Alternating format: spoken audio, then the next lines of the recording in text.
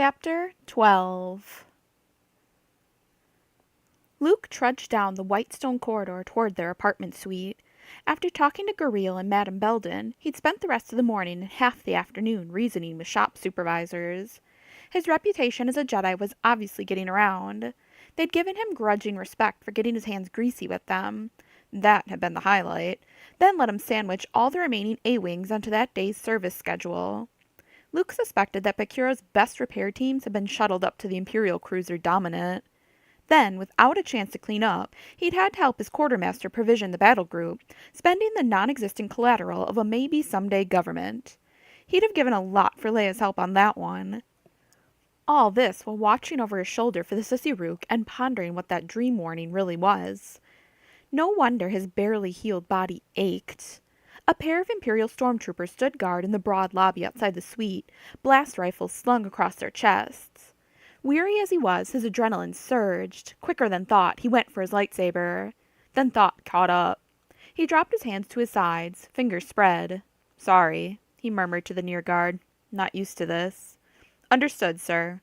The Imperial stood back. Luke slipped inside, then spun through the common room to his bedroom and fell onto the repulsor bed, laughing off his tension. He'd never heard of such a preposterous situation. His apartment, guarded by friendly stormtroopers? He stared across the room and through a huge window, wondering what his Uncle Owen would have given for a rain shower like the one that just started. Early summer in Bakura would have been heaven on Tatooine.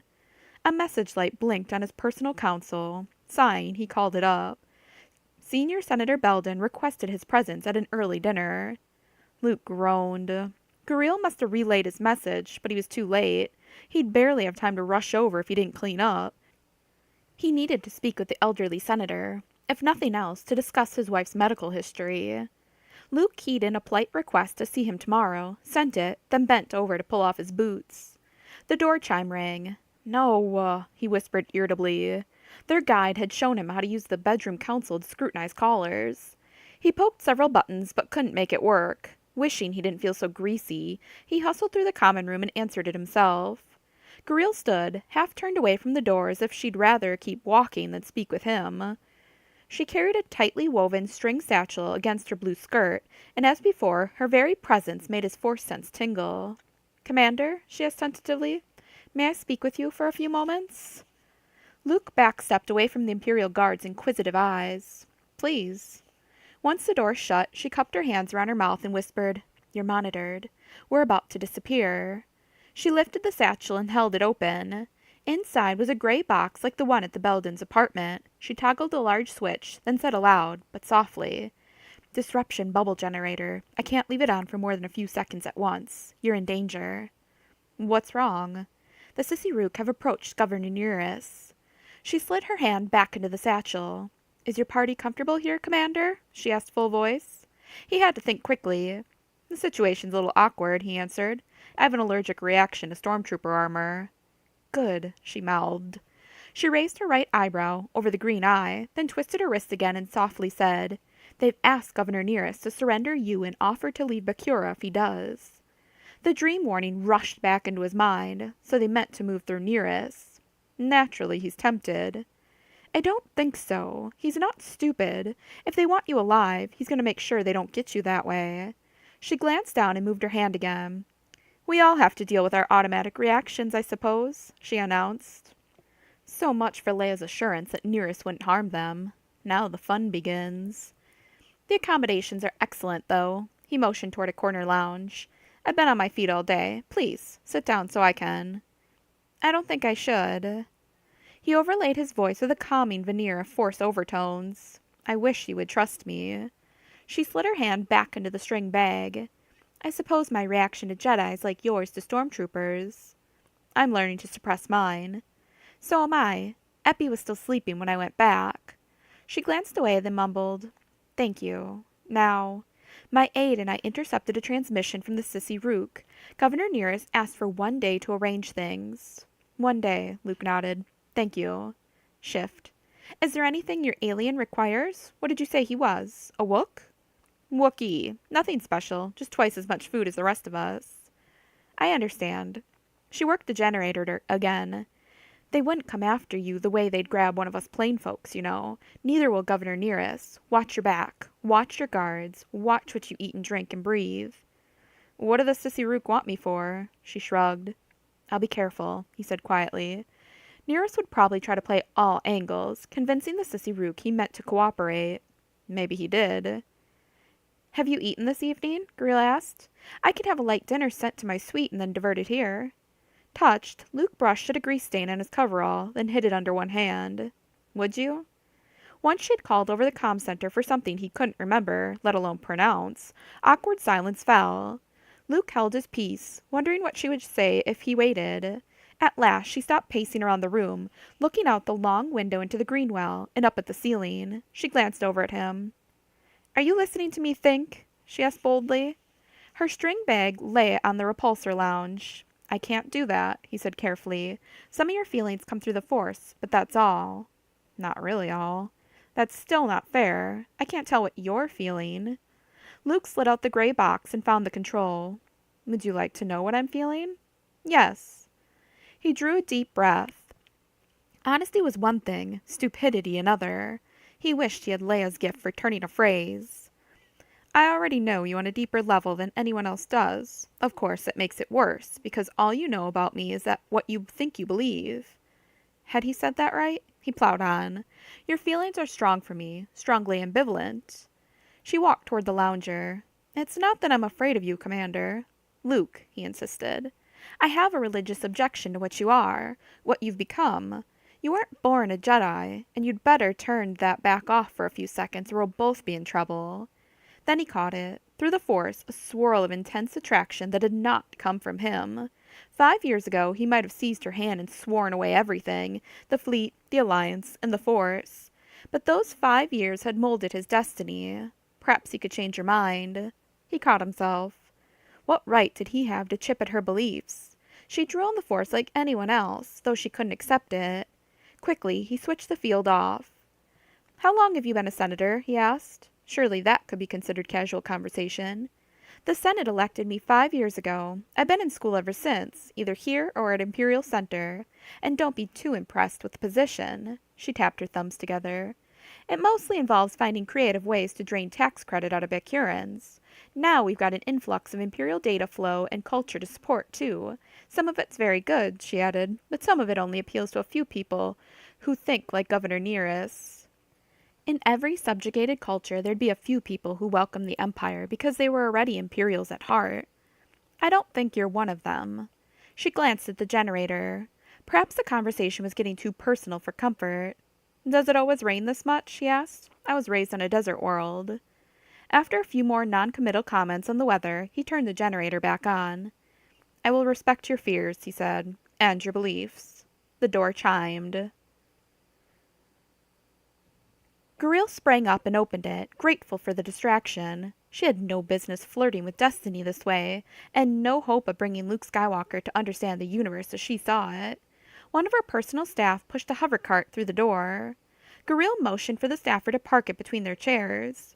Once he had gone, she uncovered the single plate. I hope you like seafood. Raised on a desert world, and this is twice in 2 days. Would you stay? Forgive my cowardice, Luke, but... Wordlessly, he unhooked a cylindrical silvery object from his belt and laid it on the repulsor cart. Long enough to grip two-handed, it looked like half of a weapon. Is that what I think it is? She asked softly. You may be safer here than at home. His face colored. Sorry, he added. I sound like a swaggering stormtrooper. At least he could laugh at himself. She hesitated. For a few minutes she'd probably be safe. There are 2 of them out in that corridor, she reminded him, and if I were you, I wouldn't trust them any more. Still, this smells very fresh. I'll join you. Evidently he did like seafood, because he ate like a starving man. She blunted her hunger with a few delicately seasoned bites. In a few minutes he reached for the projector, which now lay on the cart beside his lightsaber. Do most Bakurans share your beliefs? He asked. Relieved that he brought up the subject, she answered. Many are stricter. My sister is an ascetic. She lives with almost nothing in order to free up more for everyone else. I'm less devoted. We're a minority, but the weight of the universe could balance on one rightly placed atom. I can feel through the Force that you're a woman of depth. of deep feelings. I thought I'd convinced everyone that I'm a career politician. Everyone else seems convinced. Good, she said lightly. Mustn't look at his eyes, but they're such a delicate blue. The Sissy Rook are out there. He gestured with his fork. I've a day at most to get ready for them. Less. Once I settle with them, I'll come back to talk with you, Gureel, if there's any hope that you'd reconsider about me, about Jedi. You were only partially right when you said I wasn't born a Jedi. The Force is strong in my family. Startled, she sipped from the water glass. Part of her head had guessed he might say something like this, and part of her heart had longed to hear it. Why not admit it, she asked herself. See how he reacts. Thank you for being honest. We have no time to be socially correct, and I'm drawn to you, which is dangerous. He shook his head. I wouldn't. Yes, you would, if I encouraged you. She stared down at her clasped fingers. You could manipulate people easily if you chose to. I wouldn't, he repeated, blushing. That would be dishonest. There's no future in it. She fingered her pendant. What are you, Luke Skywalker? What gives you the right to these powers? He faltered. A farm boy, I guess. A family of 4 strong farm boys? She asked sarcastically. The high color drained from his face. She must have struck a nerve. Think of it this way, he murmured, scraping the last morsel off his plate. There will always be people who are strong for evil. If the only way to protect others is for a few of us to become strong in the Force for good, isn't that important? Even if your beliefs are correct, and that means bringing someone else low?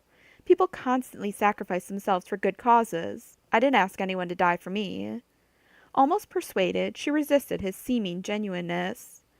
The cosmos must balance. I agree. The dark side calls constantly for aggression, revenge, betrayal. The stronger you become, the more you're tempted. That made her hand tremble. Then if you loved someone, you could easily hate them. He glanced down at the generator and raised an eyebrow. She forced herself to ignore the hurt in his eyes. No need for the generator, she said. We could easily be eating in silence. Here's another balance. He pressed a hand to his dirt-streaked forehead. The mountaintops in my life are balanced by canyons. I've lost friends, family, teachers. The Empire killed most of them. If I'd never even begun my Jedi training, they'd still be dead. He frowned. Actually, I'd be dead too. The day I met my first teacher, the Empire struck our farm. They butchered my Uncle Owen and Aunt Beru while I was away. Everyone who was home died. Haven't they done that here too? Do you approve of the Empire? That's a loaded question. Do you? He pressed. Of course she did. Didn't she? The Empire has seized more power than any government needs, she admitted, yet it balances submission with privilege. One advantage to living under the Empire is a wonderful range of educational opportunities. Bright children may study right at Imperial Center. He made a wry face. I've heard that the brightest don't get to go home. How did he know that? Some stayed on, offered lucrative employment. Some vanished. She'd preferred to go home. Let's say we learn to hold back a little. Imperial leadership has been good for Bakura anyway. It restored order when we were close to civil war. It has drawbacks, but I'm sure your people would tell you that Alliance has problems. They're the problems of freedom. That stung. You frightened us when your battle group arrived. The Rebel Alliance's reputation is destructive, not constructive. I guess from an Imperial point of view it could be, but we're not. Honest. He's no diplomat. Thank you for talking this through, she said. I feel better. I wish I did. And more certain of myself, she lied firmly. She reached into the satchel, twisted her wrist, then slipped the bag over one shoulder. We will work together against the Sissy Rook. He made a hand-twisting motion. She switched on the generator one last time. Is there a chance I could buy a few of those? He pointed inside the string bag. She shook her head. This is Epi's. There are only a few of them left on Bakura, property of the original families. We've kept them secret from Governor Nearest. That's too bad. Yes, it is, Gureel agreed. I'll take the hover card out. He clipped his lightsaber back onto his belt. Luke walked her to the door. He wanted to stroke her hand, reason with her, erode her defenses with the Force. Even begging seemed reasonable. Instead, he palmed the door open and then thrust his thumbs through his belt. Thank you, she said. The stormtrooper guards watched as she pushed the hover cart out and strode down the hall without looking back. Once she vanished around a corner, Luke dropped his hands. He clenched them, loosened them, and clenched them again. His abilities had always opened doors, doors into danger, both in space and in the brighter, darker, wider spaces of his own soul. But he'd always had the freedom to walk through. Gareel had tried to slam this door in his face, but she hadn't succeeded. He'd felt the conflict within her. She might not fight him forever. Then again, she might. Exhausted, he shut the apartment door behind him and strode up the hall in the opposite direction. A roof access door opened on his left. He pushed through and rode the lift up. By night, the roof garden could have been primitive, isolated forest. Still air cooled his face. Clusters of white tree trunks branched out of protruding root wads, then swept up and ended in bright yellow-orange twigs, damp but no longer dripping. Two small round moons and several dozen bright stars shone overhead, and night glims edged a stone path between dark, mossy banks. As he paced away from the lift shaft, the path branched. Several meters down the narrow spur toward the complex's edge, he knelt on a bench, rested his elbows on the restraining wall, and looked down. The circles of the city stretched out around him, lit by hovering blue-white street lamps at the center, then pale yellow, fading to reddish, like a diagram of star types. The comparison leaped into his mind. Salistar's founders must have laid out the city for navigation by star colors, with the finest homes, like the Kapitzins' mansion, in the zone that represented warm, hospitable yellow suns. The moment of insight cheered him. It wasn't wrong for a human to learn to use natural talents. If Gareel's religion were carried to its logical end, everyone would have to be equal, even identical, in all respects, for fear of diminishing anyone else. And his life was no longer his own. He thought he could make out slow-moving pinpricks of light overhead that would be ships in the orbiting defense web, locked in position with other ships, joined by common orders and a common enemy. Many of those pilots had life mates to return to, or, at the least need, to grieve them. The stronger he became in the force, the harder it might become to find a woman who'd have him. He opened his empty hands. "Ben," he whispered. "Ben, please come. I need to talk with someone." Not even a breeze answered. Along the wall's surface, a black creature the size of his smallest finger humped along on 20 legs. He concentrated on the rhythm of those legs, focusing his spirit. After it vanished into a crack, he called again. "Master Yoda, are you near?" Foolish question.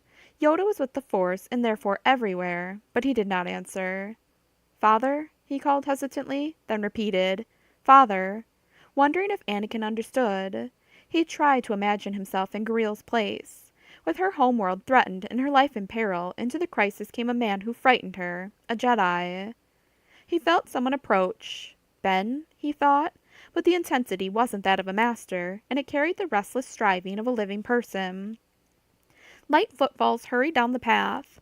Leia hesitated at the branching, her white gown glimmering between the vine-shadowed white trees.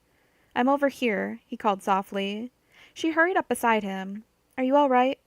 She pulled a blue Bakuran knit shawl around her shoulders. I thought I heard you call out through the Force." She tracked him this way at Cloud City, too. He sank down onto the bench. "It's been a long, rough day. How was yours?" She answered. "Good. I left R2 and 3PO with Prime Minister Kapitzin." A self-conscious excitement begged him not to notice. She tingled with eagerness. "Envious," he said. "Let it flow, Leia. He loves you." She glared. "No use hiding anything from you, is there? We went walking. We talked. It's been hard to find time alone." Luke smiled, feeling bashful. "So this is what I missed. Growing up without siblings, I mean." Leia flicked the ends of her shawl. "It's good to have a brother, someone to talk to." "You also have Han. Someone ought to pass on the family strengths," he added glumly. "It doesn't look like I'll get the chance anytime soon." She laid a hand on his shoulder. "What's wrong, Luke? Is it that senator?" A Jedi feels no passion.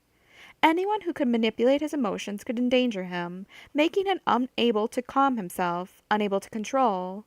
But sometimes the Force obviously controls me, rather than the other way around. It favors life. It is her. I was beginning to worry about you, Luke. You've been so detached. Her insight made him squirm. The easiest way to distract her was to rile her. "You and Han," he said. "Let me ask you something I've no right to ask. You're not opposed to having children some day, are you?" "Hey," she snatched back her hand. "That isn't an issue." "Sorry. It's just that I've thought so much about it lately." He had? Amazing what his subconscious would tell somebody else before it informed him. For a moment he pictured himself as head of a clan of young Jedi apprentices with mismatched green, blue, and gray eyes. But a child who's strong in the Force will have a great potential for evil, too. Of course. Leia sat down and flipped the ends of her shawl into her lap, then plucked a purple trumpet flower off a vine and sniffed it. That's a risk humans have always had to take. It's perilous to bring an intelligence into existence. Doesn't it make you wonder how our mother dared it? Her anger flared faintly, startling him. "Oh," she said lightly, "that reminds me. I'm supposed to deliver a message. I've seen Vader." "Vader?" Luke's mind went blank. "You saw Father? Anakin Skywalker? Vader doesn't exist anymore." "Have it your way, then. Anakin. But I saw him." A sense of loss wrenched him. Why had his father appeared to Leia and not him? What did he say? She stared past him over the complex's edge. "I'm supposed to remind you that fear is of the dark side. He apologized to me. Or tried to." Luke stared out over the city. "I only saw him once, just for a moment. He didn't speak." "Well, I don't claim any part of him, and I don't want him popping in on me." Luke mulled over his father's message. Fear is of the dark side. Gareel's fear of him, it came from the dark side too. Hatred is also the dark side, Leia. It's not wrong to hate evil. Did did anything he say, well, have anything to do with, He stumbled to a halt. "Oh, I interrupted something when I called this morning, didn't I?" Even by dim starlight, he saw her cheeks flush. "It's been hard to find time alone," she repeated. "I'm sorry, but maybe Father accomplished something good if he sent you to Han for comfort."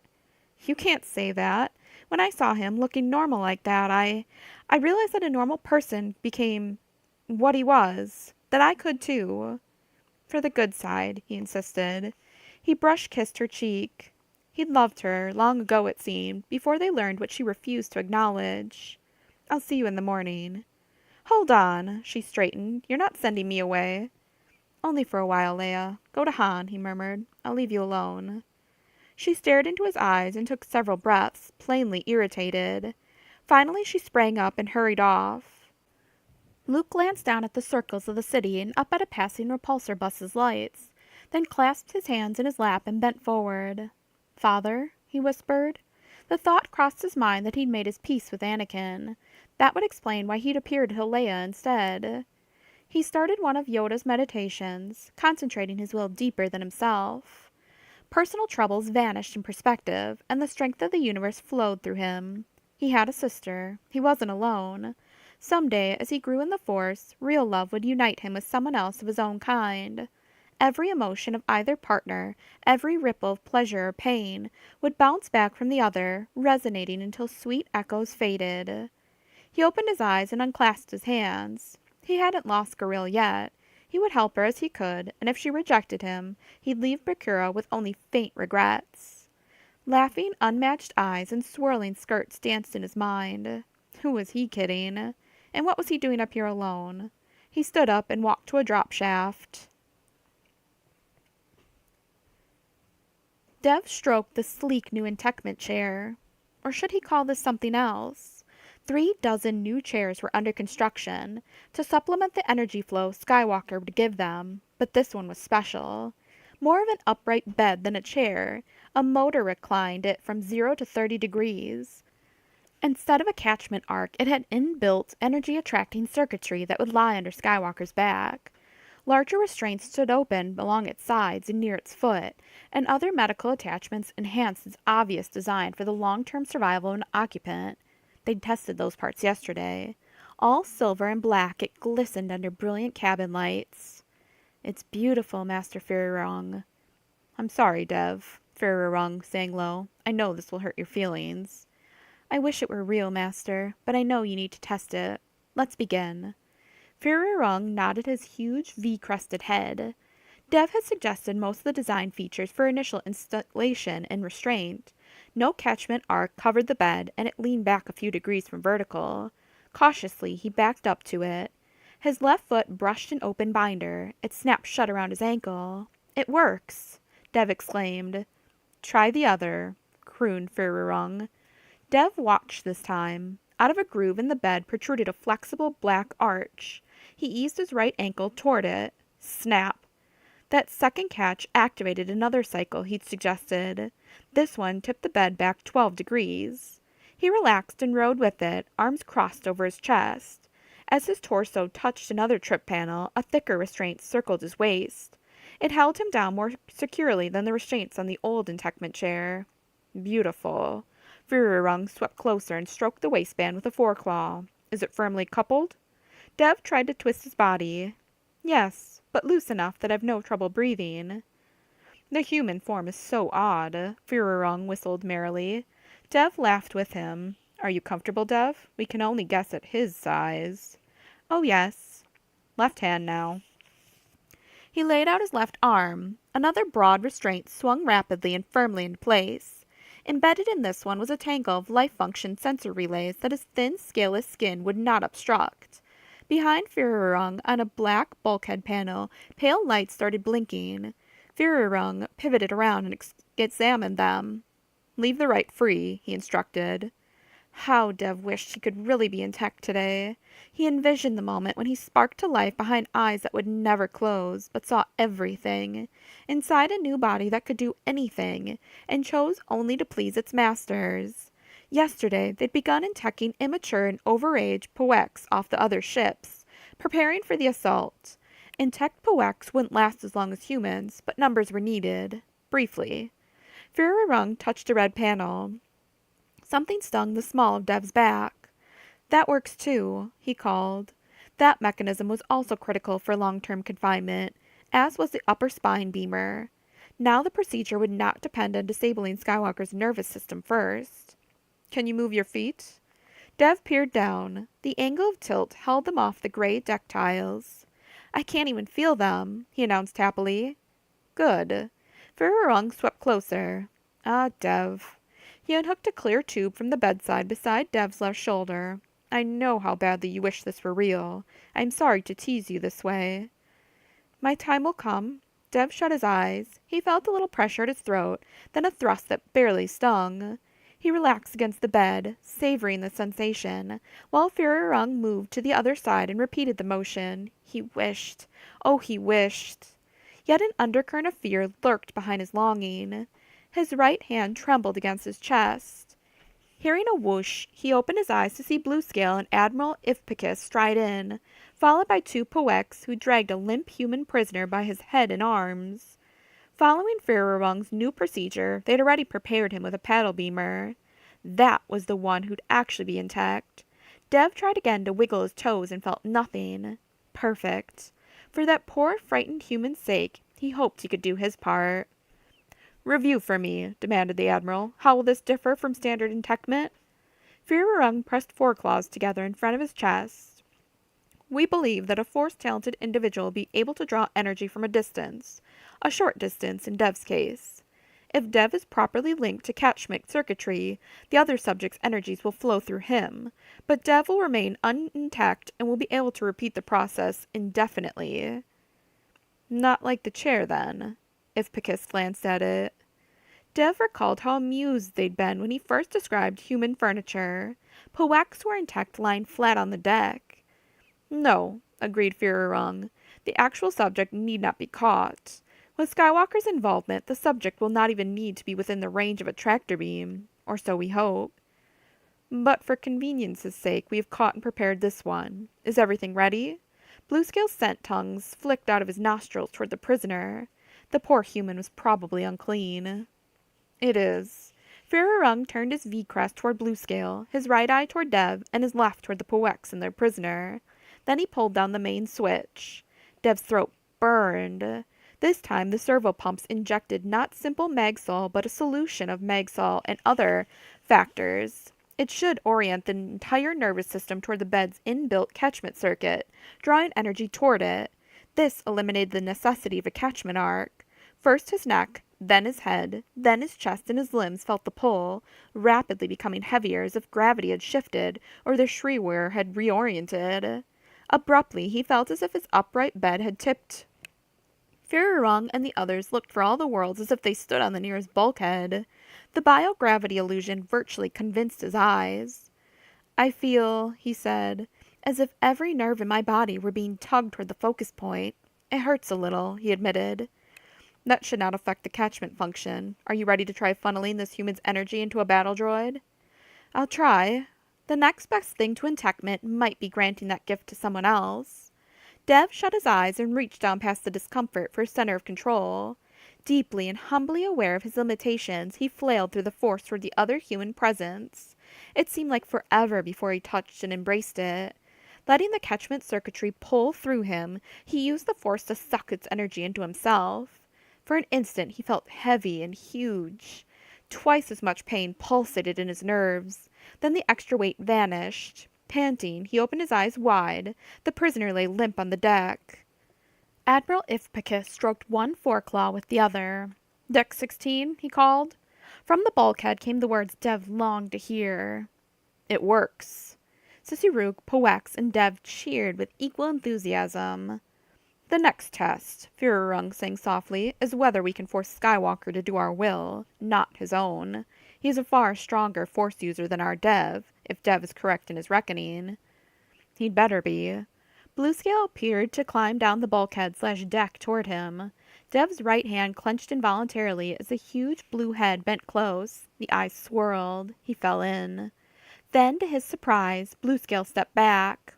Try it, he whistled. Firurung climbed down the bulkhead and held out a three-pronged knife used to declaw the small meat lizards they called Fift. He pressed its handle into Dev's free right hand. Yes? Dev felt no fear, only curiosity. Stab it through your other palm. What could be more reasonable? He struggled to twist his body against the waist restraint, positioned the Fift knife, and drove it as deeply as he could. Bone crunched. Red human blood welled out along the blade. There was pain. Leave it there, said Firurung.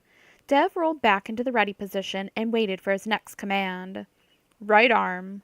Dev snapped his free hand into place. Firurung pulled the knife out of Dev's palm, wiped it clean on Dev's robe, then slapped a piece of synth flesh, probably from a captured Imperial med pack, against each side of Dev's wounded hand. Then he swiveled his head back uphill to Admiral Ifpicus. Do you think it will work on Skywalker? Asked Ifpicus. We have no reason to believe otherwise. The will for self-preservation is strong in all humans, and you saw how completely we overrode Dev's. The final test, and most vital, of course, is how long a subject can remain alive in this state. We've only time for a brief simulation, but several hours should be sufficient for any degradation of life signs to begin. Admiral Ifpicus twitched his tail and appeared across at the bulkhead panel, then down at Dev. Dev managed to smile. Bluescale followed the Admiral out. Firurung ordered one Poeck to remove the human corpse and the other to remain with Dev. Alert me if any numbers change. He rapped the bulkhead panel with his curled foreclaw. Then he swept out. Several hours. Lying here, so close to genuine enchantment. So uncomfortable. His nose itched and he couldn't scratch it. No one had told him to.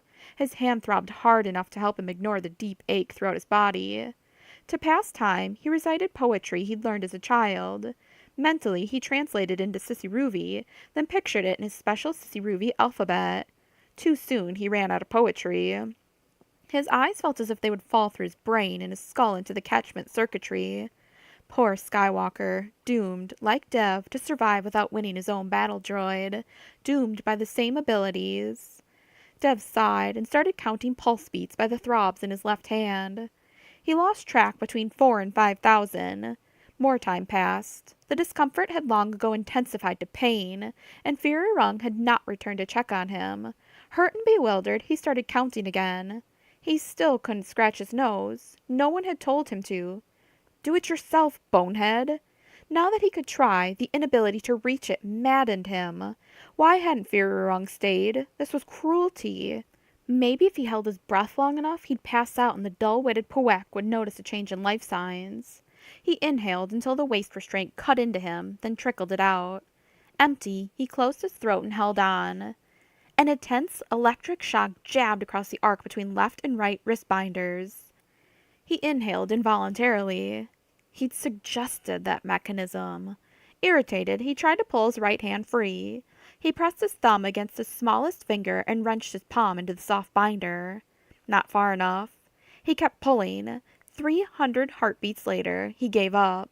He rested. He tried again. The hatch whooshed.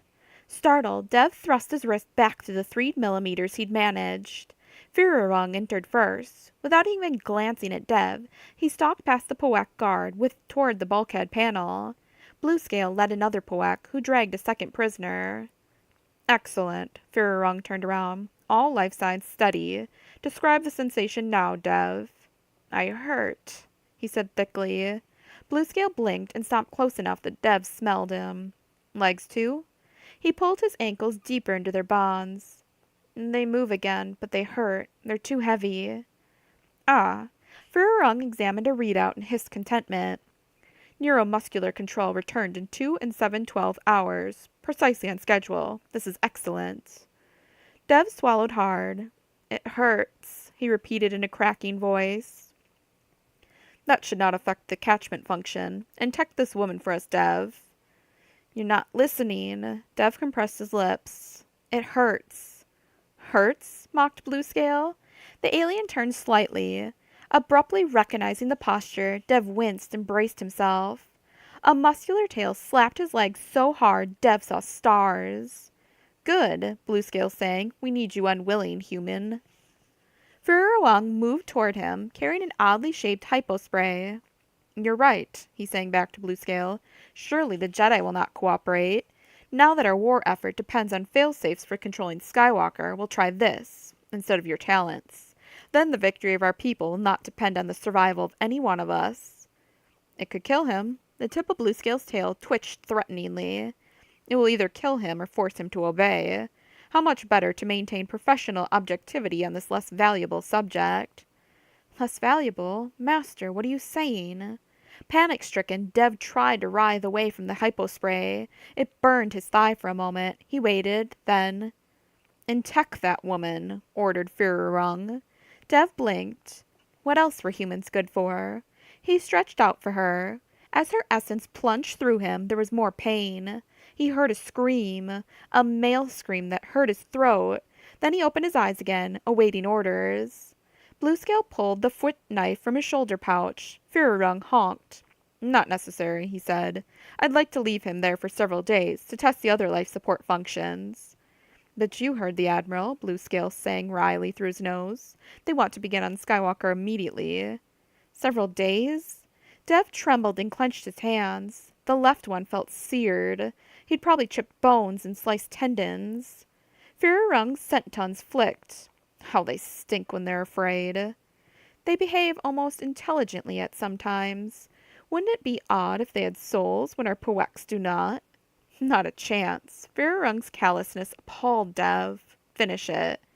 Look at me, ordered Bluescale. The eye was black and lovely and rounded, and it swirled. His hand ached unbelievably, as his foggy brain recognized the sensations of a fresh but partial renewal. Master Firurung released the last wrist restraint on the shiny new bed. Blinking, Dev tried to stand upright. He tottered between two Poeks, fighting a strange, inexplicable weakness. Something smelled bad. Human. He sniffed himself. Phew. Did it go well? He asked Firurung. Talking hurt his throat. Why, renewal. Why now? Ah, Dev. Firurung stroked his arm with an open foreclaw. It would make you too sad to remember coming so close to entekment and being denied the joy. Their kindness and forethought overwhelmed him. But it worked? Did I give him his battle droid? Firurung wrapped a foreclaw around Dev's head and pulled it against his scaly chest. It worked. Now we lack only one thing. Skywalker, Dev whispered. Firurung shoved him away affectionately. Please go bathe, human. Chapter 13. Governor Wilac Nearest marched into the operations room of his suite, firmly controlling a sense of anticipation. Ceiling, bare walls, flooring, and furniture were black in the ops room for the easier viewing of projections.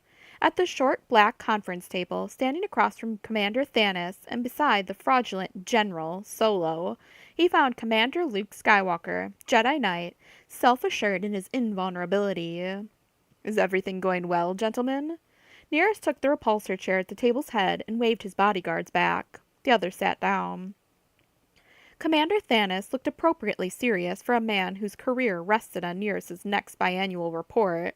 He was probably eager to redeem himself from the Alzoc blot on his record. "All fighters are repaired," said Thanos. "The crew stand ready for our signal." That attack would not come if the Sissy Rook kept their word. Not that Nearest expected them to. If they took Skywalker and attacked anyway, he and Commander Thanos had brought onto line a new weapon that should take a heavy toll on battle droids. "What about that new ship-mounted, DEMP gun?" Thanos prompted him. Obviously caught unaware, Skywalker glanced over at Thanos and then down to his smuggler friend. "It disables droids at some distance using an electromagnetic pulse," Thanos explained. "We've installed 2 prototype super demps on system patrol craft, so they're untested." Solo immediately requested demp guns for rebel gunboats. Nearest stroked his chin and let Commander Thanos explain that no others existed. While they sparred, he slid a miniature metasensor out of his belt pocket, laid it on the glossy tabletop, and aimed it at Skywalker. Concern, not remorse, made him frown. All readings indicated near perfect health. The man had allegedly ingested a 5-year-old egg pod without knowing it. Nearest needed to make certain the eggs had been viable, and quickly, but a complete medical scan would rouse Skywalker's suspicion, and the Jedi's ignorance was a critical factor to success. A holographic projector whirred up to table level, creating an image mid-table between Skywalker and Thanos. Surrounding a blue pale sphere, silver and gold ship dots mapped out Bakura's defensive web. Farther out, the red Sissy Rook glimmered. "You people use red for threat, too," Solo observed. "Probably standard wherever people bleed red," Skywalker said softly. "Oh yes, they bleed red." Nearest smiled beneficence and leaned back, quietly touching keys on his recessed board and contacting his medical department. 15 minutes later, the others were still talking strategy when his medtechs patched the complex med station's powerful main sensors to his handheld model, which still lay on the table. He used directional keys on his touchboard to focus a smaller zone between Skywalker's belt and collarbone. 2 minuscule 14-hour larvae squirmed in the left bronchial passage. Primitive circulatory systems pumped for dear life. There'd been 3 eggs in the pod, but one O'Brien trichoid larva was deadly. Any good alien parasitologist knew that. Solo, who'd pitched insults at both sides for 2 hours, finally objected with straight face. "Commander Thanos, there's one thing about this I don't like. Look." He waved at the projected complete maneuver. "Go back 3 steps." He ordered the programming circuit. Ship dots swirled backward. "There," he said. "Stop. Don't you see? You've—" Nearest cleared his private screen. Solo paused. Skywalker nudged him to continue. "You've got Alliance fighters parrying at every point of maximum risk," Solo insisted. "Your projection isn't showing losses by subgroup. If you fed those in, there'd be a lot less silver dots in the completion frame. I don't like that." Perhaps the smuggler had some grasp of tactics after all, Nearest observed. Commander Thanos, who'd been fidgeting with a souvenir pocket knife, dropped it into a breast pocket and said, "Commander Skywalker suggested I consider your forces my own. If those were my fighters, that's how I'd deploy them to minimize overall losses." He keyed his counsel. "Show Phase 4 with projected losses." The pattern changed. "Now I'll program a switch of squadrons to replace half of those key positions with regulars. Fair enough, General?" Solo spread his hands. "There." Commander Thanos touched a key. "Phase 4 projected losses with squadrons switched." A significant number of specs extinguished, both Imperial and Alliance. Skywalker exhaled easily. The cough would probably come in 4 to 6 hours, depending on his general physical condition. About 2 hours before massive, thoracic hemorrhaging. "Convinced, General Solo?" "I suppose." Skywalker folded his hands on the table. "I think we can confirm it. Alliance forces will spearhead each thrust. We'll break the blockade and cut off that cruiser for you to englobe. Destroy one cruiser, and we might change their minds. Destroy two, he trailed off. Well, we'll see what they actually throw at us. One more question. Skywalker addressed Commander Thanos. If the Sissy Rook go on waiting for us, how long do we keep them waiting? Nearest cleared his throat for attention. Tomorrow evening, he said. By then, young Jedi, you'll be dead. I'd like to move sooner, Thanos said carefully. The element of surprise will work in favor of the attacking. Tomorrow evening, Nearest repeated. Commander Thanos would have to redeem himself according to Nearest's plan, not his own wishes. The whole plan. Or become a slave miner himself. Nearest would make that clear when they met privately tonight. Very well, said Thanos. Commander Skywalker, General Solo, until tomorrow. Nearest shook hands all around, keeping his gloves on. Larvae weren't transmissible at this stage, but the very idea nauseated him. O'Brien, trichoids, used almost all higher animals as breeding hosts. He'd tried infecting the Sissy Rook already, but apparently they destroyed intact prisoners' bodies immediately. Skywalker, he guessed, might be kept around long enough to nurse a brood of the large, voracious adults, which emerged from a brief pupation already fertile. If the Sissy Rook didn't take Skywalker off planet, of course he'd have to be destroyed tonight. He might even volunteer to head off a planet-wide infestation. Young idealism sacrificed itself so nobly. But Skywalker would almost certainly pass through Pad 12 at least once in the next 8 hours. Luke felt Governor Nearest's stare follow as he and Han strode out of the ops room. Nearest expected never to see him again. Once they passed the first corner, Han muttered, You've got to be kidding, trusting those people. Luke answered out one side of his mouth. Reconsider Commander Thanos. Oh? Han raised one eyebrow, then turned his head aside to stare down a corridor.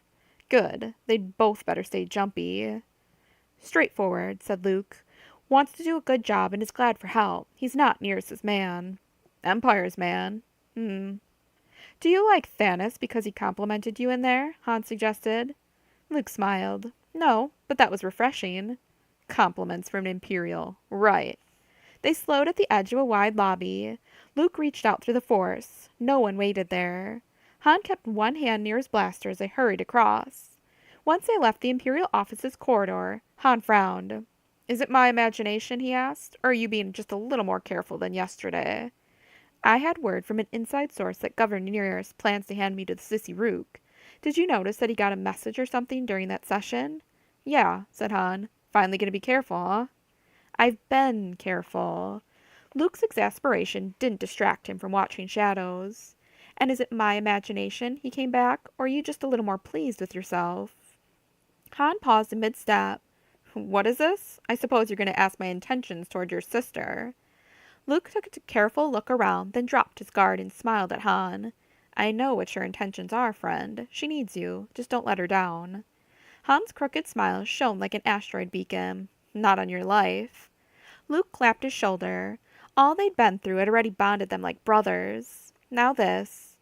Following footsteps snapped him back to attention. He slipped behind a pillar and unhooked his saber. Han slid in beside him. 3 sets of footfalls approached. Luke stayed in his cover. Han raised an eyebrow. Luke shook his head. He moved around the pillar, staying behind it as the trio passed. Nearest followed by a pair of stormtrooper bodyguards. He'd felt so controlled back in his office. But something in his walk and the faintest hint in his Force sense nudged Luke to an unexpected conclusion. He's starting to panic, Luke observed in a whisper. Panic? Han wrinkled his forehead. Him? It's just setting in. The trio's backs receded up the corridor. We'd better watch him. That's nothing new. Han's hands relaxed at his sides. Once they reached the apartment, Han disappeared into his room. Luke hastily encoded a message to Wedge and Tilly's, out in the orbital net. Attack coordinated for tomorrow night. Work with Governor Nearest's forces. Follow Thanos' orders, but keep your deflector shields up. Smiling grimly, he sent it. Han and Leia were headed for the Falcon as soon as he located her. She'd gone off alone after breakfast, but with the attack this imminent, it was time to stand ready. Luke would catch the next shuttle to orbit and reboard the Flurry. He would enjoy proving Manchisco's premonition wrong. His stomach grumbled a more immediate message. He ought to catch lunch, but not here. The food at Pad 12's cantina should be non-toxic. You ready, Han? Luke called. Han stepped back out. Leia's not answering. Maybe she and Kapitsin went someplace where the Imperials couldn't listen to them.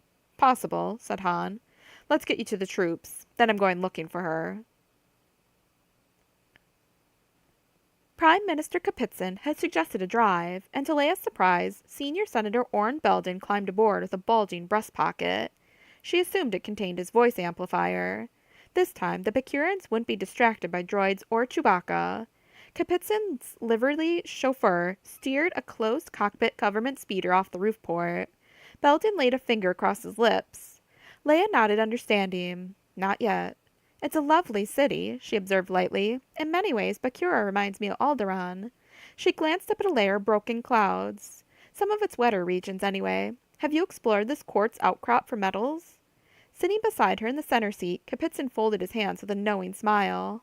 Thoroughly. Why do you think they planted the city here? Ah, said Leia. Kapitsin leaned back, looking relaxed. After a few boom years, the veins began to narrow, and the Bakura Corporation factioned. My father's element wanted to prospect other sites. Another faction lobbied to develop Bakura's other resources. Still another, mostly second generation, wanted to bring in settlers at exorbitant fares or establish a set of luxury resorts. Once the galaxy learns about a newly opened, habitable world, it often becomes stylish, which brings in a certain undesirable element. Perhaps he meant rebels and smugglers, or gamblers and trinket sellers. It can. Kapitsin laughed. In many ways, Leia, you remind me of my niece. I wish my life had been as simple as Gareel's. She's been a good child, Belden wheezed from the back seat beside Kapitsin's bodyguard. It remains to be seen if she'll be a good senator. Prime Minister Kapitsin tapped a window absently. She has abruptly reached the disillusionment phase of new adulthood. I understand, said Leia. I reached it rather young. Kapitsin's chauffeur kept the speeder between two others in a crosstown lane. Salisdar, like many sizable cities, funneled air traffic along established routes. Oh, interjected Senator Belden. Please thank Commander Skywalker for trying to help Epi. He'll know what I mean. Then he started talking about mountain soil, Namana fruit harvest, and juice extraction. Leia waited, wondering when the men would feel safe enough to talk. This could be her only chance to gain headway for the Alliance. 5 minutes later, Kapitsin's chauffeur landed the speeder at a small dome surrounded by gaudy repulsor signs that hovered several meters overhead. Leia reached for the entry hatch. Kapitsin laid a hand over hers. Wait, he said softly. 10 minutes after that, Kapitsin's chauffeur and bodyguard took off again in the government speeder, while Leia stepped into the front passenger seat of a smaller rental craft, Hoth white with ice blue cushions and console. Do you do this often? She asked, amused but pleased by their subterfuge. Never done it before. Kapitsin steered out into traffic. It was Belden's idea. It's safe to assume that the speeder pool's not secure for talking. The senior senator leaned forward between them and patted his bulging breast pocket. This will help, too. We are now inaudible. Kapitsin frowned and switched on a music channel. Tuned percussion filled the cabin. You must understand we're taking some risks speaking with you at all. In public, we're even forbidden to counsel you on the loss of Alderaan. However, in private... Not his voice amplifier, then. What do you have, Senator? Belden covered his pocket with one hand. A relic from pre-Imperial Bakura. Corporate infighting crippled our government, but it made our ancestors into survivors. This creates a bubble impenetrable by sonic scanners. Under the Empire, no faction has dared to manufacture more of them. Mentally, Leia calculated the instrument's value at somewhere near the Falcons. Better not lose it, then. Gentlemen, she said, clearing her throat, I'd be intrigued to know why the Empire hasn't pushed Bakura into the rebellion camp. Nearest has been subtle, I suppose, guessed Kapitsin, applying pressure slowly, like boiling a butternut. Beg your pardon? Asked Leia. They're too primitive to react to slow stimuli, creaked Belden. Put one in a pot of cold water, bring up the heat slowly, and he'll boil to death before he thinks of jumping out. And that's what'll happen here unless... He poked Kapitsin's shoulder. Easy, Orn. Leia glanced starboard and down into a hilly park. What would it take to push you, Prime Minister? Not much, Belden interjected. He's smarter than he lets on. Is there an underground, Senator Belden? Officially, no. 100 members? 10 cells? Belden cackled. Close enough. Are they ready to rise? Kapitsin smiled sidelong and thumbed a steering rod to turn right. He seemed to be circling just inside city limits. Lovely, Leia. This isn't the time. We have Sissy Rook on our minds. We're hoping that the Empire will save us, not subdue us. But it is time, Leia insisted over the background music. The Sissy Rook have united your people. They're ready to follow a leader to freedom. Actually, said Belden, 3 years of the Empire have united our people. Nowadays they know what they lost when they laid down too quickly, and that they'll have to cooperate to get it back and keep it. They believe in you, Prime Minister, Leia urged him. Kapitsin stared ahead. And you, Princess Leia? What is your true goal here? To bring Bakura into the Alliance, of course. Not to defend us against the Sissy Rook? That's Luke's goal. Kapitsin smiled slightly. Ah, the mission's defined objective depends on who defines it. The alliance begins to mature. One more round for division of labor. Prime Minister, how much power do you in the Senate truly have? Kapitsin shook his head. If you could choose freely and without risk to your people, she pressed, which side would you wish Bakura to support? The alliance, he admitted. We are displeased with imperial taxation, with off-world rule and sending our young men and women into imperial service. But we are afraid. Belden's right. We've learned to appreciate each other, now that we've seen what it's like to be subjugated, to lose our identity because we couldn't stand together. Isn't that worth fighting for? Isn't it worth spending the lives of free persons? Prime Minister, I don't expect to see 50, she said, guessing at his age, but I would rather lay down my life for others' freedom than die quietly in slavery. Kapitsin sighed. You're exceptional. All free people are exceptional. Let me talk to your cell leaders, Senator Belden. Give your people a chance to fight for their freedom, and they'll... Out of long habit, Leia glanced over her shoulder. A double-potted local patrol craft followed 10 lengths back. Those are Imperials behind us, I think, she said quietly. Kapitsin checked a sensor screen and pushed his throttle forward. Leia searched the instrument panel for communications equipment. Han would be on his way to the Falcon by now, en route and unreachable. They're still on us. Head for the spaceport. One more coming up from below. I can't turn south from this lane. Looks like an escort, Leia observed. Kapitsin swung the speeder northwest in a long arc. Then the escorts let him straighten out again. Where are they hurting us? Back across town, Kapitsin frowned. Complex, I think. Are either of you armed? She asked quietly. Kapitsin slid one hand under his jacket, showed her a holdout blaster, then concealed it again. But that's going to be useless if we're outnumbered. Belden, can you lose the generator? Under a seat, maybe. Belden's voice came muffled. Leia thought quickly. It might be safer to wrap it in here, in my shawl, and drop it, rather than be caught with it. No, Belden said stiffly. It's too delicate, too fragile. People are used to seeing me carry a voice amplifier. I'll keep it in my pocket. The moto percussion pounded on. Cloistered in a bare, tiny, windowless room lined with recording banks and communication setups, 3PO expelled a dramatic sigh. Every time I feel certain they've come up with one last way of making us suffer, they invent another. They're so difficult to fathom. R2-D2 squalled disdainfully. I am not stalling. You mismated collection of cross-wired nanochips. There was nothing in that last recording that was not in any of the others. 6 million forms of communication, and they find a new one. Non-mechanicals are quite impossible. R2 stretched a manipulator arm toward the playback machine. I'll do it, blustered 3PO. You can't reach high enough. R2 fibbed like a 7-year-old human with his tongue out. 3PO removed one recording rod and inserted another, carefully replacing the old one in the Prime Minister's array case. Even Prime Minister Kapitsin, an admitted droid hater, simply has to agree that we serve a useful purpose now. We've been on the job for several hours without so much as a break for lubricants. The speaker twittered and chirped. 3PO leaned his head closer. Quiet, R2. R2, who was being quiet, fibbed a little softer. There's something different on top of this one. At a human inaudible whine, a series of electronic bursts followed the Sissy Ruby birdsong. His automatic sensors compared the code with millions of others. Before the recording ended, That's it, he exclaimed. R2, run that one again. R2 chirped wryly. Of course I can reach it better than you can. Don't blame me for your shortcomings. 3PO turned his upper body, pressed the repeat key, then held the awkward position. Automatic programming preset his left auditory sensor to follow the Sissy Ruby language, his right auditory sensor to record the electronic code, and a central processing unit to compare the two. It noted a decisecond delay, repeated tonal patterns, and inhuman labial guttural modifiers. The recording ended. 3PO ran it again. Another circuit, programmed to deduce logical variables out of context, supplied alternate readings and compared them with similar statements he had recorded during the years since his last memory wipe, a long, long time ago. Excellent! 3PO exclaimed. Now, R2, we must begin at the beginning and listen through all the recordings. They'll provide Princess Leia with all kinds of useful information. R2 whistled.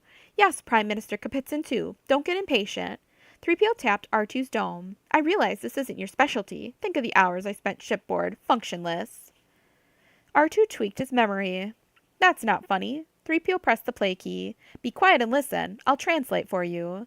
The recordings began again, all 7 hours at high speed. 3PO listened, and R2 listened to 3PO. Most of what was said was inconsequential. Realign your ship with the squadron, and such like. But abruptly, 3PO exclaimed, Oh no! R2, you must call Master Luke at once! This is dreadful! R2 was already rolling toward a communications interlock. Leia slid out of the rented air car into a cool, gusty breeze and stared around the backyard complex's roof port, mentally counting stormtroopers. 18, with weapons drawn. This was no friendly welcome committee. Now she wished she'd been able to bring Chewie, even though she wouldn't have, to please the Bakurans. Belden bumped her and mumbled, Be sure you give Commander Skywalker that message, Your Highness. Get ready to move, she mumbled back. She reached up one sleeve for her little blaster. She could probably take 3 or 4 before they stunned her. Flinging herself onto the permacrete rooftop, she started shooting. 5 stormtroopers toppled before someone seized her right elbow from behind. She wriggled violently and almost won free before a white gauntlet pried her blaster from her hand. Half the battle is knowing when you're beaten. Where had she heard that? Alderaan, she guessed, slowly getting to her feet with both hands clasped over her head. She wasn't beaten yet, but it was important that they think so. Governor Willac Nearest strode out of the lift shaft, followed by 4 naval troopers in black helmets. Prime Minister Kapitsin, he said smoothly. Senator Belden, going for a little drive? He pointed at the air car, and 2 stormtroopers climbed aboard. The trooper who'd confiscated her blaster took something away from Prime Minister Kapitsin. Another seized his arms and locked on a pair of wrist binders. You have just run out of good sense, Belden wheezed, red-faced and already cuffed. This is a preposterous maneuver. Why so much effort to escape observation if you're doing nothing wrong? Leia stepped in. There is such a thing as a right to privacy, Governor. Not when it endangers an Imperial world security, my dear princess. One trooper emerged from the air car. Negative, sir. Take it apart. You, and you. He pointed at 3 other troopers. Search them. Leia stoically endured scanning and then a thorough physical frisking. The trooper took her empty wrist holster and pocket comlink, then cuffed her hands.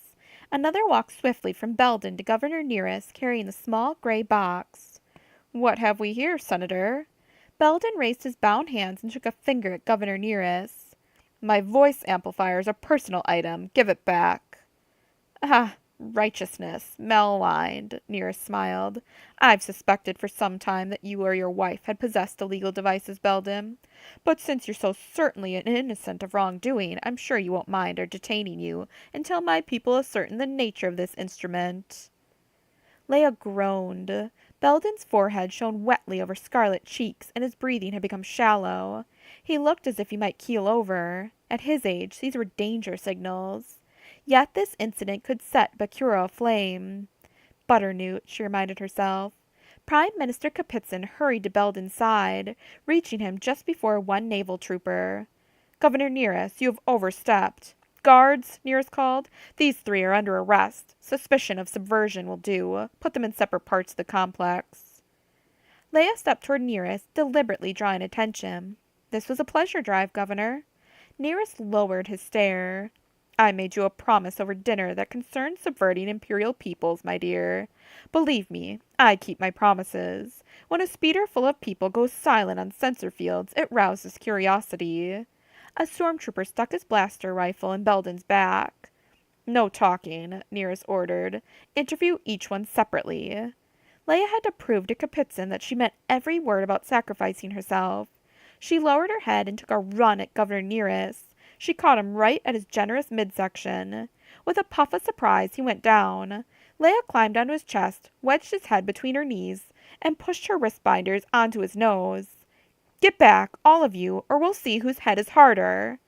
Stormtroopers backed away, but she didn't spot the one who stunned her from behind. Chapter 14. Han braked his speeder just long enough for Luke to vault out at the spaceport gate. Then he spun it around, raising a black cloud of dust. He disliked leaving Luke out here alone, but Luke had insisted he'd be fine. The Flurry shuttle was due any minute, and meanwhile Luke should have plenty of cover at the spaceport cantina. Probably reinforcements, too. Alliance pilots bunking in temporary scramble shelters. They'd sure outnumber the crew of a single Imperial shuttle grounded close to the cantina, just outside Pad 12. Anyway, Luke was Luke, lightsaber and all. Speeding north, he spotted smoke near the Bakura complex. Several seconds later, a glimmering face appeared in midair over his heads-up city map. Alert! All residents! A curfew has just been imposed. Leave the streets and the air. Security forces will shoot to kill leaders and stun their followers to incarcerate them. The curfew will take effect immediately. What was this? A second face appeared. This follows the arrests of Prime Minister Kapitsin and Senior Senator Orrin Beldam on suspicion of subversion, along with rebel ringleader Leia Organa. Imperial leadership demands full cooperation. Sissy Ruvi invaders could attack at any moment. Any collaboration with outside forces will be punished severely and immediately. Leia under arrest? Han ignored the rest of the disembodied head's messages about shortened business hours in prohibited districts. Obviously, the Imperials were worried about causing an uproar. But he had an uproar of his own to start. He accelerated to full throttle, muttering, "I'll get you for this, Nearest." But how? He didn't even know where Leia was. Although filtered through the speeder's intake, the air smelled smoky. He streaked to a landing on the Bakura complex's roof port, then took the nearest drop shaft down. As before, 2 stormtroopers stood at guard outside his apartment. Their helmets swiveled as he strode inside past them. They probably didn't mean to let him back out. 3PO stood inside, waiting with infinite mechanical patience. "General Solo!" he exclaimed. "Thank goodness you've come. Senator Pitson returned me here, but she took R2 to her office. His restraining bolt." "Not now. Find Leia." "But, General, the Sissy Rook are coming for Master Luke, and then attacking, immediately." "We know that. He'll be all right." Han skidded to a halt halfway across the common room. "Wait, did you say attacking?" "Within an hour. We must." "How do you—" "No, it'll keep. Where's Leia?" The tall droid straightened. "She left us in Prime Minister Kapitsin's office, translating." "I know where she left you." Han paced across the lounge pit, bouncing off repulsor fields all the way. "She and Kapitsin have been arrested. Have you warned Luke about the attack?" "I've been trying, sir." "I left him at the cantina next to Pad 12. Tap into the central computer. Find out where they got Leia. Now." "General Solo, R2 is equipped for direct interfacing. I am not." Han's cheeks heated. "Then stand there and punch the panels like a human. That's why they built you like one." 3PO waddled to the main terminal. Han watched over his shoulder for a few moments, but 3PO worked too quickly to follow. Han checked the charge on each of his blasters and examined his vibro knife. He glanced out the window, then peered into Leia's bedroom. No sign of disarray. She hadn't been abducted from here. "General Solo!" 3PO's call rang out across the common room. "What?" Han rushed the droid. "Did you find her? Did you find Luke?" "I left Master Luke a message with Cantina staff, but they were quite rude, and I have doubts as to whether it will be delivered. But Mistress Leia—" "Which detention area? Where?" "It appears that she was flown to a small installation in nearby mountains. Some kind of private retreat, I believe." "Where is it from here? Show me." 3PO brought up a map. Han noted the location, about 20 minutes northwest of town, in a hot speeder. "Okay, focus close now." 3PO changed the display. A security fence surrounded one large T-shaped building with a long central hallway and broad recreation area. 10 wood-burning chimneys. Real nostalgia stuff. Except for speeder parking near the northeast corner of the fence grounds. "Yeah," Han said. "Hunting lodge and party house, I'll bet. Can you get me inside its security system?" 3PO tapped more keys. "I believe I have it." "Shut it down." 3PO posed with one hand touching his chin. If I may say so, General Solo, shutting it down will put the entire establishment on alert. All right. Shut down anything that'll let him see me coming from the air, and find out how many guards he's got out there. 10. 3PO worked more keys. It looks like rather minimum security. If I may be allowed to speculate, I would guess Governor Nearest is keeping most of his guards around himself for the duration of the crisis. Smells like another trap. On the other hand, maybe Nearest simply didn't want to bring the Alliance down his throat. Maybe he only wanted to space Kapitsin, and he'd just as soon wash Leia off his hands. Off the planet, in fact. Or maybe 3PO was correct, and he was just scared. Sometimes it took a coward to spot a coward. He drew his blaster and stalked toward the door. Let's go, Goldenrod. We gotta get past 2 stormtroopers. Sir, take a minute to plan this once. Minimize your risks. Han hesitated. Minimize? How? Instead of blasting your way out, you might attempt a deception of some sort. What did you have in mind? 3PO's metal fingertips pinged against his waist. I do not have the imaginative bent. Your creative faculties might be brought to bear on. All right, shut up. Let me think about this. He counted his resources. 2 blasters, a vibro knife, and 3PO. Yeah, 3PO. Assuming they got past the door guards, there was one thing Han could really use. A master coder to override palm print, retinal, and voice ID security circuits. They were as illegal as Lowikian fire gems, and impossible to make on most worlds, because most worlds' master circuits were encoded against droids. You're absolutely right, he told 3PO. He hustled to the nearest repulsor couch, dug into its control circuit, and levered out its master chip. Here, he said, wipe that, then imprint it with an Imperial override code off the mainframe. Sir! 3PO screeched like a horrified soprano. They'll melt us all down if I counterfeit. Do it, Han growled. This place doesn't have droids, so they won't have anti-droid security. Should be a piece of cake. Still, he stood tapping one foot until 3PO handed over the re-imprinted chip. He fingered it. That smooth 6-centimeter strip of plastic and metal would get him into almost anything, including very deep soup if they caught him with it. He slid it into his shirt pocket. General Solo, shouldn't we warn the populace about the imminent attack? You say Senator Kapitsin brought you back here? Yes, but... You told her, didn't you? Yes, but... Then she'll take care of it. Trust me. Han set his blaster for stun, only out of respect for Leia's wishes, he told himself. Come on, here's the next step. Less than a minute later, he sent the glide door open and stood back. 3PO fled into the lobby, screeching gibberish, waving both arms and swaying violently back and forth. Mentally, Han counted to 3, giving the stormtroopers time to wonder if they ought to shoot him down or hit him with their owner. Then, he crouched low and crept to the door. He could only see one trooper, but the Imperial's attention was riveted to the droid. 3PO spun in circles, babbling in yet another language. Han aimed carefully for a weak spot in the body armor, fired, then sprang to the other side of his doorway. The other trooper fired back at a sensible chest level, but the bolt zipped over Han's head. He dropped the other trooper. Okay, 3PO, help and hustle it. Han seized one guard by the boots and draped him into the apartment. 3PO grabbed both troopers' blast rifles, while Han managed the second one just inside the door. Hurry up.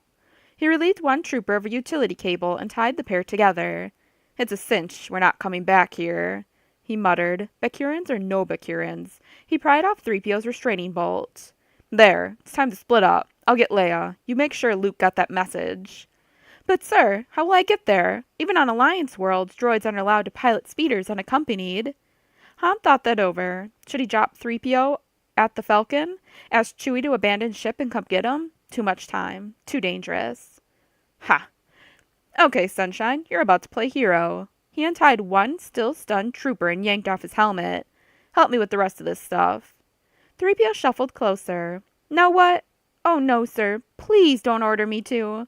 They won't shoot at you wearing this. I want you back at the Falcon. Soon, 3PO stood arrayed in full stormtrooper gear, and his bewildered voice filtered through a lumpy white helmet. But, sir, where am I to find a speeder? Follow me, and set that blaster rifle just under stun. You're going to be shooting at me. One more thing, 3PO pleaded. Please let me have your comlink. I must contact Master Luke. Han tossed it. 3PO caught it. Then Han nodded. Go, he commanded. He dashed up the hall toward the nearest lift shaft. A backward glance showed 3PO struggling to keep up, firing stun blasts as he came. Han gave the droid time to close up, then sprang into the lift shaft. After he emerged on the rooftop, things moved faster. Smoke roiled up over one edge. The Bakurans were really riled about those arrests. Several harried-looking people, walking toward the nearest drop shaft, scattered as he leaped into an open speeder. He waved the code chip over its owner recognition panel, and its engine came to life. Meanwhile, the clumsiest Imperial stormtrooper ever seen shuffled out of the lift shaft, firing his blaster rifle at anything and missing everything. Bakurans dove and flattened. Han waited until 3PO leveled himself into another speeder. Then he took off, headed north, glancing back only once to make sure 3PO didn't crash on takeoff. Then he concentrated dead ahead, squinting while the wind whipped his hair. The cantina adjoining Pad 12 smelled like smoke and old grease. Everything inside looked cheap, from stippled black floor to ceiling panels. Several of those flickered as if their power supplies were giving out. No automation, nothing even remotely modern. Tour hawkers would no doubt call it quaint. Luke glanced down at an open ComNet hookup that lay at a central table, then toward a corner table that hunkered behind a tottering divider. A hefty service crew type sat back there, hunched over a more private ComNet terminal. Luke had spotted only these two terminals in the building, and the outdoor comm booth, while it had visual capabilities, wouldn't access an uplink to orbit. So he'd rather use the semi-private hookup than sit out in the open at the greasy orange tabletop, even if that meant waiting a few minutes. He was stuck until the shuttle to orbit arrived anyway. He wanted to check in with Wedge and find out how the defense web was holding, and why his shuttle was overdue. More of Nearest's maneuvering? He glanced out the cantina's west window. The Falcon was only a quarter-kilometer away, but he couldn't see it for gantries and other parked ships. Something scraped the grubby floor behind him. Not one of Bakura's ubiquitous repulsor chairs, but a plain, cheap, metal and cushion affair. Luke turned around. The corner table stood empty. Luke sat down, facing out into the room, pecked in his clearance code, and requested contact with Wedge Antilles, vocal/keyboard interface if possible. Black letters appeared beneath the ones he'd punched in. Captain Antilles unavailable, sir. This is Lieutenant Ryman. May I help? Luke recognized the name, a young artist of interplanetary stature who'd been forced by the Empire first into hiding, and then into fighting back. What's the status of the defense net? He asked softly. Have you monitored anything unusual during the last few hours? This would have been so much more convenient with R2 to relay. He wondered if the droids had finished translating for Prime Minister Kapitsin. His answer appeared. The net's still holding. Everything's in his arranged orbit. We've monitored a lot of chatter on the fluty bands in the last hour, but those closing gunships and that cruiser haven't shifted. Something was afoot, even if the Sissy Rook weren't maneuvering yet. He asked about that next shuttle up to orbit. On its way down, sir. Should land in about 30 minutes. Luke thanked the lieutenant and signed off. What could he accomplish in 30 minutes? Here. At the back of his mind, he heard Ben Kenobi telling Master Yoda, he will learn patience. Determined to prove Ben correct, he made himself calm down. Soon he'd be back aboard the Flurry, and once Han located Leia and picked up the droids, they'd join Chewbacca on the Falcon. He pushed away from the corner table. As he was about to pass a booth clustered with strangers, his comlink squeaked in his breast pocket. He spun around and headed back to the corner, where he pulled out the comlink. What is it, Han? He asked quietly. Master Luke, 3PO's voice exclaimed. I'm so glad that I reached you. Mistress Leia has been arrested. General Solo has gone to rescue her. Luke slumped behind the booth divider and kept his voice low. By interrupting and repeating hasty questions, he found out where Han was headed. And, sir, 3PO added, the Sissy Rook mean to attack within less than an hour. You must hurry. Notify Chewbacca that I'm on my way to the Falcon, but I'm disguised as a stormtrooper. He mustn't shoot me. Less than an hour? With his shuttle overdue? Where's R2? Senator Kapitsin took him, sir. We'll have to return later for him. Sir, if you think I could be more useful here on the ground during the next few hours instead of in space. Head for the Falcon. We'll talk later. Luke stuffed the comlink into his pocket, then reached for the comnet board. Should he send Chewie with the Falcon up into the hills to help Han? No. Sometimes Han moved faster than anyone expected. They might miss him on their way back. But sometimes Han blundered into situations that were too complicated to handle with a blaster. Luke bit his lip. He had to help Han and Leia, but he had to alert the Flurry to get aboard before the aliens attacked. That was his responsibility as commander. Abruptly, he straightened in the shabby seat. Command? Wait a minute. He reopened the line to Lieutenant Ryman. For a city under curfew, Salisdar looked good and lively to Han. Small groups dashed from building to building, avoiding platoons of stormtroopers. A double-potted security craft swooped toward them. He dove out of the traffic lane into a canyon between tall buildings and ground car ramps. His pursuer followed, firing erratically. Han braked, swooped into a narrow alley, then jinked an Immelman up and over back out into the canyon. Security sped into the alley, passing beneath him. Han didn't see him fly back out. As soon as he regained his bearings, he streaked out of the city and dropped low over the western river, keeping low enough to catch fish, and spitting distance from the huge white cliff on his right, hoping to evade surveillance. He waited until the foothills looked tall enough to offer some cover. Then he zipped over the river and up a small tributary stream. Once he located the right valley, it didn't take him long to spot his target, an ancient T-shaped log building with a dark green stone roof, huddled inside a rock wall. Planning 2 minutes ahead, 3PO would be proud, he unlatched safety restraints and loosened his feet on the control surfaces, getting ready to go overboard. Nobody fired as he approached. He decelerated low over dark treetops. The instant that he judged he'd shed enough speed, he passed the outwall. He jumped for a clump of low bushes. The speeder exploded with a resounding boom, and a royal of flaming smoke against the ground's opposite wall. By the time 4 naval troopers converged on it, Han was slinking through a temporarily unguarded door that hung from huge black hinges. Only one door stood closed on the main hallway, with a skinny security droid sitting beside it like an extra doorpost. Obviously, the Imperials didn't bother to humor Bakura and anti-droid sentiments here on their private installation. Han leveled his blaster at the droid's midsection and fired once. Blue lightning whipped around it and sparked off 4 rod-like appendages at the top. Han slunk closer. It spluttered and smoked. Minimum security, he observed, waving his chip key at the lock panel. A little too convenient. If this was another trap, they'd deal with it. 3PO ought to be back at the Falcon by now. He wished he had his comlink, but stray electronic signals would have brought down every trooper on the grounds. Leia, he called softly into the darkened suite. It's me. Lights came on. Hey, said her voice high above him. She stood perched on the seat of her repulsor chair directly over the doorway. Good thing you spoke up. I almost flattened you. She landed the repulsor chair at the foot of an old-fashioned non-repulsor bed. He'd never seen a repulsor chair do that before. She must have somehow reprogrammed its circuitry. Have they hurt you?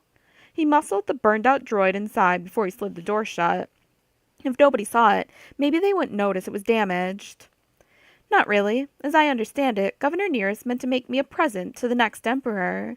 He's insisted that I will enjoy his hospitality. Lunch was delicious. I've even got a fireplace. She swept one arm around the rustic bedroom. Rough, pale wood covered its walls and ceiling. So you're just the guest who's not allowed to leave? I won't be here long. Let's get out of here. She balled her fists on her hips. You, found your way in? I don't suppose you've thought of a way of getting back out. Not yet. She rolled her eyes. Not again. Look, sweetheart, he said thoughtfully, sitting down on the edge of the bed. I jimmied the black box of a speeder and crashed it into their wall. As far as they can tell, I bailed out a long way back. Let's lie low for an hour, let them check it out, and look the grounds over. Heavy footsteps approached outside the hall door.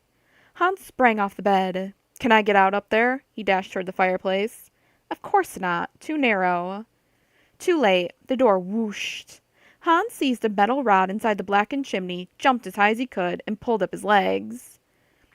Have you seen anything suspicious out this window? Asked a helmet-filtered voice. Han wedged himself between 2 scratchy black stone walls. He wanted to gain more altitude, but didn't dare attract attention by knocking down Soot. Smoky residue made his nose and throat itch. At the thought of that guard droid sitting right inside the door, his hands got clammy. I haven't tried. Leia's voice defied the intruder. Right, stand aside. He heard slow steps, 2 pair, and imagined a scanner team checking for life forms. He wondered if stone blocked the equipment. He couldn't reach his blaster. At any second, they'd notice that droid. All right, you've run your check. Now get out of here, Leia said. As if in tribute to the icy menace in her voice, the trooper's bootsteps beat a hasty retreat. After a few seconds, she called from beneath him. "They're gone." "Stand back," he said. Cautiously, he got a grip on both walls, then he straightened his legs and dropped. For an instant, he saw her standing with a horrified expression. Then carbon dumped like a downpour, obscuring his vision. "Some rescue," her voice observed. "Suppose they'll be back?" he asked, stepping sideways on the stone platform around the fireplace. Once the soot settled, he could see again. What a mess. The guard droid stood in a corner beside the door, artfully draped with articles of clothing to look like furniture. Leia had moved fast, too. "Yes," she answered. "I think lying low is out of the question." She ducked through a small door and reemerged carrying a large white towel. "Stand still. I'll do what I can."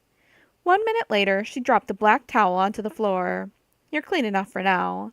Han had been staring at her upholster chair. "Hey," he said, "I've got an idea." Chapter 15. Guriel stood outside Eppie Belden's door and straightened her freshly pruned bundle of cloudberry spikes. Each fragrant blossom could have produced a succulent fruit, but too many spikes on a vine made the fruit tiny and sour. The symbolism, some blossoms, some lives cut off to allow a few to grow stronger, gave her small comfort. Would Eppie understand that her husband for over a century had died in Governor Nearest's custody? Or would he return again and again in her perception, like Rovidin? Eppie's caregiver opened the door.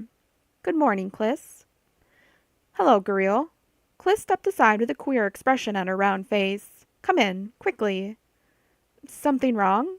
Guriel walked past Clis toward Eppie's favorite wing chair. No one sat in it. "Where is she?"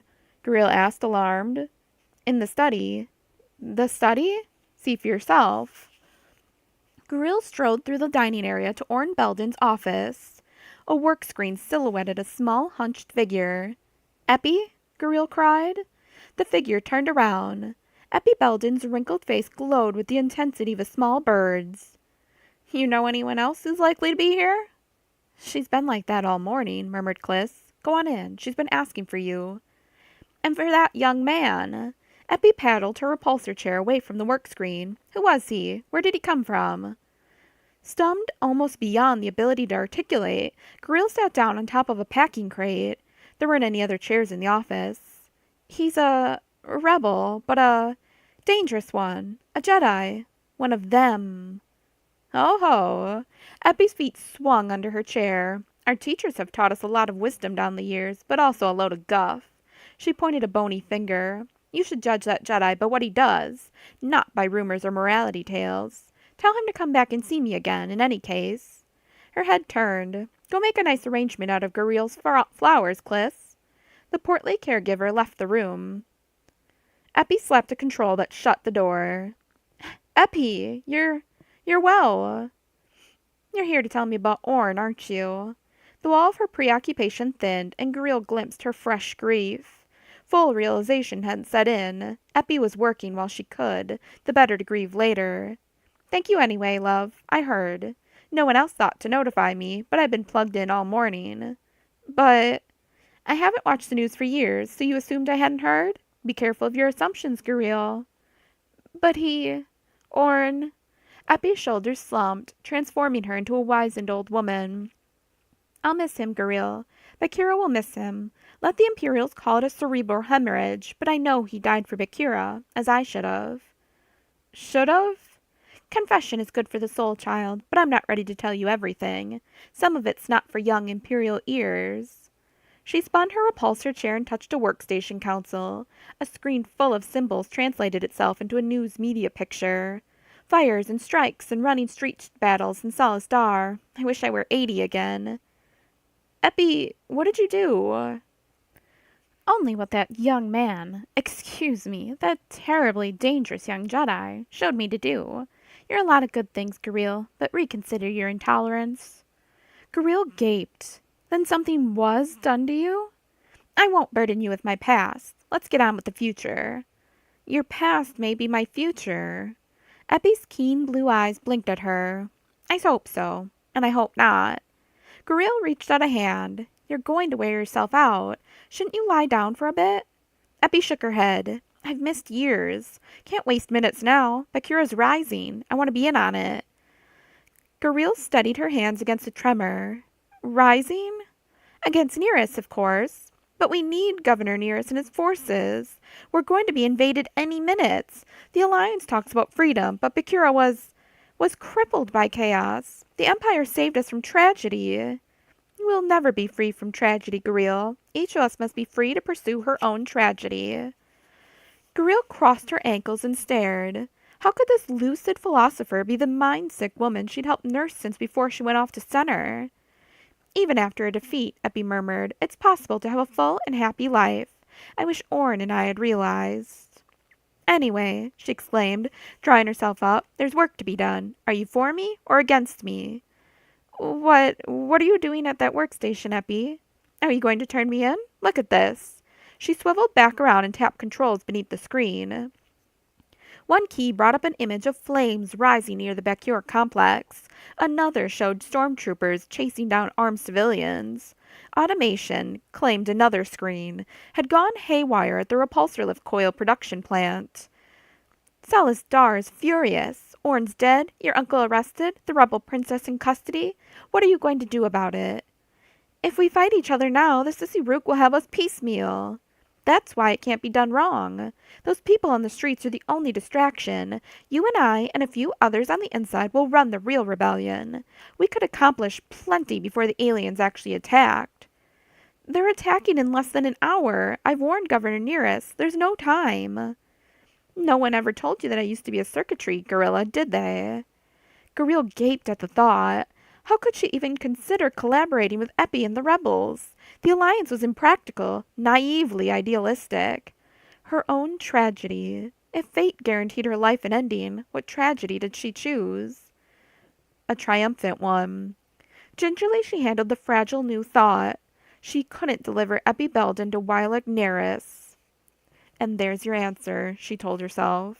There wasn't a single Imperial officer, bureaucrat, or professor that she'd ever admired the way she loved Eppie. Then this was her decision. She loved Bakura, not the Empire. I'm with you, she said softly. Eppie seized her hand and squeezed it. I knew you had more sense than you were letting on. It's a hard decision, girl, and it'll cost you. But congratulations. Now let's see what else we can do at that repulsor lift coil plant. You sent the automation haywire? Eppie's smile smoothed half of her wrinkles and deepened the rest of them. That plant's worth all the rest of Bakura to the Imperials. If production shuts down, even during wartime, they'll send every trooper left in Salas Dar to restore order. That leaves the Bakura complex for me. And a few friends. Garil's blood tingled. I can help you better from my office. I've got one of the rebels' droids stashed away there. Wait. Eppie rummaged in a drawer and drew out a tiny bit of metal and plastic. You know about that allegedly secure stormtrooper channel? Garil nodded. Orn wanted you to have this a long time ago, but he couldn't trust you. Use it now. It'll let you give the stormtroopers a few commands before they come for you.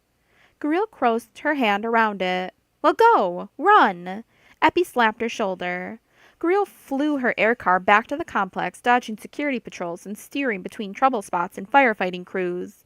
The rebel's droid, R2-D2, stood right where she'd left it, beside her desk, spinning its dome and beeping unintelligibly. Garil groaned. You must be trying to tell me something, but I can't understand any of that. Ari? Here, exclaimed her aide. Dump all the information you could get from Nearest's office net, even if it means compromising our security. Everything's about to break apart. Will do. To Garil's amusement, the droid rolled to a terminal and plugged in, too. Evidently it had a good deal of perception and volition programmed into it. Here, Senator. Ari had delivered a screenful. Nearest had ordered stormtroopers across the city to quell 3 demonstrations, and sent his top intelligence man to the coil production plant in Belden's district. Intel officers shot first and interrogated survivors. Garil clenched a fist. She must try to free Uncle Yorg and that rebel princess as well. But first, no Kapitsin had ever dallied when turmoil wrenched Bakura. She handed Ari the chip. Install that. It'll give us the stormtrooper frequency. Ari raised one black eyebrow. R2-D2 beeped and trilled. Even to Garil it sounded excited. Her own hand shook. They'd catch any unauthorized user online and change all security codes within minutes, but this would be her memorial to a brave old man. "You've got it," Ari announced a moment later from her adjoining desk. Working her main bank, Goril accessed factory data for the Namana juice extraction plant 15 kilometers down the seacoast. A safely irrelevant, non-military distraction, and then she dumped it onto the troopers' information banks, replacing their data for repulsor lift coil production. When they tried to move in on Belden's factory, they would possess all the wrong information. They'd be totally lost, and that might give Belden's people enough time to... Well, she wasn't sure what Eppie was up to, and she didn't want to know. But she did call the repulsor lift plant supervisor on a conventional frequency. She warned him he had troopers on the way, and that Bakura's resistance had begun. It might not be wildly revolutionary action, but it would confuse the Empire for a few moments longer. "All right, Ari, pull the chip." Ari dove for her toolkit and removed the illicit Imperial chip. "I better melt this." "Right." Now that she could think of trying to free Uncle Jorg, she realized that she knew only one person who could possibly help. She cleared her terminal, then bent close to the droid. She felt ludicrous talking to it. "R2-D2, can you help me locate Commander Skywalker?" Chewbacca stalked slowly around the Falcon, on watch. She was ready to take off, all systems operational, for the moment, and looking good from the outside, which was to say that she hunkered close to the rough glass white surface, so battered and streaked that a casual observer would doubt that she'd ever lift again. He eyed each ship and gantry, every parked land speeder and building he could see. There was no sign of Luke. Finally, the whine of an open-top speeder approached. Chewie slipped around the hull and took up a position from which she could fire without being seen. Seconds later, the speeder landed within range. A stormtrooper climbed out clumsily. That looked like trouble. The trooper didn't challenge him, but shuffled forward with his arms hanging oddly. Either he couldn't call out, or he chose not to. Chewie had just gotten the Falcon lift ready. He wasn't taking chances on some high-handed Imperial slapping a lock on her hatch. He pulled his blaster, set it for stun, and fired off a shot. The stormtrooper came on tottering. Chewie fired again. This time, the trooper fell. Tempted to let the intruder lie, he decided the armor might be useful. He dragged the surprisingly heavy body up the Falcon's ramp. The main hatch slid down into position with a hiss. Crouching, he gripped one side of the white helmet with each massive paw and lifted it off. A golden head gleamed inside, repeating in a tinny high-speed voice, "Ook! Master! Ook! Master!" 3PO. Now he'd have to run all those diagnostics again. Disgusted, Chewie kept peeling off armor. Luke glanced one last time at the cantina's cracked chrono. In 5 minutes, if his shuttle hadn't arrived, he'd join Chewie on the Falcon. He eyed a slab of unevenly cooked, greasy mystery meat.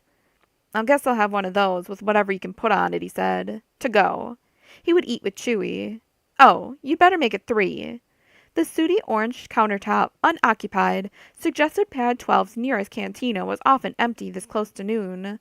Isolated clusters of Bacurans sat at scattered tables, murmuring and glancing around. Arrest, he'd heard from one, and dead from another.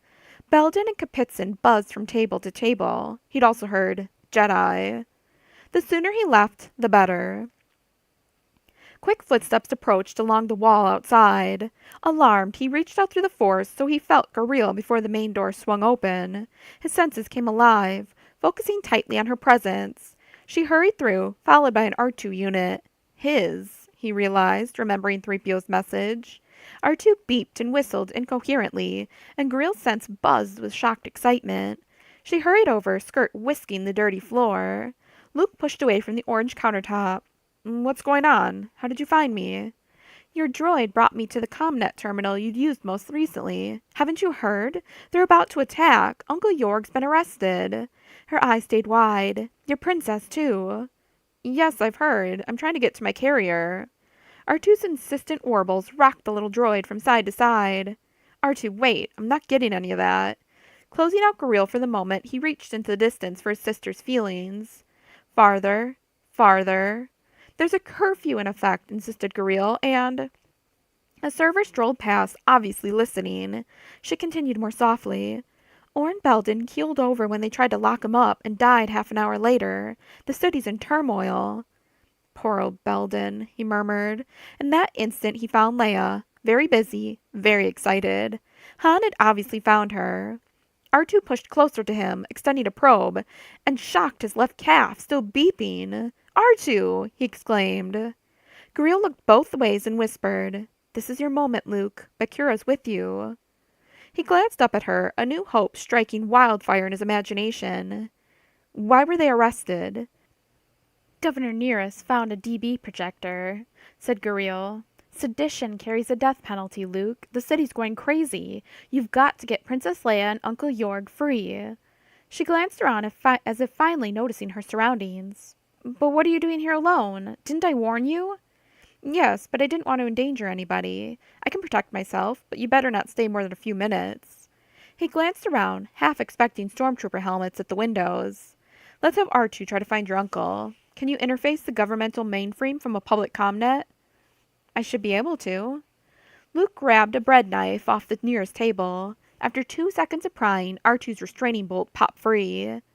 Guriel's wide eyes looked scandalized. Trying to pacify her, he said, R2, put Guriel on your Recognize and Obey program. And her friend, Eppy Belden, he added on impulse. Okay. R2 tweeted up the scale, approving.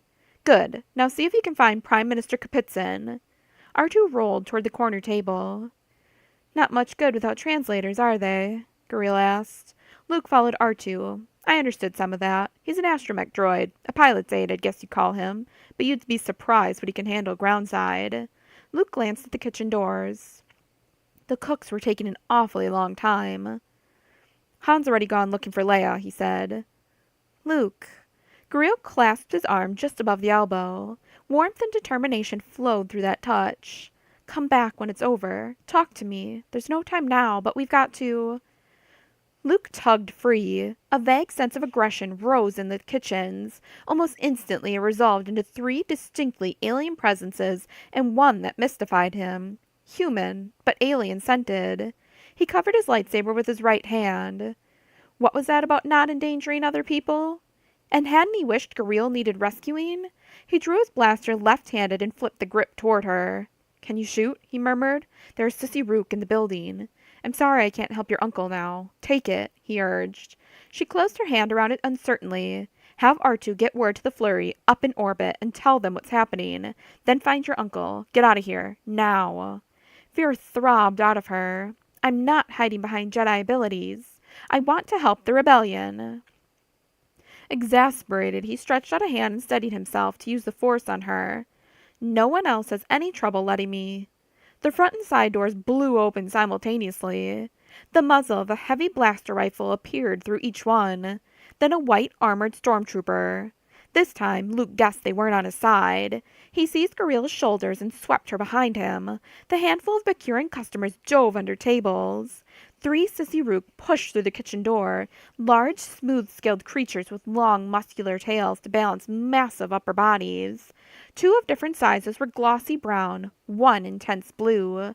The heads looked bird-like, with huge, toothy beaks and all-black eyes. Each wore a shoulder bag slung across its body under one forelimb. They towered over the frightened service staff. R2 froze in position beside the corner table. Luke had to narrow his perception to keep Guriel's revulsion from pulling him under. Cautiously, he stretched toward the aliens. Their feelings leaked into the Force, strengthening the dark side. He'd felt less hostility in Jabba the Hutt's ravenous rancor. He held his lightsaber down at his side. What do you want? He asked, sweeping the Force against that hostility, probing for weakness. A human in striped robes stepped around the counter after the aliens. Fortunate one, he hailed Luke, squinting. You are the Jedi Skywalker. I will translate for you. Luke recognized Dev Sabwara from the hologram recording. He focused deep into the Force, drawing on all Yoda had taught him. He was at peace. He was peace. I'm Skywalker, he said. How did you get down here? Quietly, subtly. The young man whistled to the aliens, then flattened long brown hands in front of his chest. The left hand moved stiffly. Governor Nearest dispatched a shuttle to us. then ordered the orbital net to allow it through an official business, which is to receive you. You are to be the guest of Admiral Iphicus, as you begin a new kind of life you have only dreamed of before. Give my companions your weapon, and come gladly with me. In person, Dev Sabwara looked younger, perhaps 15. Luke reached out with the Force and recognized him a second time. This boy had also sent the dream warning. Luke felt a strength in the Force, twisted and bent backward. He'd been brainwashed or hypnotized, altered so deeply that his thoughts were no longer his own. Luke couldn't hate him. He must try not to kill him in self-defense either, because the boy was young enough to apprentice. If Luke could win him and heal him. "Thank you for your invitation," Luke said quietly. "I would rather stay here. Ask your masters to sit down. We will talk." "They do not sit, my friend. We would be honored to accept your companion, too, as our guest. But you must hurry." Goril's cheeks whitened as the blue Sissy Roo stopped forward, but she stood her ground. It reached a claw forelimb toward her shoulder. Something black slithered out of its nostrils. She gasped and brought up Luke's blaster. "Back," Luke ordered. The alien's head turned. A deep black eye focused in his direction, and the nose tongues flicked toward him. He channeled Force energy into his words. "Get away from her." The eye seemed to swirl like a dark storm, beckoning for attention, sucking at his will. Unquestionably this one, or another like him, kept Dev Sabwara leashed. Dev whistled at the blue alien, sounding surprisingly like R2. The big blue Sissy Roo's forelimb dropped from Goril's shoulder. He clicked and whistled in a deeper, more flute-like voice than Dev's, with greater range and more resonant tone. "He says that a female's companionship will doubtless bring you comfort," Dev translated, "and I sense that your feelings are strong for her. Please ask her to cooperate. We must hurry." R2 rocked back and forth, chirping electronic fury. Luke wondered what he was telling the Sissy Rook. Two stormtroopers eased forward, blocking R2's path to the door. Luke called to the troopers. "You have no business with this woman. It's me they want. Let her leave." "The Fluties want her," answered a trooper's filtered voice. "This time, the Fluties get what they want." Luke ignited his lightsaber and got a solid, two-handed fighting grip. Not necessarily. Dev backed away. "Stun them!" he cried to the stormtroopers. 4 blast rifles leveled at him, black holes framed by white helmets. Luke crouched and turned his body sideways, presenting a smaller target. "Get down!" Goril dropped prone. She hadn't used his blaster. Just as well. From all signs, she'd lose a firefight. Apparently she knew it, too. This wasn't her element. Standing 90 degrees apart, the troopers opened fire. Luke stretched deeper into the Force, willingly dependent on the energy that surrounded him. He felt his body whirl and his saber leap, and vaguely sensed energy bolts splashing on gritty cantina walls. He eased closer, dodging tables, toward a point between his attackers. Suddenly the blasts stopped coming, as the Imperials realized they were sighting past Luke at each other. He stretched out with the Force, touched 2 hostile mines, and leaped. Blue-white stun bolts cracked through the air beneath him. Troopers dropped on both sides. Luke spun back toward the aliens. He felt slow, still slightly sluggish from the Emperor's attack. He coughed, then caught his breath. "R2," he shouted. "Get her out of here. Get help." R2 rolled toward Goril. She lurched up to her hands and knees and then edged toward the front door. Dev Sabwara spread his hands. "Friend Skywalker, you rob her of incomparable joy." "She prefers her freedom." "Freedom?" Dev arched his eyebrows. "We offer you freedom from hunger." He waved a hand over a stack of abandoned plates, raising a cloud of flying insects. "From disease, from—" Luke felt a whiskery swirl of the Force brush his body. "Ah," Dev exclaimed, and his voice sounded genuinely friendly. "Is it true that your entekment has already begun?" Luke stepped backward. "What?" "Your hand. The right one." Luke glanced down. Repaired back at Endor, the prosthetic hand looked entirely lifelike again. "This was not my choice." "Is it not better than the biological hand? Stronger? Less apt to pain? See how you hope to rob so many humans of real life? Real happiness?" Dev sidled toward the wall. The Sissy Rook had pulled off their shoulder bags. Each held a paddle-like object that had hung outside. What had appeared to be handles projected forward, while the aliens grasped ring-guarded grips. Luke stepped sideways. Dev, warn them. I can't stun them with a lightsaber. I'll have to kill them if they come at me. You mustn't, Dev cried. If they die here, away from a consecrated world, it is eternal tragedy. They certainly will not kill you if they defeat you. Swear that you won't kill them.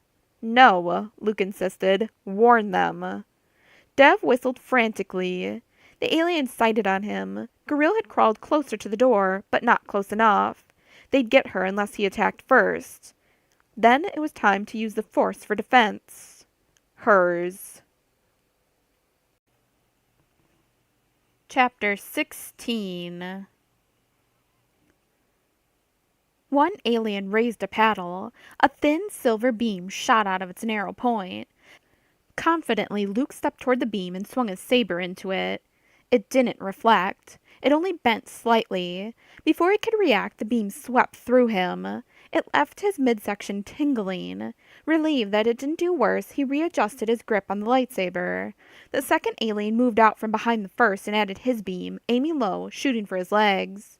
The first shot hadn't injured him noticeably, but a second might. He pivoted aside, setting one brown sissy-roo in front of the other. One beam snapped off. The other tracked him, closing. Big Blue stepped to one side and projected a beam down the room's central aisle, halving Luke's space. No! Gorilla raised up onto her elbows and shot at the blue alien. Her blaster bolt missed. The alien trained its beamer at her. Silver light illuminated the hollow of her throat. She gave a little cry, crumpled, and lay still. Luke charged the small V-crested brown and swung his saber at its mysterious weapon. The sissy-roo lost a foreclaw with its paddle beamer. Fluting wildly, he spun away from Luke.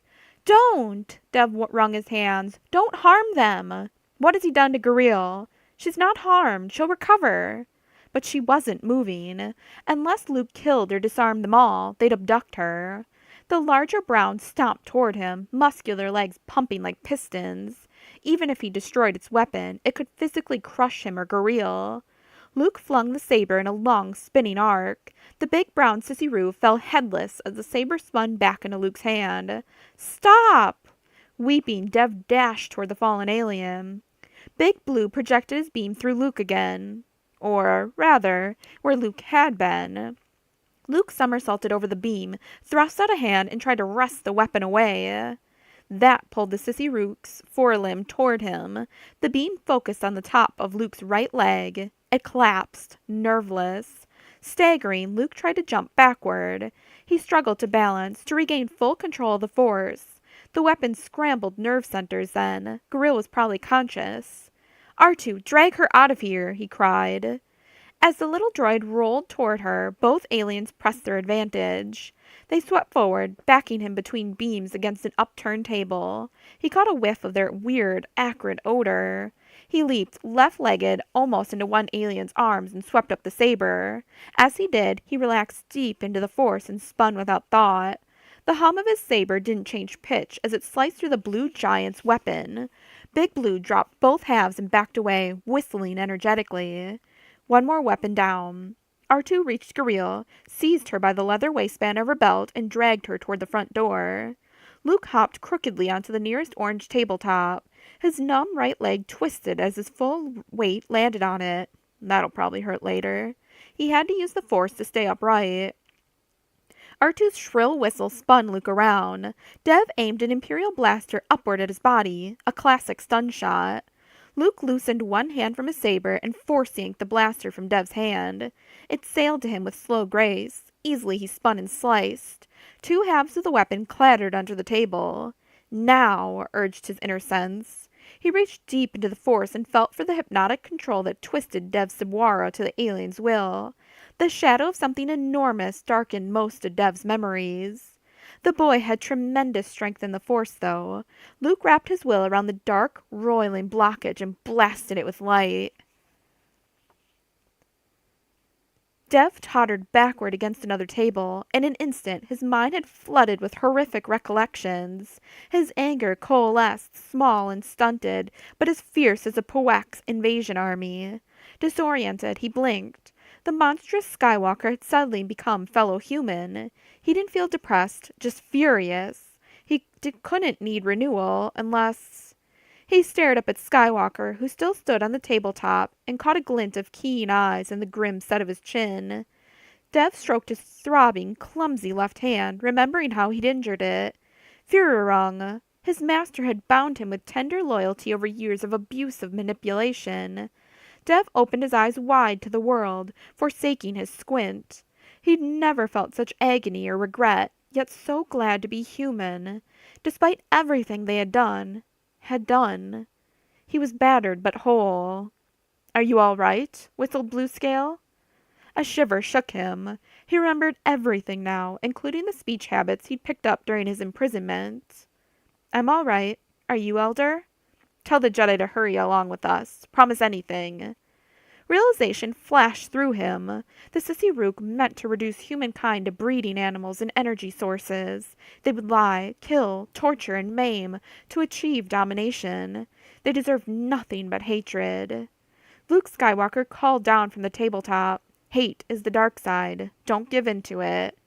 Had the Jedi plunged him through depression into total release? "What?" asked Master Führerung. "What is he saying to you?" Confused, Dev answered automatically.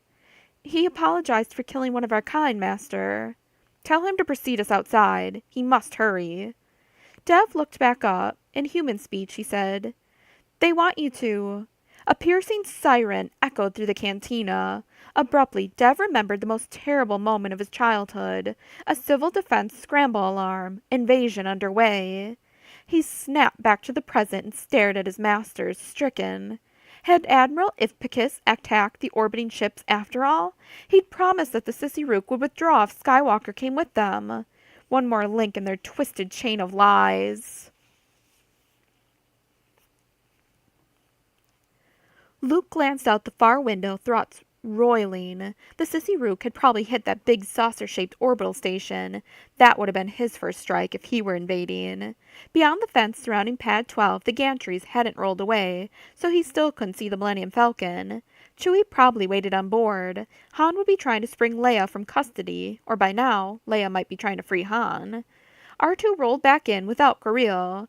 He hoped R2 had left her somewhere safe. And how badly had he wrenched his numbed leg? Dev's confusion also worried him. This young potential apprentice carried deep scars on his psyche. Yet he'd proved his strength. His sufferings under the darkness might make him more loyal to the light. Luke glanced down at Dev again. Abruptly, the room tilted. He flailed and fell. Caught up in his own thoughts, Dev almost missed the swift sweep of Bluescale's tail. Struck on the head, the Jedi collapsed. His lightsaber flew loose, sliced through the table and into black flooring. There it hung diagonally for an instant, then the pommel dropped. The green blade sliced back up and lay, humming. He stood motionless, maintaining the masquerade of obedience, but his mind shrieked, "Skywalker, can you hear me?" Bluescale stalked forward, pointing his beamer at Skywalker's upper spinal cord. Dev forced himself to hurry close and simper, "Well done, Masters. What can I do? Is he stunned?" "Mild concussion, I think," whistled Bluescale. "The human skull is surprisingly fragile. You may carry him. He seems subdued." "Oh, thank you." Dev guessed at the right amount of enthusiasm to pump into his voice. He knelt and pulled Skywalker's arms over his shoulder. "Skywalker," he projected again, "are you all right?" The Jedi did not answer. The buzz of his thoughts had shut off. He must be truly unconscious, then. The aliens had won. For the moment. Dev struggled to his feet. His anger boiled every time he remembered another abuse. They popped to the surface of his memory like foul bubbles. He couldn't let the Sissy Rook win, and not just for the sake of the galaxy. They owed him a life, a personality, a soul. "Good," said Bluescale. "Now help Führerung." Staggering already, Dev let the smaller alien lean on his shoulder. Führerung wobbled forward, covering his wounded forelimb with the intact foreclaw. The double weight sent new spasms down Dev's weakened back. He bit his tongue. He was supposed to be brainwashed. The Sissy Rook saw humankind, like Poex, as livestock, experimental animals, soulless. Bluescale bent and seized the lightsaber. What about the female? Dev guessed Bluescale wouldn't want to carry her. Skywalker's resistance had saved her, at least. With only Dev able to carry, the Sissy Rook wouldn't go looking for her. They must even leave their beheaded comrade behind. Bluescale led toward the kitchen doors, letting them swing back and bump Dev. He lost his balance and almost dropped his burden against a hot cooking surface. The ends of Skywalker's hair shriveled over its intense heat. By the time Dev had recovered his balance, the hissing green blade had vanished. Bluescale dropped the silent saber hand grip into his shoulder pouch, clipped the pouch around his body again, and proceeded between kitchen machines with his beamer drawn. Furirung stumbled against Dev. Dev racked his memory for an appropriate reaction. "Are you in pain, Master?" he asked softly. The alien grunted. Bluescale held the rear door for Furirung. Outside, under a pall of spaceport dust, stood the Imperial shuttle. Those now stunned stormtroopers had flown in to the Shirur, then ferried the party planetside. The sirens had taken effect. Pad 12 and the others clustered around this cantina looked almost deserted. 2 Puek guards still stood beside the shuttle, hidden from observers by its drooping wings. "Help Dev secure the prisoner," Bluescale whistled. Dev limped up the ramp. The Jedi cylindrical droid attempted to roll up after him, railing at them in Sissy Ruvi. 2 Puek shoved it under the ramp's edge. It landed with a crash and a final impotent threat. Dev pulled Skywalker into a rear seat, insisting to himself he had not given up hope. The Puek snapped wrist binders onto the Jedi and then drew a flight harness around him. Unwatched for the moment, Dev checked again through the Force for life presence. Even unconscious, Skywalker's mind seemed warmer, brighter, louder than other humans. What to do? If the Sissy Rook worked their will on Skywalker, humankind was doomed. Dev clenched his hands. That shot a paroxysm of pain up his left forearm. Was he strong enough to strangle the Jedi while Furirung and Bluescale tried to fly the human shuttle? Perhaps he could, but he recoiled. That would be a Sissy Ruvi trick. Skywalker was all Dev might have wished to be if his mother had survived to apprentice him to a master. He couldn't kill Skywalker, except at the last moment to keep the Sissy Rook from absorbing him. If that happened, Dev wouldn't have long to grieve for Skywalker. The Sissy Rook would kill him instantly. Yet humankind would live free if he and Skywalker died. Agonizing, he buckled into his own seat. "How's it going up there?" Leia called softly. "Almost through." Han perched on her reprogrammed repulsor chair directly over the bed. Delicately holding his vibro knife in one hand, he cut a broad oval in the wooden ceiling panel. A pale stream of sweet-smelling sawdust fell glittering onto the white bed cover. "There!" he exclaimed. He struck the ellipse with the palms of both hands and it popped upward, showering him with more dust. "You're sure you can fit?" she asked. The chair rose. His head and shoulders vanished, then the rest of him. A moment later his head and arms reappeared. "Looks good up here," he said. "Stand back." He touched the chair's controls. It crashed onto the bed. Leia gripped the blaster she'd stuck into her belt and waited for a guard to open the hall door, but none did. She climbed onto the bed, muscled the chair upright again, then switched it on. She rose in stately grace toward the hole Han had cut, then seized his arms and let him pull her through. They left the chair hovering. A crawl space crossed the building from end to end, its low, sloping roof tapering to both sides. Dim daylight cast hazy rays in a large, dusty room at one end. "Vents at each side," Han murmured. "Speeders are parked outside, around the corner to the right." He pointed toward the light. "Walk softly. They'll hear you." "No. Seriously?" she asked, loading her voice with sarcasm. She led forward on hands and knees, careful to set her weight silently on beams and joists. This attic felt more ancient than any human habitation she'd ever been in. She made the right turn around a thick wooden pillar, then crawled up to the vent. "Knife?" she whispered over her shoulder. Han drew the vibro knife and sliced cautiously through the large vent's snap bolts. "You take that end," he directed. "Pull it towards you." She pried inward with her fingernails until it jutted out far enough to grip. Then together they pulled it free and set it silently in the dust behind a desiccated pile of insectoid skeletons. Han crouched, peering out the new hole, almost invisible in his sooty camouflage. She crouched closer. Several speeders sat halfway between the lodge and the outwall, with 5 troopers lounging around them. She eased sideways so she could see and point a blaster out the hole at the same time. He did the same. "Ready?" she asked. "Now," he whispered. She squeezed her trigger. Got one. Got two. Another fell. The fourth and fifth dove behind a grounded speeder. Here goes nothing. Han plunged through. Blaster bolts whined. Leia spotted the trooper shooting at Han and dropped him.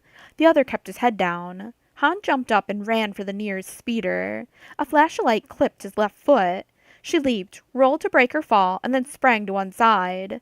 Another blaster bolt scorched the ground where she'd landed. She whirled around and shot back, but the trooper ducked. The roar of a speeder caught her attention. She zigzagged toward it and scrambled on board, then grabbed an acceleration rail. Something stank like burnt boot leather. Instantly, Han wrenched the throttle and lifters. They soared over the compound's walls. Did they get you? She shouted over wind noise as moody green forest passed underneath. The view south stretched over foothills, city, and emerald plains toward a hint of blue ocean. Smoke rose from several sources mid-city. Don't think it burned through the soul, he answered tightly. She eyed his sooty, wind-whipped face and recognized pain. She could do nothing till they reached the Falcon. He was obviously functioning. Life with you's never dull, she stroked his scratchy chin. He managed to smile. Couldn't have that, he called. The wind blew his words back at the forest. Leia glanced away. The speeder's roar seemed to change pitch. No, it was another one. Han! We've got company, Han interrupted. Over there. There's one on my side, too. No, 3 of them. They were surrounded. So it was a trap, Han grimaced. They can shoot us down and get rid of us for good. Escaping arrest, Leia agreed aloud. Hang on. Han spun the speeder in a tight arc back up into the foothills. 2 more Imperial craft appeared in front of them. Han pulled back on the altitude control, climbing and turning simultaneously. Leia twisted around in her seat and fired at one speeder. She felt like a trapped animal with the pack closing in, and nothing to fight with but her teeth and fingernails. Her stomach swooped up through her midsection as Han flipped the speeder through the top of the arc. No good, he shouted. They got hot military models. Something bright and noisy, a streak of laser cannon energy, passed beside them on the starboard side. Shedding altitude at a dizzying pace, Han steered for the treetops. When I say jump, jump. Hide behind some rocks or... Han! She exclaimed. Reinforcements! A pair of tiny X-wing silhouettes dropped out of the cloudy blue sky. X-wing space fighters had twice the speed and firepower of those land-based speeders. Instantly, Han pulled the speeder up again and pushed for altitude. The minute they spot him. Sure enough, the Imperials scattered. Wish we had a comlink, Leia muttered. They almost act like somebody sent them here. Maybe Luke? Wouldn't surprise me, Han muttered. He steered down the drainage toward the wide river. An X-wing swept into position at his 3 o'clock, and the other came in at 9 o'clock high. Leia waved. Inside the slanting cockpit, a slim, black-gloved hand waved back. Their escort looked incongruous this close to a green planetary surface. Leia recalled Yavin in the hidden groundside rebel base where she'd waited for the first Death Star to attack. Where the river curved southeast, just north of Salastar, both fighters soared again toward space. They don't want to be seen this close to the city, Leia observed. It alarmed the Bakurans. Glad somebody's thinking, answered Han. Thanks, Luke. It was still just a guess, but Leia felt confident about it. Shortest route to the Falcon is right through downtown, Han observed. If the locals try to stop us for violating curfew, they're going to have a rough time. Salastar's ground routes, including a high bridge connecting the White Cliff with the western side of the broad river, teemed with slow vehicles. Probably families moving their worldly goods north into the mountains, curfew or no curfew. Leia wished momentarily that they could stop by the complex. She hated leaving the Ewok's bracelet behind, but it wasn't worth risking her life. They met little air traffic. Anybody who could fly out already did, Han guessed. Where are the droids? R2's probably still in Kapitzin's office. Then he explained what he'd done with 3PO. She laughed, picturing his arrival at the Falcon. I only hoped Chewie didn't blast him before he spoke up. He's got my comlink. I'm sure he can take care of himself. Shreds of dusty smoke covered the spaceport from hundreds of blast-offs. Han steered down into the murk and landed practically on top of the Falcon. It wasn't guarded except by one lone Wookiee. Where's 3PO? Leia exclaimed. Chewbacca snorted and snarled. You what? Han answered. Chewie, we gotta dump his fluty talk program onto the Falcon's computer. Chewbacca howled, sounding apologetic. Yeah, I should've. We'll fix him up. Chewie had blasted him. Too late for regrets. Leia dashed up the ramp behind Chewbacca. I hope it's fueled, she exclaimed as she dropped into her high back seat. Chewbacca bellowed. Chopped up and ready for a trip to the core, Han translated as he hobbled into the cockpit. Do what you can for 3PO, Chewie. Leia, strap down. Leia's seat began to vibrate. The engine's roar mounted. Chewie, wait! Any new modifications? Han shouted. His partner woo-woofed from behind him. Oh, Han sounded appreciative. That should come in handy. Where'd you patch it in? Chewie reappeared in the corridor, rolled his eyes at the overhead panels, and answered. You sliced out what? Now what? Leia asked.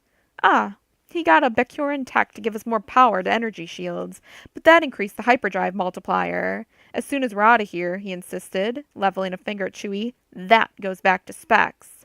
My specs. All Leia wanted now was speed in system. Falcon's coming up, she snapped. Let's move it.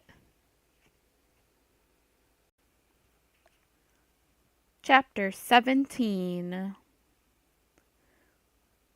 Now the left leg. Obediently, Guriel wiggled her toes. The Imperial medic frowned, pressed Guriel's head back with inexorable professional gentleness, and re-examined the faint burn across the hollow of her throat. Some kind of nervous system ionization, I suppose. That's what I'll put on the report. She coughed. May I go now? I'm sorry. We've been asked to keep you here a little longer under observation. What's going on? I heard a siren. They've struck at the orbital station.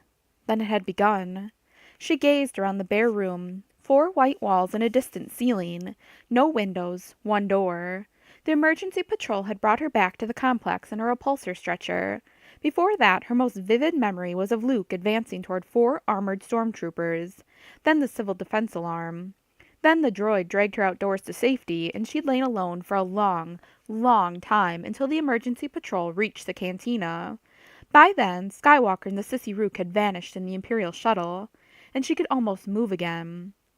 But it was over. Humankind doomed. They'd taken Luke. She couldn't imagine even a Jedi with enough power to single-handedly resist. Whatever they hoped to do with him. Would they try to make him a super droid? Maybe they would fail. But even if they didn't, she'd rather die here on Bakura than a Sissy Ruvi prisoner. Her depression hardened to resolve. Nothing and no one could threaten her now. The medic slipped out. Guriel slid from the bed and limped to the door. All her muscles seemed functional again, but her movements lagged behind her intentions. She touched the door's sensor panel. Locked. They couldn't mean to hold her here long. The room didn't even have... Now that she thought about comfort facilities, she wished she hadn't. She considered Epi, running a revolt from a keyboard in a shabby apartment. Would she have time? The backyard complex sprawled across the heart of Salas Dar, with dozens of entrances. How did she mean to get control of it? Or did she? She only needed control of Wi'lek Nearest. Commander Thanos and the Space Forces were already off-planet defending Bakura. Her thoughts spun to a dejected halt. There'd be no defense against the Sissy Rook now. The door opened. 2 naval troopers stepped through. Come, ordered one. Guriel followed him past a medical station and up a hallway. Soon she realized where they were taking her, and she resisted the temptation to bolt. She'd always managed to avoid Governor Nearest's private office. She'd heard disturbing rumors. And then there were Nearest's subtle attentions. The lead trooper opened the governor's door and motioned her inside. She walked in calmly. Better to die on Bakura, but die fighting. Governor Nearest sat at a desk with a polished, off-white surface. Faint brownish veins on it made concentric circles, like tree rings, but it didn't look like wood. He silently motioned her to a chair and watched the troopers leave. A framed tri-D on the nearest wall caught her attention first. A huge, snarling carnivore. Its 4 long white fangs looking eerily substantial. The Katran, said Nearest, of Elkalish 3. The teeth. Are they real? Yes. Look around you. Above and beyond the tri-D hung others like it, with here and there a simple, arrayed, full set of teeth. This is your collection, then? Predator species. I have 17 worlds, including the Bakuran Kresh. He tapped a clear cube at one corner of his desk. On that wall, he pointed left at another set of tri-D images. Intelligent aliens. She thought of the Wookiee Chewbacca's huge canines and frowned. and the most dangerous predator. He tossed her a multifaceted crystal. Inside gleamed two pair of human incisors. She wanted to throw it at him, but resisted. She might cause more effective damage later. I hope you can add a set of Sissy Rue teeth soon. She tried to sound cool. Yes. Interesting that they have beaks with teeth. He cleared his throat. I prefer taking specimens from individuals I've hunted down myself, of course. The rebel princess seems to have left my hospitality for the moment. She must be punished for defying orders. My dental specialist is not gentle. Fiend, she thought at him. She'd play along, and she'd be the snake in his picnic basket for now, but Lilac Nearest would pay for his crimes. She swallowed hard to choke down a cough. This was the wrong time to catch a virus. He opened his hand, and she tossed back the crystal. Admiral Diplomacy, Senator. Outstanding reserve under pressure. Did you get a good look at the weapon they shot you with? Gorille described it while Nearest passed the crystal from hand to hand. As she finished, she thought of Eppie Belden again. If this Sissy Rook attack failed, Eppie would need another opportunity. Governor, please reconsider allowing a public funeral for Senator Belden. Bakura needs... It does not need any more public gatherings. No, the curfew stands. He stared, abruptly giving her the impression he was waiting for something. What did the Empire do to Madame Belden? She asked to distract him. He arched a thick eyebrow. Did the Empire do something to her? Let me check my records. His fingers skated over an inset desktop panel. Gorille leaned forward. What do you think of my desk? He asked. A single slab of tooth ivory. That was a tooth? 1.5 meters in diameter, it implied a monstrous mouth. Seagoing creature? She asked it aghast. The urge to cough was getting stronger. Nearest nodded. Now extinct. Here we are. Ah. He smiled slowly. Madame Belden was scheduled for termination. Her husband agreed to permanent incapacitation as the price of keeping her companionship. Gorille clenched her hands. Orn Belden had agreed to let the Empire? She didn't want to believe it. She was suddenly thankful Orn Belden had died, so she couldn't ask him if it were true. And evidently she submitted to protect him. Oh yes, he added, studying his screen. I had forgotten specifics. We used a tiny creature native to the Jospro sector, which paralyzes the neocortex of the brain. It scars the region, suppressing long-term memory to a comfortably moderate extent. Easy and painless to introduce, and she and her husband could go on keeping company. Quite the loving couple for their age. Go ahead and cough, my dear. Your forehead is turning pink. I don't need to, she gulped. He folded his hands on the ivory desktop. How much of that meal did you share with Commander Skywalker? The pit of her stomach turned to lead. That meal. What do you mean? She asked. He flipped one hand. The gesture looked careless and calculating, but his fingers quivered. When Skywalker's apartment guards reported that you'd gone inside, I naturally began tracing signals attributed to your ID number. I intercepted your request for a meal, sent to your quarters. Good try, my dear, but you failed. I had the main dish inoculated at the kitchens. Your actions, like your questions, mark you as a rebel collaborator. What had Nearest done? Was she going to die? Was Luke? Surely he wouldn't have told her what he'd done if he simply meant to kill her. Once she'd steadied herself, she asked numbly, What is it? Another parasite? He smiled slowly. The Olbreon trichoid lays pods of 3 eggs in ripening fruit. Larvae hatch in the host's stomach, then migrate to the lungs while the host sleeps. They remain there for a day or two while they grow and the mouth parts develop. Then they start nibbing toward the heart. That takes a varying length of time depending on the host's size and physical condition. They pupate in a nice, large pool of slowly clotting blood. You're pale, my dear. Would you like to put your head down? She seemed to feel something growing inside her. Don't worry. The larva is extremely susceptible to pure oxygen. You're almost instantly curable, for about the next hour. He touched a key on his desktop. Medic, bring kit CD-12. So I got it instead of Skywalker? At least Luke stood a chance up there. No, he said mildly. Remember, 3 eggs in each pod. He definitely carries 2. I had wondered about the 3rd egg. Be proud of your friend, Gorille. Through him, the Sissy fleet may become infested. I can almost guarantee that no natural predators of Olbrian tricoids travel with the Sissy Rook. If we can hold them off for one day, we have won. The door slid open. Her medic hurried through, carrying a breath mask, a pony bottle, and a specimen jar. This will only take a minute, Guriel. Nearest folded his hands on his desktop. Cooperate with the medic. She eyed the bottle, wondering what it held besides oxygen. Only if you breathe it first. Nearest shrugged. I'll take some of that if you don't mind, he told the medic. After he'd drawn 2 deep breaths, he smiled toothily. Your turn, Guriel. She waited until the medic sterilized the mask before she let him press it to her face.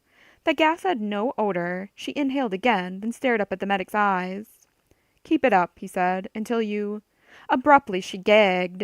The medic held the mask down firmly. She choked, shut her eyes, and spit out something awful. Then she staggered backward to her seat as the medic dumped something out of the mask and into the jar. She felt queasy. Luke, she moaned silently. Just as she'd feared, he might die before the Sissy Rook could use him. Perhaps Nearest had saved humankind after all, but at what cost? Now that he was doomed, she regretted every harsh word. Bravely done. Nearest clapped his fingertips. Naturally, it is inconvenient that you know what happened to Madame Belden. Griel concentrated on swallowing. Perhaps not, Governor. Some kinds of knowledge need to be disseminated if you mean to frighten people with them. Well played indeed. I like you better and better. Once we defeat the rebels, I may pardon you. I may go so as far as to make room for you on my personal staff. But you've known that I'd like that all along, haven't you? He rested his chin on one hand. Repulsed, she gripped her knees. May I have a drink of water? He called for one. When she sipped it, and the medic had left carrying his specimen jar, she said, I understand there's going to be a battle. May I observe you from your war room? No need to go anywhere. He fiddled with his desk console. A small but detailed hologram of near space appeared over his desk. He bent down, reached into a desk compartment, and raised a sealed bottle of Namana nectar. To celebrate the Imperial victory, he said with a flourish. Celebrate, she echoed bitterly, vowing not to taste it. Her throat burned already.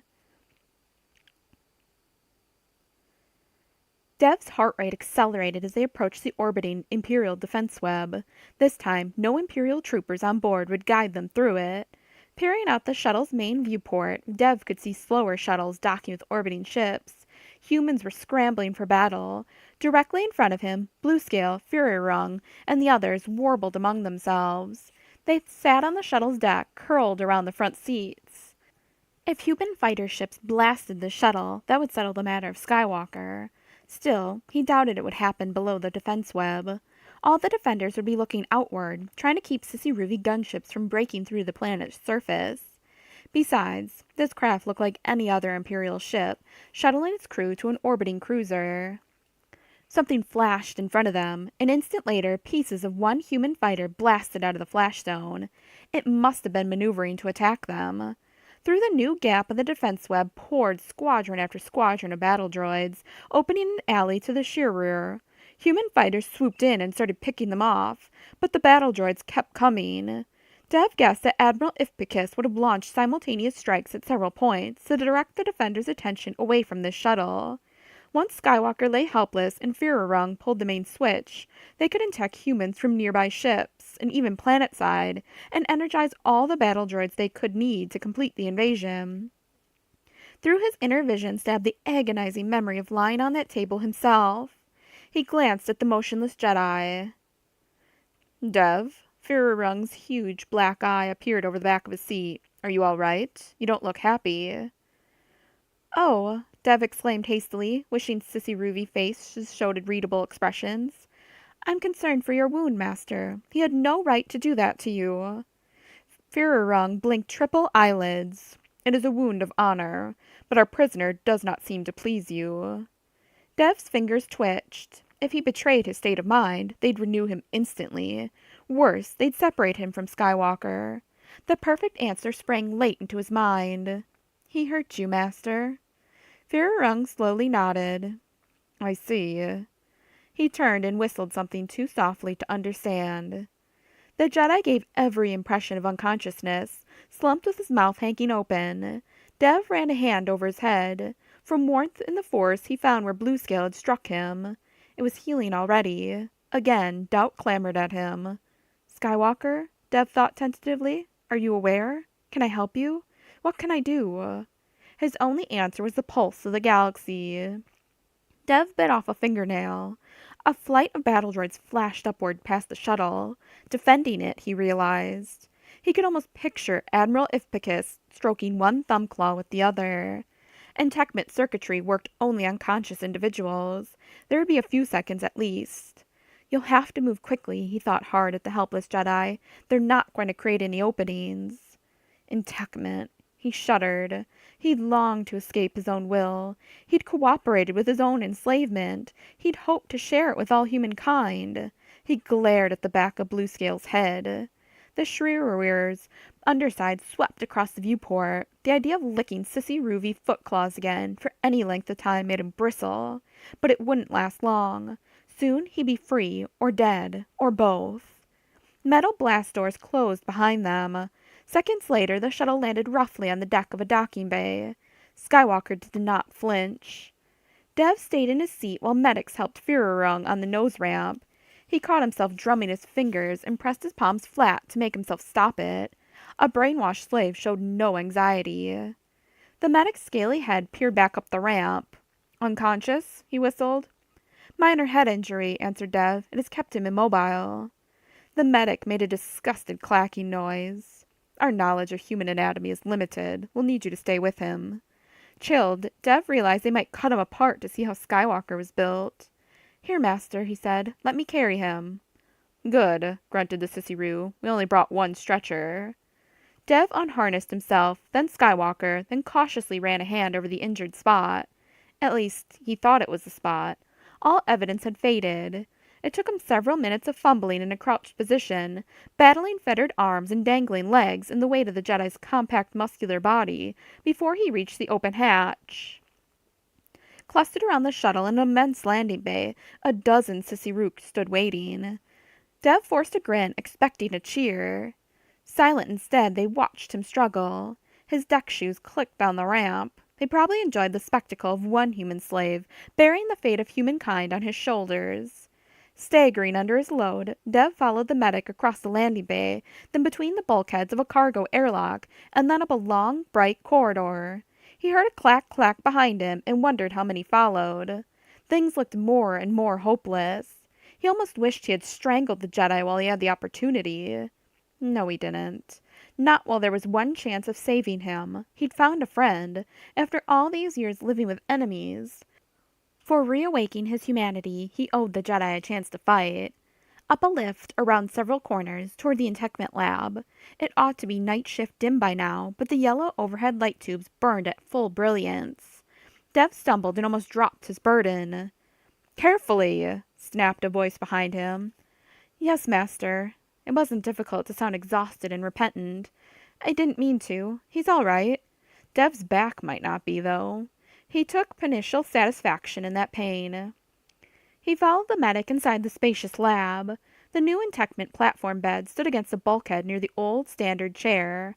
Now he dared to turn around. 2 others followed in. The rest would stand guard. Führerung already waited beside the control panel, assisted by another medic and by 2 Poex. That made 5 Sissy-Rook and 2 servants against Dev and 1 unconscious Jedi. Ah, Dev, whistled Führerung. You are strong. Well done.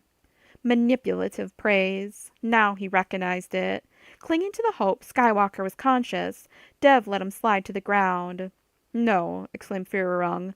The new apparatus will hold him upright. Here, I shall help you. Dev crouched and raised Skywalker over his shoulder again. Now's the time, he exclaimed. They'll have you trapped if you don't move now. Skywalker did not respond. Sorrowing, Dev studied the Jedi. A medic released his wrist binders, and Führerung pressed him against the table. Restraints snapped around his ankles and waist, but his arms dangled away from the trip panels. Führerung pushed him into place. The bed tipped backward with its captive. The hatch slid open. Dev turned, then froze in place. Bluescale swept in, shut the hatchway behind him, and then marched to Dev's side. The Jedi human will be unconscious for some time, you guess? Dev spread his hands. Sissy Rook used the empty claw gesture for confusion, too.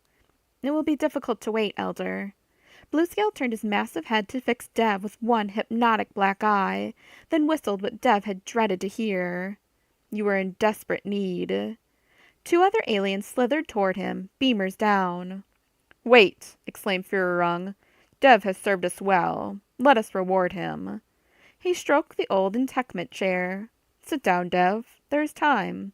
I will place the IVs and lower the catchment arc myself, exactly as I promised. Dev's tongue swelled like pillow stuffing. His fawning hadn't convinced any of them. How hideously had he acted all these years? Don't you smell yourself? Bluescale sang softly. So that was how they'd caught him. Seizing his last free moment, he jumped for Skywalker.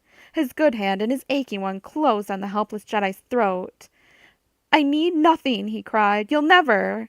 Lights went out in the chamber. Words died on his tongue. Chapter 18. The weak-minded little Poek Luke had been controlling honked confusion with the rest of them, not realizing its tail had crushed the control board and extinguished cabin lights. Luke only hoped that he'd also disabled the abominable alien machines. He could tell the aliens from Dev by their presences, even in the dark. One potent individual tramped toward a power-locked hatchway. Luke had already unlatched his bonds with the Force. Easily throwing off Dev, he leaped down. His head no longer hurt, but his right leg had no feeling. He leaned left. Dev, he cried, get under something. They'll trample you. Right. Dev's voice sounded giddy with elation. Feeling Dev shift between determination and fear had been the hardest part of staying still for the last several minutes. He wished he hadn't given up his blaster, or else that he had another, to arm Dev. From a safe spot near the bulkhead, Luke stretched out his right hand and visualized his lightsaber. It had to be close. Less than a second later, its satisfying weight arrived. Are you down, Dev? He cried over the cacophony of deep, sissy-roovy whistles. Muffled answer. Yes. Good. Luke extended the saber's blade. The chamber lit eerily green, and the alien's alarmed whistles rose to shrieks. Two black eyes reflected the saber a moment before it sliced below them. Another alien bellowed. Luke spun and decapitated it. Big Blue, it was him at the hatch, finally kicked it in and escaped. Another followed him into the bright corridor. Now what? Dev shouted. Stay low. Three mechanical shapes that resembled R2 appeared in the hatchway. The first droid rushed him. He sliced it diagonally with the saber and reached for the others with the Force. They weren't true droids, but marginally alive. One fired a pair of stun bolts at him. He deflected one bolt back toward his attacker, and the other at his partner. Both overloaded and switched off, but the weird stench in the Force, like the presence of a soul half decayed, only faded slightly. He'd caught the same stench from the battle droids and the ship itself. The cruiser reeked in his senses, permeated with stolen human energies. It might burn heavy fusionables for ordnance and thrust, but its control system had to be powered in the hideous sissy-roovy way. Dev crept out from behind the grim chair. Glimmers of dark side energy lingered around it from thousands of victims' terrorized agony. You all right? Luke asked. Dev's pale brown skin looked olive green by the saber's light, and he gripped a paddle beamer with both hands. That was wonderful. It wasn't too soon to launch Dev's apprenticeship. 2 of your sissy Rook died. I know, he groaned, but how else? Exactly. You have to fight, but you mustn't like it. He hoped Yoda didn't laugh aloud, hearing him say that. Dev chewed his upper lip. Now what? Stand back. Luke spun on his strong leg and sliced once, twice, 3 times through the chair and its dangling machinery, then again through the upright table. Pieces crashed to the deck, denting its tiles. He returned the saber to rest salute position. Are there more labs like this? He felt Dev willed, eyes haunted and wide. They've nearly completed another 30. 30! It'd take us too long to room that many. No more operational? Not that I know of, and I assisted with... We'll assume this is the only one, then. Perspiration ran down Luke's face, even with his mind relaxed into the Force. Are onboard control systems powered by human energies, too? Dev's frown deepened. I don't know. I'd never thought about it. It's possible. I can feel it. Can you take me to the engineering sector? Yes. Holding the saber low, Luke sidestepped toward the outer bulkhead. He slid along it and peered into the corridor. There are 6 more droids active out there, but no Sissy Rook. They're scared to death of you. Why? They don't want to die off one of their homeworlds. That's why they force slaves and Poex to do all their fighting. Dev edged up behind him and whispered, Be careful. Just stay behind me. About to relax into full control, Luke realized he was already there. He stepped into the hatchway, holding his saber ready. An energy bolt sizzled toward him. Dev cried out and jumped back. Luke's saber swept up and returned the energy. The droid sputtered dead. 1 down. The other 5 were undoubtedly programmed to fire. Simultaneously came the blasts. Luke's saber whirled. The droids dropped, smoking and throwing sparks. Dev whistled soft admiration. I'll teach you to do that. Luke's right leg tingled and ached. He must have wrenched it worse than he thought when he jumped onto that table. Do it soon, Dev said earnestly. I want what you have. Engineering deck first, Luke murmured, satisfied. Dev's apprenticeship looked official. Stay close behind me. They crept up a bright corridor. Left, Dev whispered. Luke whirled across the passage to draw the fire of anyone guarding it. Unchallenged, he pressed on, calmly listening in front and behind, using the force to refresh tiring muscles and take the bite off increasing pain in his right leg. Now right, Dev whispered. Drop shaft. Luke shook his head. We'd be helpless inside. That big blue one's probably still on board. Are the decks connected by stairs? Sissy Root can't use stairs, Dev murmured. Neither can Poex, the smaller ones. More slaves? His voice caught and he cleared his throat. Yes. The Sissy Rook would probably never accept other races as equals. Any other links between decks? I don't know, Dev admitted. I've only used power lifts. Luke stretched out into the invisible world again. A web of weak, living energy surrounded them, punctuated here and there by the brighter force gleams of sentient beings. He found a vertically sizable empty area ahead. Come on, he murmured. Unable to find a hatchway, he cut a way in through the bulkhead.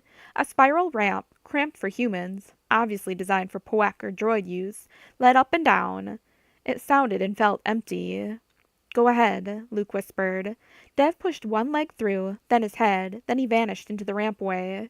Luke followed.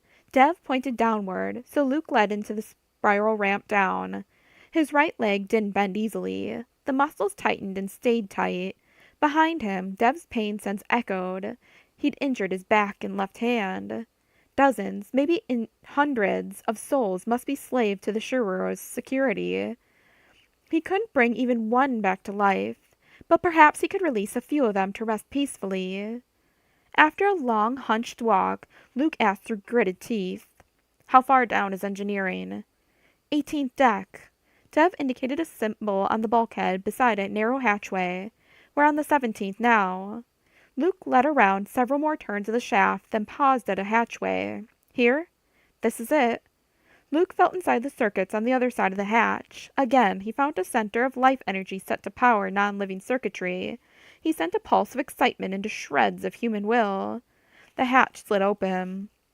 He stumbled out, saber ready, into another empty corridor. As Dev sprinted past him, he spun around and sliced into the power center. The tortured sense of tethered presence winked out.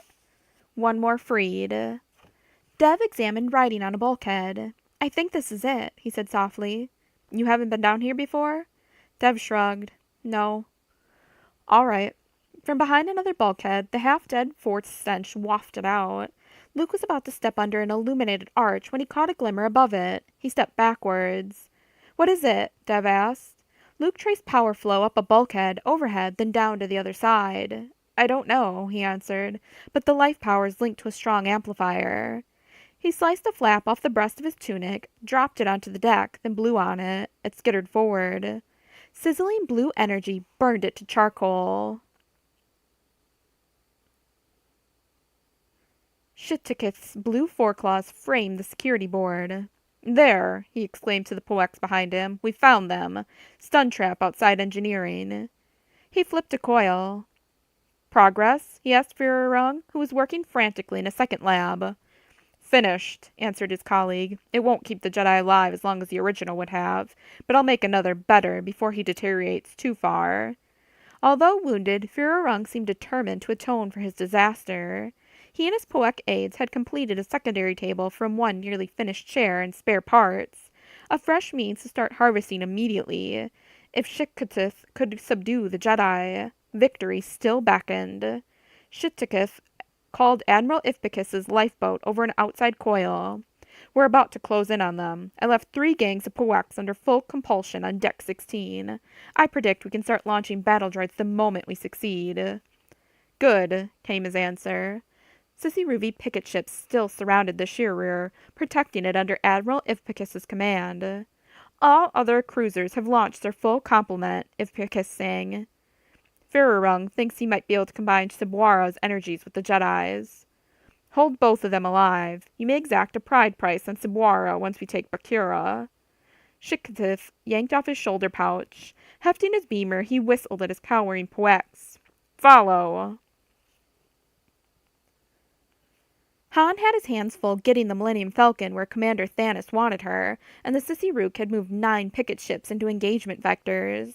The Falcon dipped and dove while he chased down droid fighters and poured energy into their miserably strong shields. They came at him so thickly that he managed to fry a few with the Falcon's engine blast. Chewbacca was trying to fix 3PO, and Leia kept the lower turret hot. But where was Luke? Somewhere in space, Leia had insisted, but not on board the Flurry, they'd heard from Tessa Manchisco. 3 TIE fighters swooped overhead.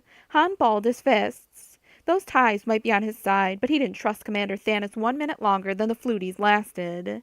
Caught in the middle of an invasion maneuver, the aliens weren't even using their trooper scooper. No sign of tractor beams anywhere.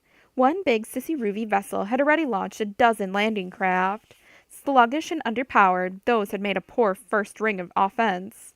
He couldn't tell if the Imperial's new Demp guns were working, but he wanted one. His vector took him close to a big, fluty cruiser, one of 3 slowly moving in on Bakura. Eerie two-tone jamming momentarily drowned out off-ship communications. Any progress? He asked Chewie over the private comlink. Chewie howled in affirmative. Good. Hurry it up. Leia, where's Luke? Right there, on board that big cruiser. Leia's voice, carried on both of Han's headphone channels, seemed to sound between his ears. Quick, put out word to our forces that it's not to be attacked. The cruiser they just passed under? Han switched extra power into rear deflectors and dodged fire from its picket ships, then blasted one picket to atoms. What's he doing there? I can't tell, Leia answered. Look at that, someone exclaimed, once he had heard the inter-squad frequency again. Shuttles and escape pods popped off the Sissy Ruby cruiser like snap rivets from a stressed coolant vein. You were right, Han observed to Leia. Luke's in there. Luke eyed the charred shred of fabric. They're none too sure of security. Stun trap, said Dev. It'll put down a Sissy Roo right through the hide. I think it'd kill you or me. Luke located the power link at shoulder height on a gray bulkhead just out of saber reach beyond the arch. Because life created the Force, every circuit that used this unclean energy was easy to find and control, and he was getting better at it as he went. He touched this one gingerly with his mind and found a weak, exhausted will supplying power. Tired as he was, his first impulse was pity. Quickly and cautiously, he showed it what he needed. Then he offered release. The will seemed to blink. Quick, Dev. Luke jumped through the arch. Brandishing his paddle beamer, Dev followed. Blue energy singed his flapping hem. Luke hesitated. Just a minute. He must keep his promise. Carefully, he flicked his lightsaber into circuitry. The pitiful will touched his mind, leaving gratitude as it fled. The stun traps occurred at 6-meter intervals. Luke chafed at each delay, and each energy required a different persuasion. As he tired, his sense of urgency grew stronger. They reached the junction. Their corridor went forward, slowly curving to the right, but another narrower opening branched right sharply. A yellow light rod gleamed down the center of its arched ceiling. Across the main corridor from that junction, a wide metal hatchway loomed shut. Ambush, Luke's senses shouted. Cautiously, he stepped around the corner to the right, pressed against the bulkhead, then turned to listen behind the broad metal hatch. He thought he felt someone. Dev's choked cry whirled Luke around in time to see the broad hatch shoot up into the ceiling. A Poek leaped through, seized the boy from behind, and brandished a claw at his throat. Dev ducked and fired his paddle beamer over one shoulder. The Poek collapsed, leaving a thin trail of red blood across Dev's neck. Guided by his subconscious, Luke whirled and slashed behind him. Two more Poeks had appeared as if from thin air. They fell wounded and shrieking, but others lurked in an opening where he'd seen no hatchway. They pelted him with diffuse blue blaster bolts. They were still shooting to stun. His saber deflected bolts into bulkheads and alien flesh. Dev cried out and fell to the deck. Luke hadn't seen, or felt, anything hit him. "Dev?" he shouted. The massive blue Sissy-Roo dove toward Luke through the broad hatch, warbling and whistling. It fired a steady silver beam. Dodging, Luke raised his saber and bent the beam toward a Poek in the narrow hatchway. It collapsed, forelimbs flailing. The blue one came on across the junction, watching Luke but not the deck. From up the curving corridor, Dev crawled on elbows and knees toward the blue giant. Luke dove across the yellow-lit hall and ducked the silver beam. The blue's will daunted him, even from a distance. It might not perceive the force, but in Luke's senses it cast a huge, dark shape with the same savor that tainted Dev's memory-crippling shadow. Dev lunged up from the deck. From behind Big Blue, he fired his paddle beamer into the base of its tail. The alien twisted its upper body toward Dev and fell limp-legged. Luke dashed forward, brandishing his saber.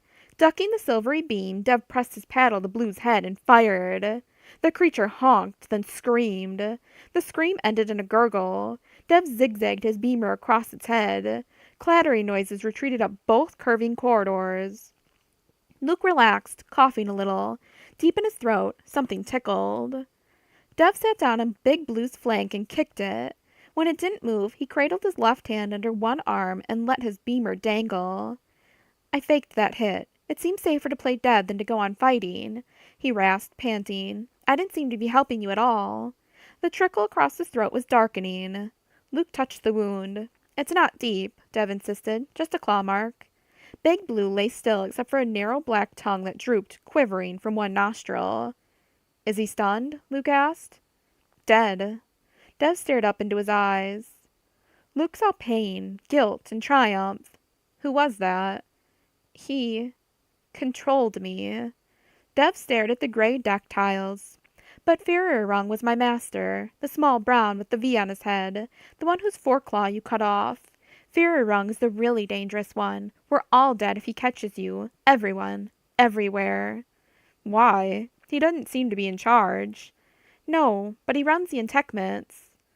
"Have they always intect to power their droids?"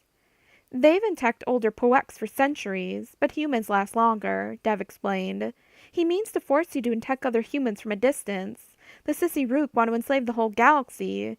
There are, I don't know how many more ships waiting out there to hear when Bakura falls." "This is just a scout force?" Luke asked, alarmed. Dev nodded, and Luke sensed his shame. "Believe me, Firerung's ready for you." He'd helped. So that was the story at last. Luke shut his eyes. No wonder Dev had tried to strangle him rather than let the Sissy-Rook have their way. "Well," Luke choked another cough. "Let's get the job done before more of them show up." "Are you all right?" Luke coughed again. That reptilian odor irritated his nostrils and throat. "Something I'm breathing must bother me. I guess you're used to it. Come on, let's go." Engineering was a jumble of controls and conduits, but Luke had no trouble finding the master display panel.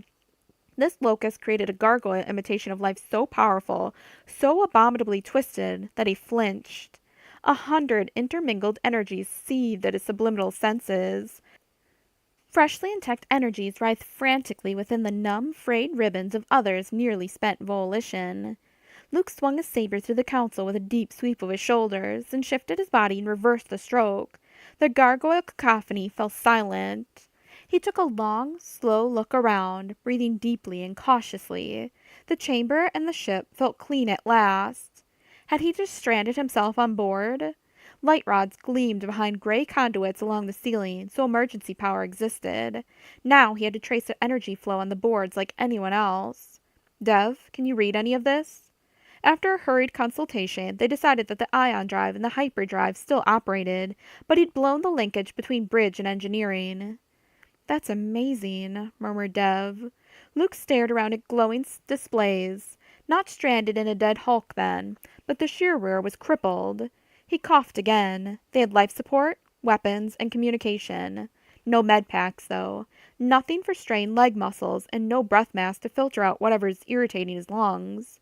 He'd have to tough it out till he could get off the shearwire. Again, the thought crossed his mind that he'd just as soon not be stranded here, especially if the Sissy Rook lost. "Let's get to a shuttle," he said, pushing off from the control panel. Dev led him to 3 giant shuttle bays in turn. Every flyer port and escape pod crane lay empty. They couldn't even find the hijacked Imperial craft they'd ridden up from Salazar spaceport. "Abandoned ship," Luke muttered. "Escaped the terrible Jedi and his mighty apprentice." Dev swept out his arms. "Then this is our lifeboat. I'll take you to the bridge." Luke's cough rattled phlegm in his chest. "It'll have to do," he said reluctantly. "Sorry about the dump guns," Han crowed at Commander Thanos. Both had misfired, disabling the patrol craft, and he wasn't sorry at all. Good thing he hadn't gotten one for the Falcon. "Casualties of war," Thanos answered over the command channel in Han's left ear.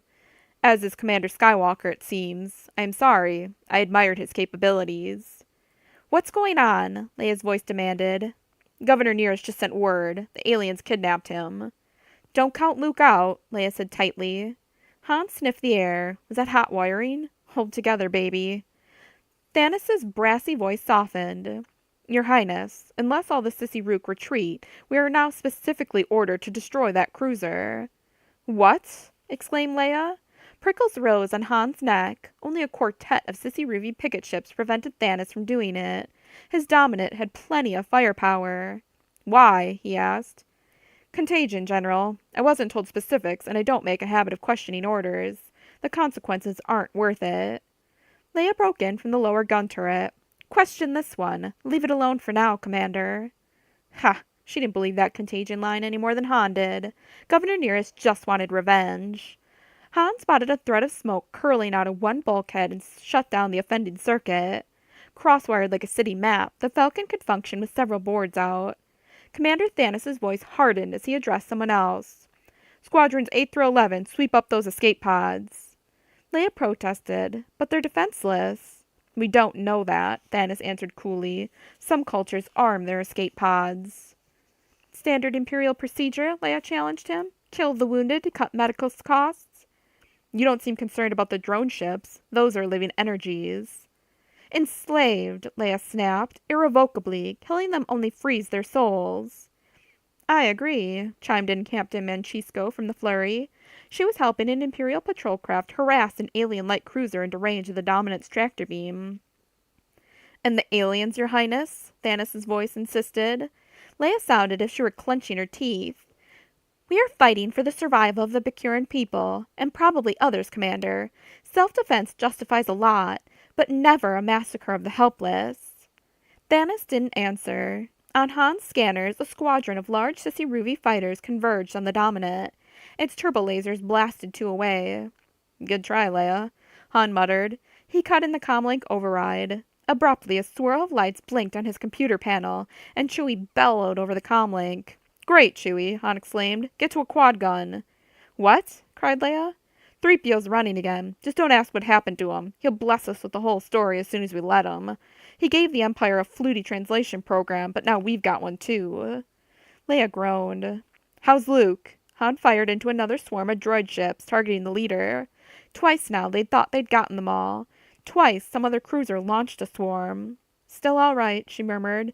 "He just dealt with a major concentration of that zombie energy." The lower quad gun fired as she spoke. "Sweetheart, forget the drones. Concentrate on your brother. You better warn him what Thanos just said."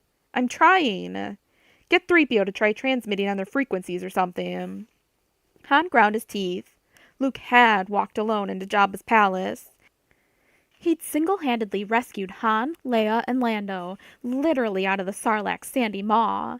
Despite those delusions of grandeur, maybe he did know what he was doing. "What am I doing?" Staggering on one good leg and one that cramped every time he set weight on it, Luke finished a circuit of the shearer's bridge. Consoles curved inward from deck to ceiling, marked by unfamiliar symbols. Several freestanding displays marked crew stations, but there were no chairs, benches, or stools. One long, curved panel served as a viewport. Do you know how any of it works? I can read you the controls. That's about all. It's a start, Luke muttered. Something nagged at the back of his mind. Uneasy, he stepped away from Dev and ignited his saber. Dev whirled around. What is it? He whispered loudly. I don't know.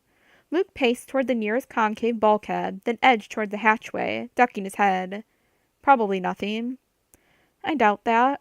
Dev had let the cockpit hatch open. Luke slipped forward. Behind the bulkheads thought he felt, an alien approaching. Dev, he called. Take cover. A puak dashed through. Luke sliced off its foreclaw, blaster and all. Then he glimpsed a pale metal gas grenade dangling by a chain from its neck. He cut the chain, thrust out a hand, and force-flung the canister back out the hatch before whacking the bulkhead panel to slam it shut. Behind came a muffled whump. Wailing, the trapped puak backed across the bridge. Talk to him. Luke adjusted his grip on the saber and took shallow breaths to prevent the distracting cough. Tell him that I don't want to hurt him anymore. If he'll help us, we stand a better chance of using this ship. Dev crept out from behind a control island and burst into chirps and trilling whistles. The puak hesitated, then dove for his blaster. Luke grabbed it out of the air. Tell him nobody else is coming till that gas clears out of the corridor. Dev chirped. The puak shook his head again. Luke wondered if he dared try to interrogate the alien. He wasn't sure how. The creature didn't think in standard. Luke tossed Dev the puak's blaster. Is there any way to tie him up? Keep him from slowing us down any further? Dev frowned, leveled the blaster, and shot the alien cleanly through its skull. Dev! Luke exclaimed. Never kill when you don't need to. He'd have murdered us the instant we ignored him. We've got a few minutes. Let's use them. Watch it, cried a strange voice in Han's right ear. Han increased power to starboard shields. Combined Rebel and Imperial forces had almost closed an arc around two more alien cruisers, but the aliens resisted. Black space sparkled with ships, shields, and energy as the Sissy Root concentrated firepower on Rebel ships that occupied key attack points, just as he'd anticipated. Dominant to Falcon, close up that gap at 022. The Dominant had shot away its attackers, but it drifted to low starboard. Han smiled, guessing its lateral thrusters had gone down again. Maybe Luke would be safe a little longer. He spun his own ship to face solar north. The gap in question was big enough to send a Star Destroyer through. Got it covered, he answered Commander Thanos. Red Group, and the rest of you, follow me. After the Falcon, like a flock of chicks, sped 4 X-Wings and 5 TIE Fighters. Each wing kept to its own side of the Falcon. Dominant, came an exclamation over the clear channel. They're counterattacking. Too much firepower at my... Silence. Han cracked his knuckles. He hated it when youngsters cashed in. But as losses mounted, Sissy Ruvy's ships vanished faster. The human forces would not be taken easily. Something hit an Imperial patrol craft. Falcon to Digit 6. Are you all right? The patrol craft didn't answer. Wobbling, it accelerated to ram the small alien cruiser. An hour later, Han was still dodging collision debris and approaching exhaustion. Thanos drove his pilots hard, but the battle was his. A sensor lit. Massive communications had abruptly started to flow between fluty ships. Han punched up 3PO's translation program on a sideboard screen. With Kapitzin's copy of the program, Commander Thanos probably expected to know if the alien commander ordered retreat, but that the Allies wouldn't.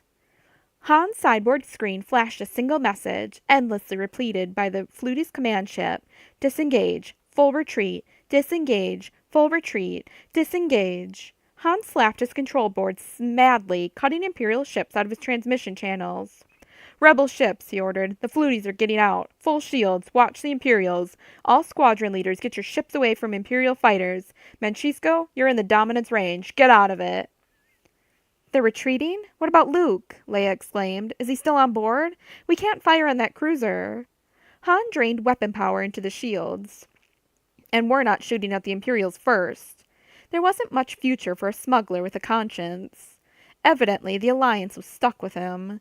We don't know who's in control of Luke's cruiser, he added. I see 4 picket ships still on it, riding close. It was the only big fluty ship not retreating. All across space, oddly shaped ships were shrinking. The Falcon shuddered from beam lamps to hyperdrive. Han leaped back from momentarily ionized controls. Chewbacca snarled in his ears. Lights splashed the starfield in front of him, a second blast from the Dominant. Han blinked. Flurry? He shouted.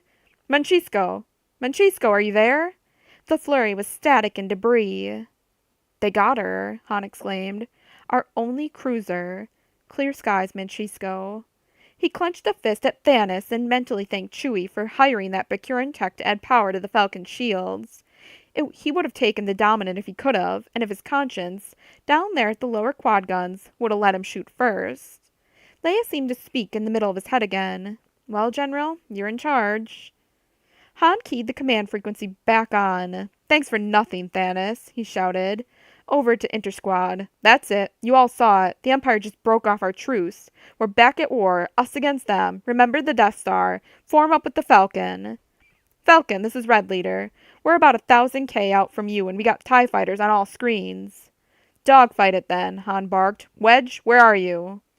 That biggest sissy Ruby cruiser revolved crookedly, still defended by its pickets.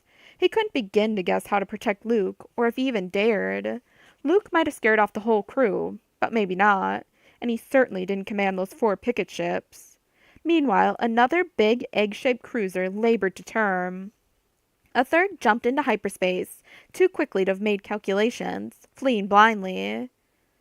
Behind the planet from you, or I was, answered Wedge's voice. Barely heard you on satellite relay. Wait. After a few seconds, he spoke again. There's a lot of TIE fighter activity over at 89 or 22. You might check to see what's up. That's the Dominant, Leia exclaimed. Go the long way around. Headache turned to nightmare as Thanos destroyed rebel squadrons, and Han slowly rounded up the survivors into a loose double squadron. He eyed the wallowing Sissy Ruby cruiser. Leia, tell Luke there's trouble out here. I'll try. Chapter 19. Guriel whooped as the Sissy Ruby fleet fled, but within a minute all the Silver Alliance ship dots on Governor Nearest's projection turned red. One by one they began darkening. She gasped and sprang off her chair. They're not! Lilac Nearest rolled his nectar goblet stem between his heavy fingers. Not what, Senator? Turning on, attacking, the rebels!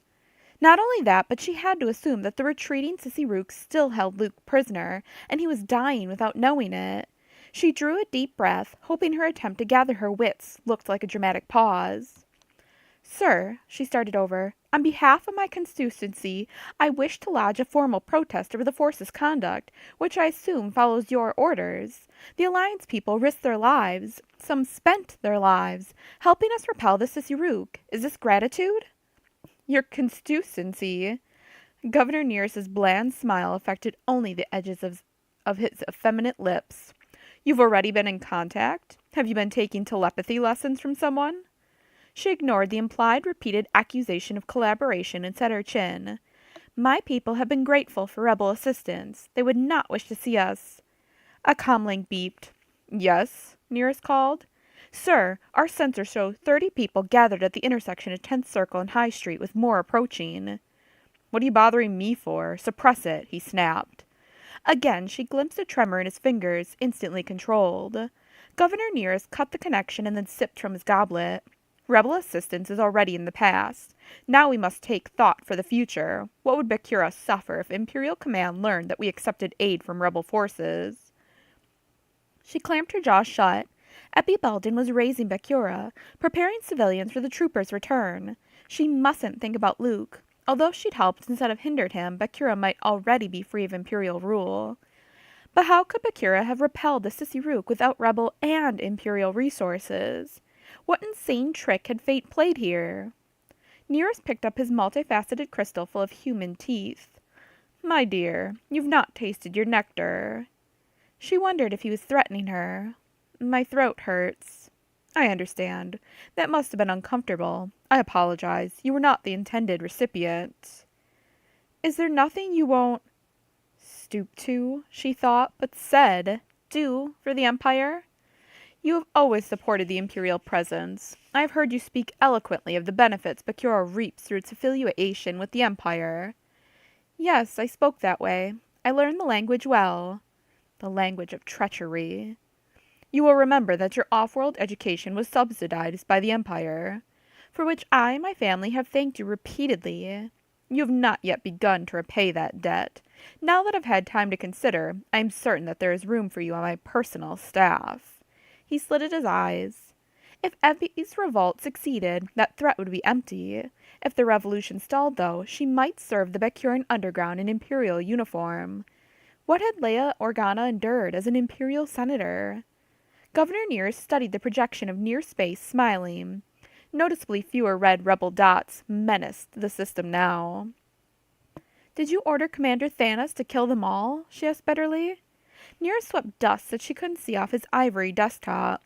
"Yes, for the safety of your people. Commander Skywalker is another matter. The larvae will be beginning to migrate soon.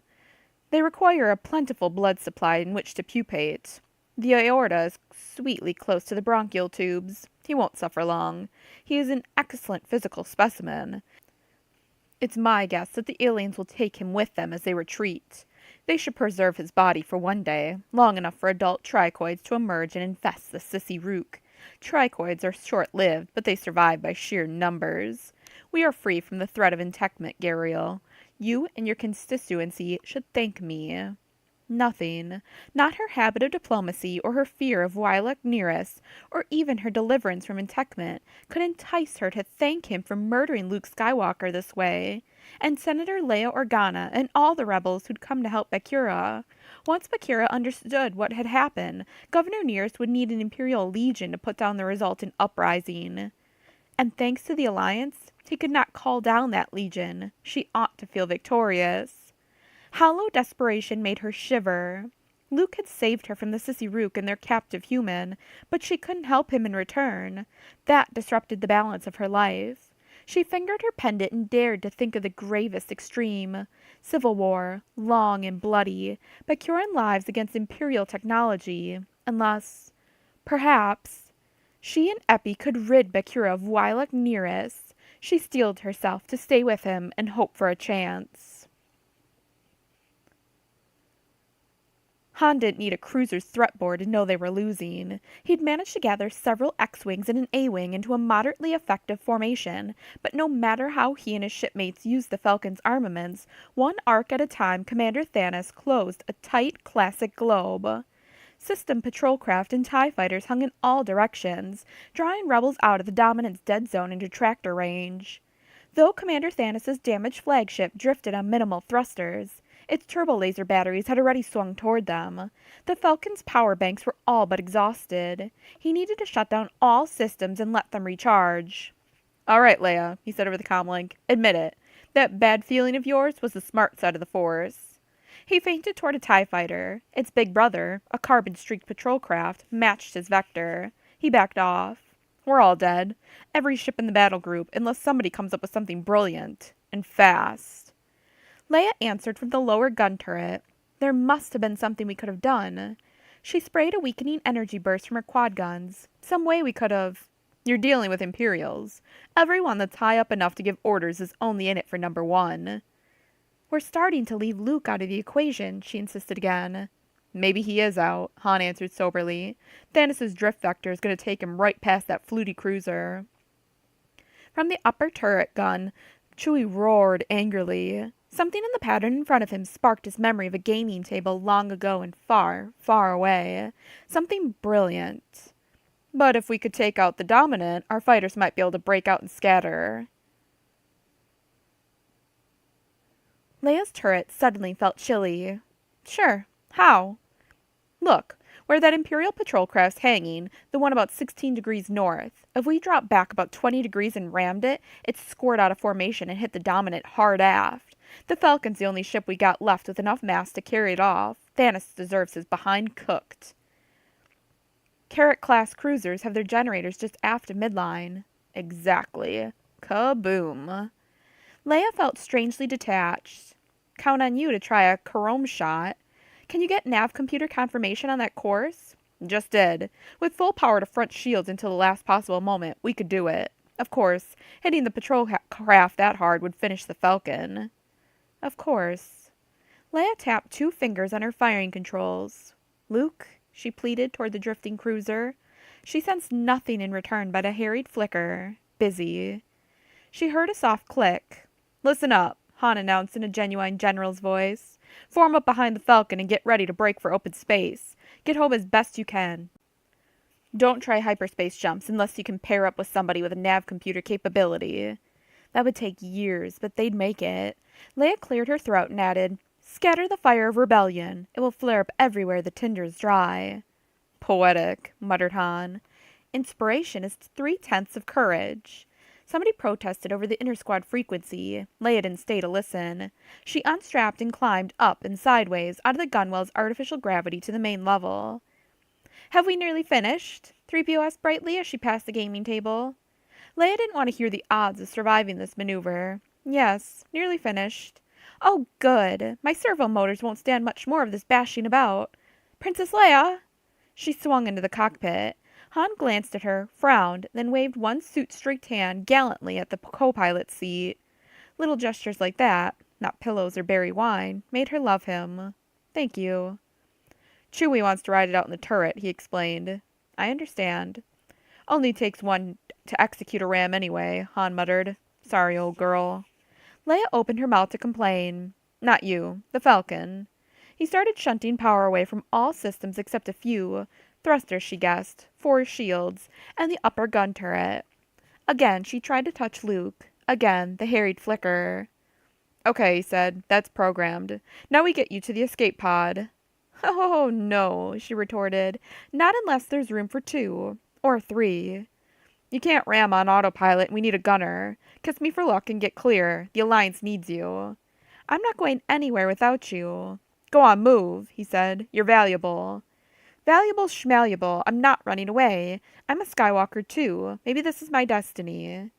"All right, you're valuable to me." "Chewie," Han shouted, "get down here and get the princess into—" Chewbacca's answer roared through her head.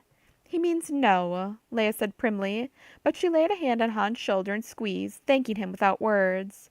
Wouldn't this be perfect justice? Vader's daughter, ramming an Imperial ship for the sake of the Alliance. Even if the maneuver failed, she'd achieve a victorious kind of symmetry. Finally, she could think about Darth Vader without flinching. Watch this, father. 2 TIE fighters broke formation and swooped up at them. Possibly their scanners showed no power to the lower turret. But their scanners had no way of determining this was no stock freighter. Han flipped the Falcon 180 degrees. Chewie snarled gleefully and picked them off. Leia adjusted her hand on Han's shoulder. He squeezed her fingers before lunging again for the controls. As the Falcon approached the patrol craft from behind, the patrol craft almost doubled its rate of fire. Either it had brought another bank of laser cannon online, or Commander Thanos had figured out what Han had in mind. Han added a twisting maneuver to the ram program. A display indicated 17 seconds to impact. They had to survive that long. A massive energy bolt breezed past the Falcon's belly. Chewbacca growled. "Tickles," Han translated. He switched off 4 shields, so that impact would transfer more energy to the patrol craft's mass. "Look out, Thanos." While Dev examined one freestanding bridge station, Luke finished a deep, rasping cough. If he weren't so busy, he'd try to heal himself. He glanced at the deck and twitched his right leg, still unable to shake a sense of impending disaster. Maybe the unseen future was closing in. Ever since he'd glimpsed Han and Leia's future sufferings at Bespin, he'd wondered if he would foresee his own death. He reached out to check on Leia. Her determination to face certain destruction caught him off guard. Hurriedly, he searched her consciousness and found— ramming? And the Falcon? Luke tumbled down to a sitting position on the deck and ignored Dev's questions. Ignored his body, the Sissy Rook still on board, and everything else. He had only seconds. His itching chest demanded another cough. He had to get out of this bad air. He sent his awareness questing across space in another direction for a presence he knew only faintly. Commander Petir Thanos, aboard the Dominant. Thanos leaned over his pilot station as Luke seized the edge of his consciousness. Thanos' thoughts, will, and worldview surrounded him. This battle was only a game, but a game he must win, or finish his life in a slave mine? That explained plenty. Luke eyed the pilot's velocity control slide. Full speed ahead would blow the Dominant out of offensive formation and cause heavy damage to already crippled thrusters. Full speed would also bring him into striking range for the Schreier. Thanos wanted that. Abruptly, Luke lost contact. He doubled over, coughing, trapped by his weakening body on the hard, cold deck of the Schreier. Sir? Thanos' pilot looked up worriedly. Is something wrong? Patir Thanos blinked. For some reason, the image of Luke Skywalker had sprung into his mind. Dismissing it, he made a difficult decision. He must destroy the threat of contagion, no matter what it cost him. Smoothly, he shoved the control slide forward. Leia leaned toward Han. Kiss for luck? She asked. Sure. Those lips would be the last thing he felt. He was about to touch them when she jerked back. Luke! She exclaimed. Chewbacca cried, full alert. What, Chewie? Han spun toward the Force scanners. They claimed that the Dominant was plunging forward at irrational speed. We must have taken another hit, he exclaimed. They've ionized our scanners again. Chewie bellowed. Change course! Han slapped the full sensor array back on, then seized main controls. The Falcon's cockpit grazed the patrol craft so close that it bent lateral antennae on both ships. All squadrons, follow us, he cried. There's a break in the blockade. He spoke aside to Leia. We'll get these rebel regulars out of danger zone, then double back to finish the Dominant. She didn't answer. Leia thrust her head against the back of her seat and concentrated on breathing. As plainly as she'd felt Luke's sudden alarm in his effort, now his exhaustion paralyzed her. Han shouted into his microphone. Red group, gold group, form up on me. We've got 'em between us. Out the viewport, Imperial forces shifted. Farther away, 4 X-Wings and an A-Wing hadn't made it through the gap before it closed. Her eyes weren't focusing properly. Where's that patrol craft we were going to ram? She asked. Her hand shook. About 10 kilometers to starboard. Chewie's cry sounded exultant. Luke? She gripped her armrests. What's happening to you? Luke covered his watering eyes and took several shallow breaths. It irritated him to think that Thanos didn't care who won. He'd like to blast Patir Thanos and his forces out of the universe. The sissy Rook, too. Yes, he was losing his temper. He no longer cared. He simply wanted to stop coughing. The Dominant kept closing, growing perceptibly larger in the viewport. Dev, is the cruiser armed? I assume so. Dev reached down a hand. Find the... Another cough racked him. Find the weapons station. Luke let Dev pull him off the deck. Are you all right? Luke wasn't. He teetered dangerously close to the dark side, but he didn't care about that either. Leave me alone, Yoda.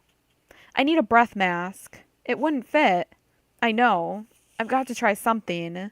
He had barely enough energy to focus his attention deep again and regain control. Strength flowed up to match his anger, dark and empowering.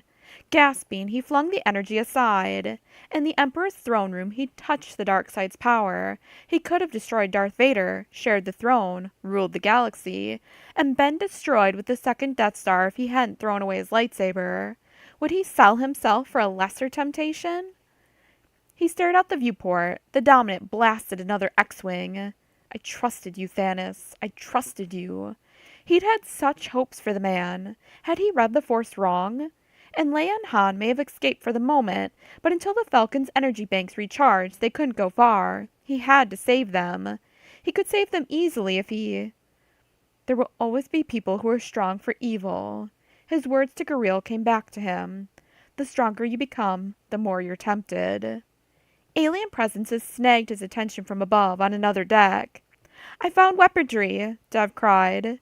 Luke cleared himself of fear and desire and relaxed again into the Force, willfully ignoring the siren call to quick strength and power. He had renounced that darkness. That, not Thanos, was the enemy, and it lived inside him. He reached Dev's side. Can you get me a battle display? I can try. Dev stepped to another station and started jabbing keys. You've got an ion cannon online, I think. Try aiming it with that wheel key. Hurry. Luke glanced up at the overhead panel. The Dominant would be in range within minutes. Let's try a ranging shot. He swiveled the keyboard into line with Dev's battle array. First target. He rolled the wheel key and fired. Nothing happened on Dev's screen. He relaxed deeper into the force and shot again. There! Dev pointed at a visible trail through battle debris. I see it. Now a little to the left, widen the beam again, and one of the Shearweir's Susi-Ruvi picket ships imploded. The remaining pair broke formation and shrank into distant points of light. Now it all came down to self-defense, a duel between crippled cruisers. Something clicked overhead. Luke lunged aside and ignited his saber. Down to the deck dropped a brown Sissy-Roo and 3 Proex, each armed with a paddle beamer. Without pausing to think, he swung two-handed. Dev skittered backward. "Master!" he shrieked. Fururong swept away from the Jedi and brandished his crippled stump. "Traitor!" he sang. "Betrayer of all you held dear." Dev held the Poex blaster on target, but he couldn't shoot Fururong. They had shared a table. He'd slept at the edge of Fururong's nest, a pet at his master's feet. His eyes watered. What to do? "Traitor!" Fururong bellowed. "Ungrateful beast!" Wrong-handed, the Sissy-Roo swept a silver beam mercilessly and accurately through Dev's shoulders. Dev crumpled. He fell on his back, bitterly regretting his relapse. Too late. Too late. He craned his neck, almost all he could move. The Sissy-Roo spun toward Luke. "Look out!" Dev cried. Again, Luke's thoughts threatened to betray him. "Your hatred has made you powerful," spoken in the Emperor's cracking voice, spun a web through his memory. He needed power. Now. Sweeping his saber blindly, he dispatched the third and last Poeck. As Dev fell, the Sissy-Roo aimed his paddle at Luke. By sheer force of will, Luke snuffed out anger and fear. Aggression, too. Quick power brought temporary triumph, but it seduced and betrayed the wielder. "I will not turn. Not if I die for it." He leaped into a short, suspended somersault and grabbed both edges of the overhead trap-door, knowing the big Sissy-Roo would have him in another moment. He could do no more on his own. This was the end. A simultaneously flash from all status screens almost blinded him as he dropped. Expending the dregs of his power, he hung in midair for a full second. Sheets of energy swept the command bridge deck. Commander Thanos must have struck. Luke curled up and let himself fall. Bulkheads, decks, and instruments sparkled before they went dim. Then all lights failed, even status screens. He hit the deck and bounced gently upward again. Gravetics blown too? He sensed Dev's presence, but not the aliens. Cautiously, coughing in darkness that only the viewport illuminated, he settled back onto deck tiles. The Shearweir's forward momentum gave it some natural directional pull. "Dev?" "Here," croaked the boy from the direction where artificial gravity had been. Luke felt himself slide toward one bulkhead. He grasped something huge, hot and scaly, that reeked as if steaming. "Where?" he asked. "Dev?"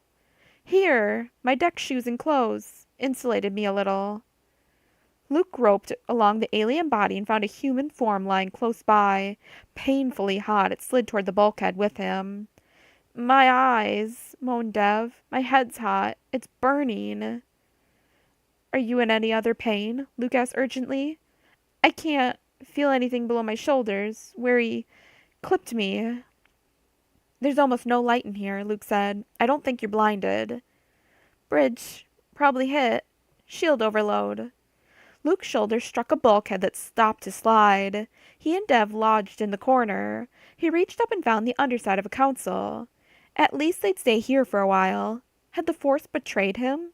He gulped and coughed. He'd resisted the dark side. Darkness favored death. Commander Thanos' blast had killed the V-crested Sissy-Roo, but at what cost to Dev? "I'm tired, Yoda. I don't have time for philosophy. Let me rest."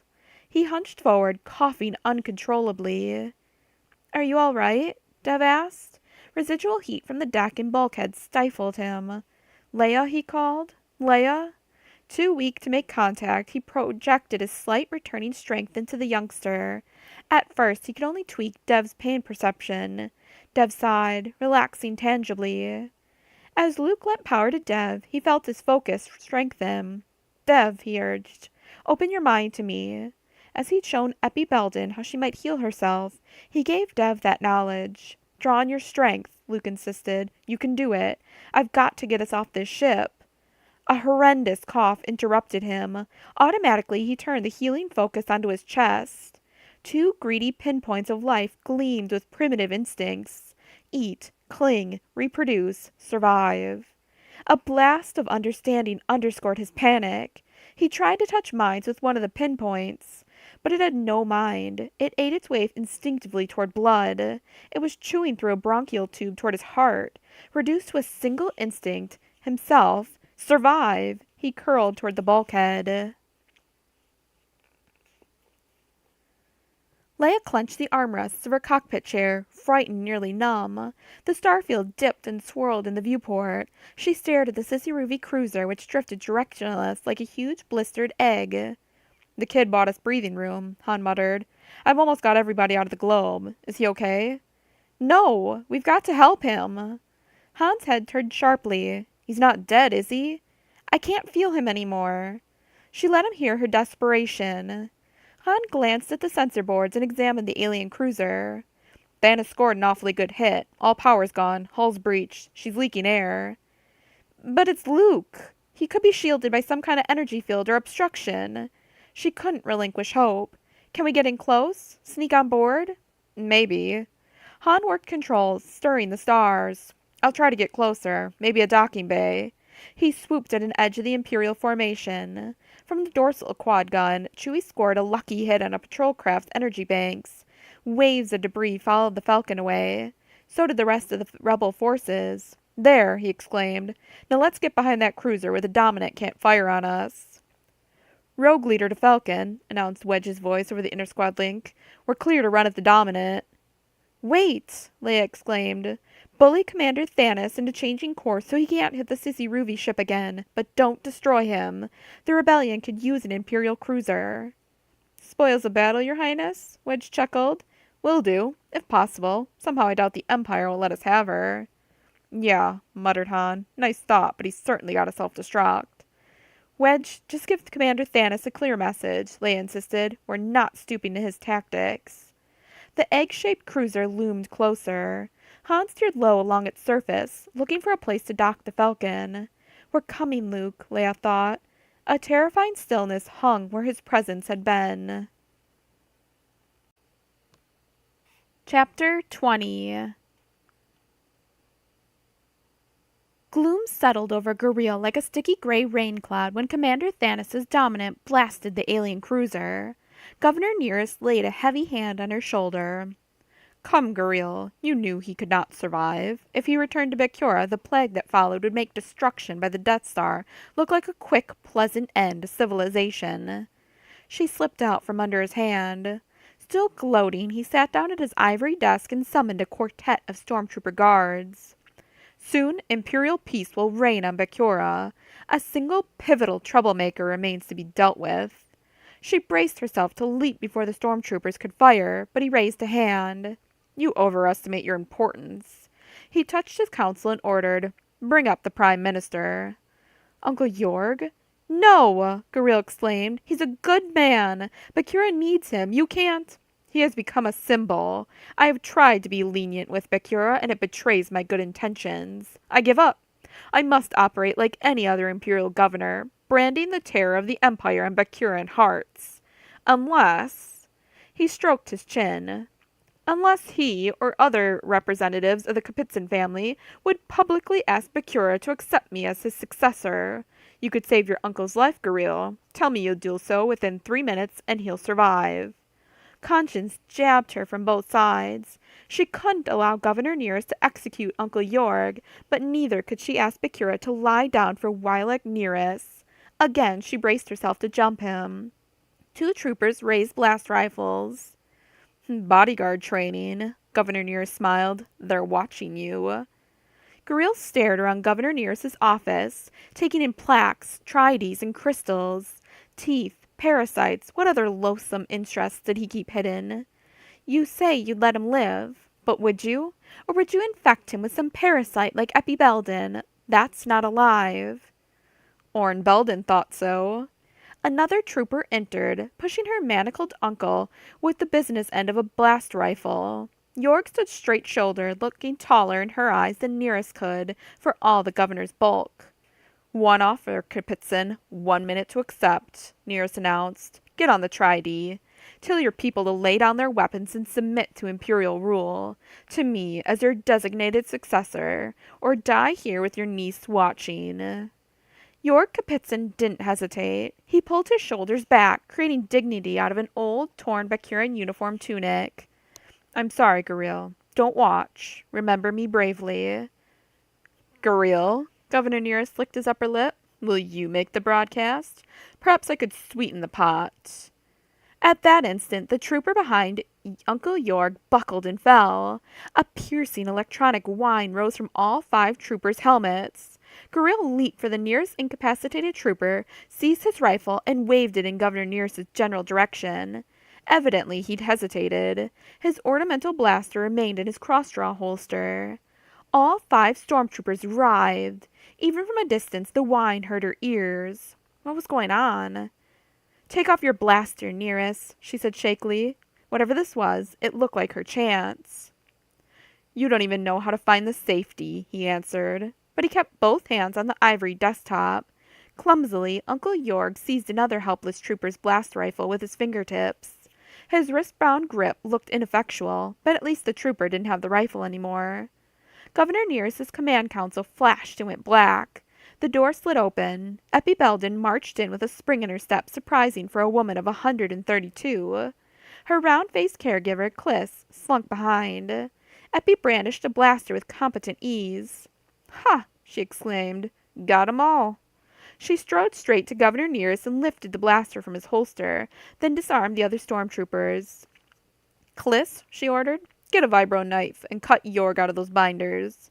Kliss hustled out, pale and obviously ill at ease in a confrontation. Garil sympathized with Kliss. It was Eppie's bravura that startled her. "You," Eppie snarled at Governor Nearest. "If those hands move, you're dead. Do you understand?" "Who are you, old woman?" Eppie laughed.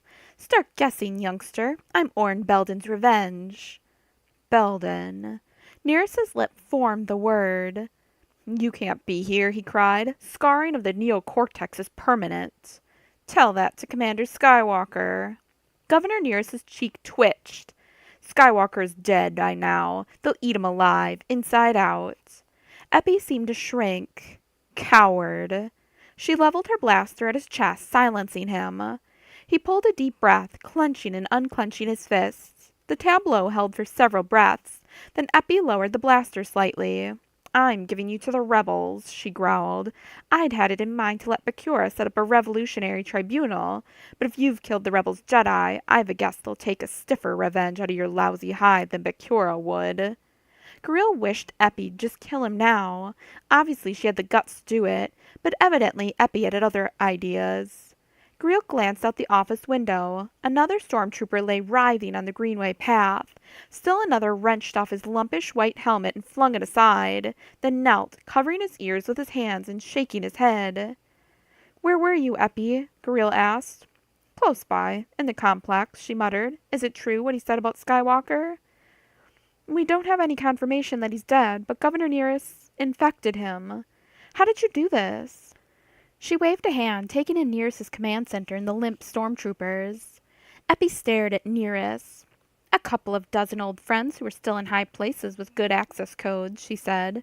"An alien invasion force that kept most of his troopers too busy to watch their backs. And one new ally." She called back over her shoulder. "Come on in." Through the doorway rolled Luke's droid, R2-D2. "When the emergency patrol took you away," said Eppie, "he got to a master terminal and called me in. I sent out a friend to fetch him. This little guy's worth his weight in reactor fuel on the master circuits." "You took off his restraining bolt?" Nearest's hands twitched at his sides. "You ought to lock him up," Garil whispered. "He's losing his grip." Eppie flicked her blaster safety on and off.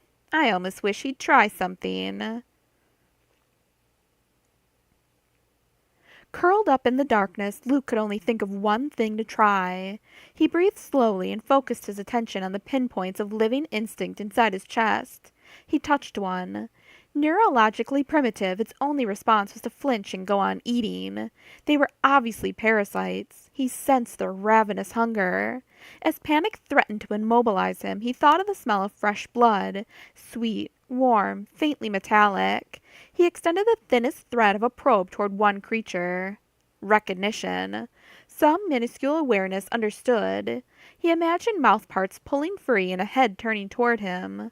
It was desperately hard to project the smell while judging its effect on a primitive, alien awareness. He brushed the second creature with the scent.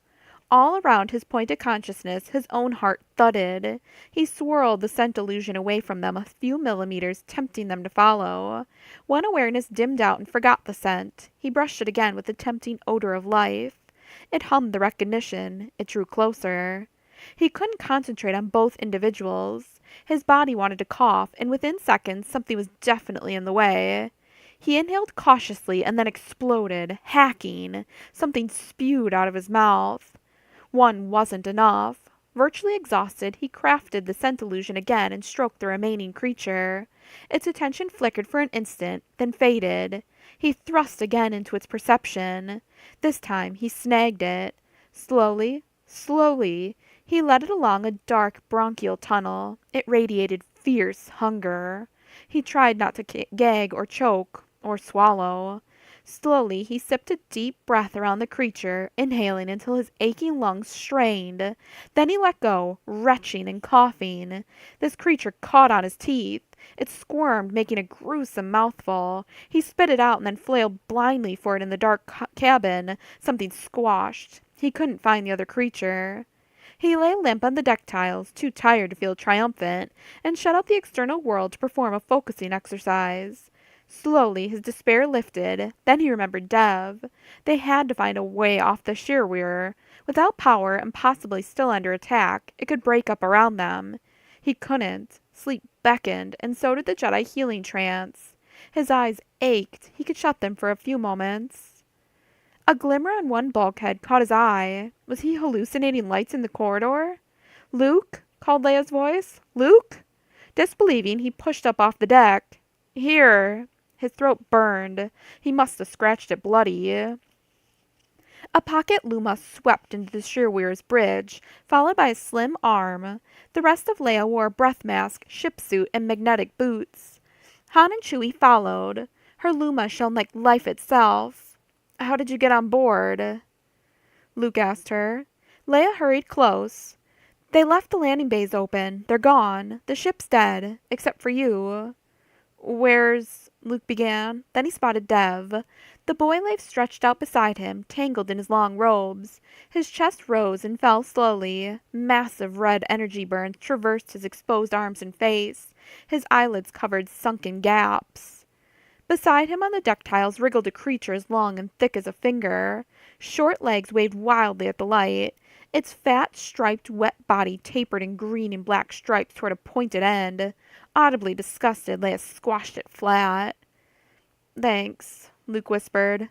Relax, kid. Han knelt and raised him over one shoulder. Luke swallowed. Bring Dev. You've got to be kidding. Leia! She was already trying to hoist the unconscious youth. Chewie pushed in and cradled Dev like a doll. Let's move, ordered Han. Safely on board the Falcon, Leia knelt beside Luke's bunk and rested her head on his shoulder. Delicately, he accepted the link to her strength. He bathed himself in healing energy that felt clean, warm, and familiar. When he swallowed, his throat no longer burned. Soon he could breathe without wanting to cough. Where had he picked up those nauseating parasites? He sat up. I'll rest later, he insisted. Really rest. You'd better, Leia murmured. But we haven't got time now. We've still got the Dominant to deal with. Its repair crews have probably been busy. What happened to it? Luke gulped at the thought of Patir Thanis. Had he doomed the Imperial commander to slavery? It blew out its lateral thrusters again, so it can't steer, and signals coming off Bakura are crazy. There's a revolution going on. Luke slid to his feet. The right leg still ached, but not as badly. I'm ready, he said, but he let Leia support him. They shuffled to the cockpit together. Leia helped him fall into a seat. Hey, youngster, Han greeted him. You look pretty good for a dead man. Chewbacca waffled agreement. Luke cleared his throat experimentally. Thanks. He pointed at the subspace radio. Anything on there about Goril Kapitsin? Maybe, said Han. Some groundside group claims it got Wilac Nearest in custody. They're barricading themselves inside the Imperial offices sector of the Bakura complex. The Dominant appeared to sweep underneath the Falcon's hull. An illusion, of course. The Falcon, not the Dominant, was maneuvering. 3PO worked on maximizing energy bank recharge while we were on the Flutie ship. I think we can deal with Thanos the way he deserves. Then we'll worry about Nearest. Easy, Leia interjected. Wait, Luke said a little louder. In Commander Thanos' place, he'd ordered the huge, valuable cruiser destroyed rather than let it fall into Alliance hands. He couldn't spot a single TIE fighter. They probably scattered, afraid to be caught in the shockwaves of a Karak-class cruiser's final explosion. Confirming Luke's guess, a babble of rebel voices announced that the Dominant had lost shield generators. Not lost. He shut them down, Luke guessed. Here goes. Han swung the Falcon around to deliver a death blow. Wait, Luke repeated. We want that ship. Even damaged to be a lucky catch. Luke leaned toward the pickup. All forces, he ordered. This is Commander Skywalker. Cease fire immediately. Alliance forces confirm on this channel. What? Asked Han. 3 younger pilots also protested. Luke repeated his order, then he tried to thrust the Force across the distance to touch Commander Thanos once more. He couldn't. Even though he'd cast out the parasites before they chewed into his heart, he was too weary from using the Force. If Thanos elected to destroy the Dominant, Luke could do nothing. Except... Out into the Force he projected calm. Peace. Peace was possible, and this was Thanos' last chance. Patir Thanos flinched as Skywalker's order went out over the subspace radio. During this battle, something had reawakened in him, something that cared, something he'd buried years ago at Alzoc 3. Nearest wouldn't hesitate to send him back there, too. He glanced at a red-barred compartment. It hid a lever labeled Self-Destruct. Another compartment, halfway across the bridge, held its mate. Pulled simultaneously, they would blow the Dominant's main generator. The blast would incinerate everything around it. His career was over. He turned to his aide, a stiff-backed 5-year man. Abandon ship, he ordered. All hands. Crew members might get far enough away to escape destruction. Bridge crew, however, must remain. Such was standard Imperial discipline. Those levers had no time delay. The young aide shifted from one foot to the other, awaiting his next order. Thanos stared at his black boots, spotlessly polished on a polished deck. At Bakura, as at Alzoc 3, he'd received unethical orders from a superior officer he did not respect. These could be his final moments, sacrificed to an uncaring empire, the legacy of a dead emperor. Or he could recant and admit that he'd misspent his entire life. Then again, he remembered Governor Nearest's parting orders. Coolly he straightened and looked around the bridge. His crew was visibly bracing for a last act of heroism. Communications, he barked. Give me a channel to Skywalker, wherever he is. Done, sir.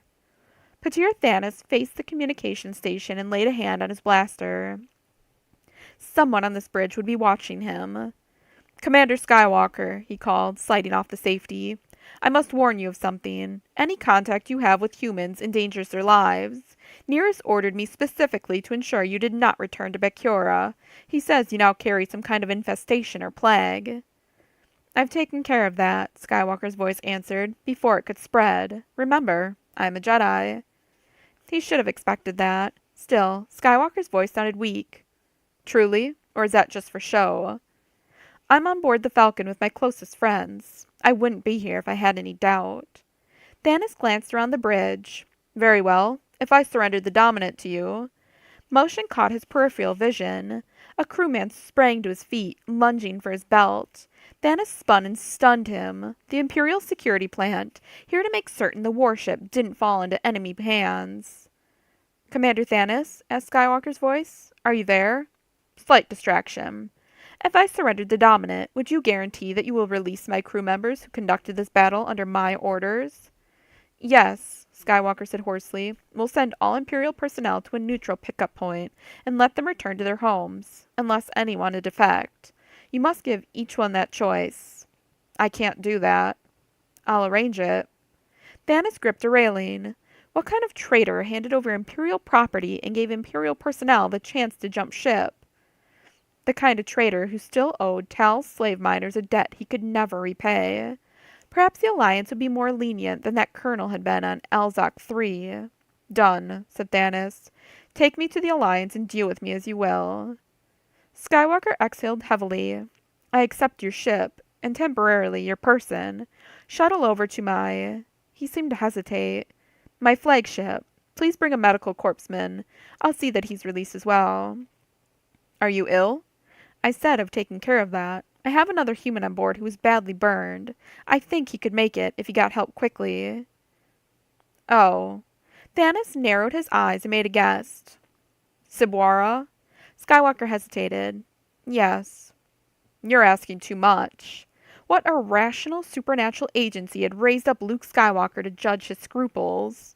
He paced along the bridge past humming banks of instruments. But I would like to see Sibwara brought to justice. Empire or Alliance, it doesn't matter, so long it's a human jury. I'll see what I can do. I shuttle over a skeleton crew for the Dominant, said Skywalker. Solo's voice interjected over Skywalker's. But you'd better come over unarmed in a survival pod. I'm making a big concession letting you on board at all. Understood, General. The speaker fell silent. Thanos drew a deep breath. He had no idea what to expect next, but he wasn't taking his crew into it. He'd face the Alliance's wrath, plague risk and all, on his own. Almost. Bridge crew, board lifeboats. Reserve a single 2-man evacuation pod. Sir. One pivoted and lopped off the deck. Carry him, someone. Thanos nodded at the security man lying stunned on the deck. Take him with you. Captain Jammer, you're in command. Sir. A beetle-bodied little man stalked out at rear guard. Patir Thanos rubbed his chin, then opened a line to his medical staff. Perhaps Skywalker had neutralized one threat of contagion, but Thanos wouldn't feel safe in the Jedi's presence until his own staff checked him over. Luke glanced at Han, who maneuvered the Falcon toward a tiny, round object. Sensors confirmed 2 life forms. You're sure you want to take him on board? Han fidgeted. Luke sighed, weary with arguing. Yes. Next question. Why? Han snapped. We're all a little edgy, Leia said, but this is the only place to put him. We've got to check on the rumors from Salazar immediately. Well, even unarmed, he's not staying loose on my ship. Handcuff him to Chewie. No, to 3PO and lock them in the cargo hold. 3PO can entertain them. Luke smiled. That sounds like punishment enough for anyone. Poor Thanos, agreed Leia. Chewbacca delicately stroked airlock controls, keying the vacuum seal for manual release. And then Luke, Han, and Leia walked to the airlock and waited. Several minutes later, Commander Thanos stepped through with both hands raised. The posture tugged his khaki tunic askew. I'm unarmed, he insisted. Check me. Leia ran a weapons scanner over him. Looks clean, she announced. Meanwhile, Commander Thanos' small, slight companion trained a medical sensor up and down Luke's body. Luke held still, guessing Thanos had chosen the medic for his wide-eyed, soft-chinned, harmless appearance. What's in that pack? Leia asked sharply. Medical equipment, burn treatment. Commander Skywalker asked for. This way. Luke turned away from the top airlock. The corpsman dropped his metasensor into a pocket. Skywalker's clean too, Commander. A preliminary scan shows severe mechanical bronchitis, but no infestation. He shrugged at Thanos. Luke hadn't doubted, but the medic's diagnostic reassured him. He led deeper into the ship. Luke sat at the hologram board. Behind him on a single bunk, Dev lay still. 3PO stood. Greetings, he began cheerily. I am... Quiet, Leia murmured. Take this pair of binders and attach yourself to Commander Thanos. Escort him to the aft cargo bay, your designated security until further notice. One binder snicked shut around Thanos' wrist and the other clinked against 3PO's. Very well, Your Highness. Come with me, sir. I am C-3PO, protocol droid. Luke led the mousy little medic to Dev and gently drew a sheet off the youth's scarred, folded arms. He's in a Jedi healing trance, Luke said, and he's in no pain. For now. See what you can do for him. I'll try, said the medic, but frankly, I've encountered energy blast trauma before. He ran the pocket metasensor over Dev's stomach and chest, then shook his head. There's little I can do. He might live a day if he's... I won't say lucky. If he regains consciousness, he'll suffer. Internal damages. Well, there's nothing to keep him alive. Please try. He changed his mind about the Sissy Rook. And Dev had so much force potential. He had to survive. Huh. The medic answered without enthusiasm. He reached deeper into his equipment pack. Luke could barely keep his own body moving. Half stumbling, he rejoined Han in the cockpit. "We've got an invitation," Han announced, "from a lady named Eppie Belden. She claims to know you. She's with your friend Gareel at the Bakura complex. I guess there's a nasty prisoner they want the Alliance to deal with." "Governor Nearest?" asked Leia. "Looks that way." He'd last seen Gareel being dragged by R2 from the cantina. Abruptly, he remembered that meal they'd shared. This news suggested that Gareel was safe, though. And had Eppie healed herself? Had they captured Governor Nearest? "Can you land the Falcon on a roof port?" Leia laughed behind him. "Han can land the Falcon on an ice cube if he wants to." Luke glanced around the cockpit, counting heads. "I assume you're calling in reinforcements?" he asked Han. "I just ordered your new dominant crew into position to fire on the Imperial garrison at Salastar. It'll take a while. Our B-Wing squadron's tugboating it into place. And we've got 2 X-Wing pilots coming in to fly cover, just in case." "Good work, Han." And Luke had his reputation as a Jedi. So long as he didn't stumble in plain sight, the Imperials would consider him a threat. He pictured Governor Nearest's face when he walked off the Falcon alive. "Your Bakuran lady friends promised to meet us at the roof port. We'll see if they manage it." "I'm going to lie down." Luke gave one last cough. "Get me up when you're about to land." The Millennium Falcon swooped through a textured blanket of clouds toward Salastar. Over the city and west across one river, smoke drifted. Han brought up a remote sensor as they decelerated. Peering behind Han's head and Chewie's, Luke spotted a knot of people behind a blast barricade at the complex roof port. A familiar shape waited with them. "R2!" he exclaimed. A swirl of long blue-green skirts, backing away from the blocked-off landing zone, was obviously Gareel. The Falcon dropped steadily on its repulsors. Gareel's uncle, the Prime Minister, stood near an unbound, defiant Wi'lek Nearest, who still wore Imperial drab with red and blue rank buttons. "He doesn't look like a prisoner to me," Leia muttered, pointing to the viewport. "I'll make you a bet Governor Nearest doesn't intend to surrender the Salastar garrison. He could hold that against all of us for a long time." Han reached for belly gun controls. "Don't you dare!" Leia shook her head. "We're back to diplomacy." "And we've got Commander Thanos," said Luke. "He could surrender the garrison." The Falcon settled to ground with a muffled thud. "Particularly if you told him to," Leia returned. "How are you feeling? Could you—" "I can't push it. You'd better take charge." "Right," she said grimly. "I've set up enough resistance cells to know what happens if we botch this." Leia clenched her seat while Han sprang up and loosened his blaster in its leg holster. "Okay, Goldenrod," Han called into the comlink. "Bring Thanos to the main ramp." Luke stood up more slowly. Leia almost saw 2 Lukes, one strong, cocky, and victorious, the image he meant to project, and one withdrawn, worried, exhausted, and in pain, tired enough to make mistakes. She squared her shoulders. "Do you want to stay on board until it's obvious which way this is going?" she asked. Sure." Luke scratched the back of his neck. "Nearest probably thinks he's killed me anyway." He stepped to one side of the main hatch and unhooked his lightsaber. From there, he could hear without being seen. "Be careful." 3PO appeared around the bend in the corridor. Commander Thanos matched his pace step for step. "Your droid tells interesting stories," Thanos commented dryly, despite the fact that he insists repeatedly that he's not much of a storyteller. Educating the prisoner, 3PO? Commander Thanos had probably gotten an earful of Alliance propaganda. The main hatch hissed and then opened. Leia led down the ramp. The rooftop group filed around the blast barricade toward them, Kapitsin in the lead, closely followed by Governor Nearest and his female escorts. And R2. Han kept one hand on his blaster. Once Leia and Han reached the rooftop, she glanced back. 3PO followed, shackled to Thanos. Chewie came last, bowcaster already fitted with a quarrel. The air smelled unpleasantly smoky. "R2!" exclaimed 3PO. "You can't imagine what I've been through." "Save it!" snapped Han. Commander Thanos ignored his metallic escort and walked eyes ahead, expressionless like a man who expected a brutal dressing down. He passed Leia at the foot of the ramp and came to attention as well as anyone could when handcuffed to a protocol droid. I assume you're not expecting compliments. Governor Nears closed the distance between them, clasping both of his hands behind his back in a swaggering pose. A few years ago, when I commanded a cruiser, a commander who surrendered his ship was stood against the nearest wall and shot. Leia stood forward. We brought him with us only to prove that he's in our hands, Governor. He is not your prisoner. He's ours, as I hear you are. I'd like to see you hold either of us. You have no space forces left. Surrender your garrison, and you and all your people may leave Bakura freely. Immediately.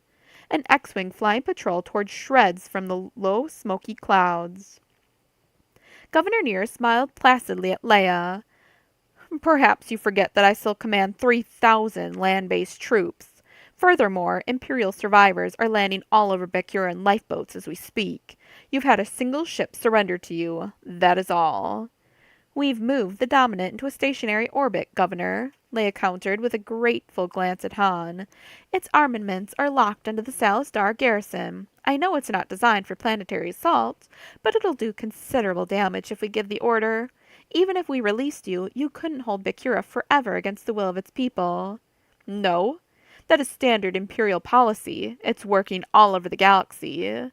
Governor Nearest kept his hands open and in full view. Evidently, Han's blaster made him more nervous than he was showing otherwise. Someone shoved Leia from the left. Garil strode between Han and Governor Nearest, keeping just out of the line of fire. Leia had never seen her look so defiant. She'd knotted her shawl over her skirt, out of the way, and wedged a blaster rifle under one arm. It dangled, ready to use. Finally, Leia guessed what Luke saw in her. Governor, Garil announced, if nothing else is going to come of your treachery, then I shall make my own small gesture. I resign from Imperial service. Nearest centered his hands over the side stripes of his trousers. You cannot. You belong to the Empire. I think not, Excellency. She spoke calmly, but Leia saw that her unmatched eyes were puffy, as if she'd been crying. If she'd been grieving for Luke, she had a surprise in store. Princess Leia, please accept my congratulations on your victory. Garil stiffened, turning as pale as if she'd seen a ghost. Leia pivoted back on one foot. Luke stood at the center of the Falcon's main hatch, saber in hand, but not ignited, looking like the lithe gray-suited shadow against the Falcon's dark interior. She would have bet his smile had something to do with Garil's open mouth and wide eyes. The thin little woman standing next to her brightened and whispered, "Hello, Jedi." Whatever Willac Nearest had stepped forward to say, he forgot. "No!" he exclaimed, horror twisting his heavy features. "You can't be here. Get back on board. You'll infest us all. You don't realize—" Luke took one step down.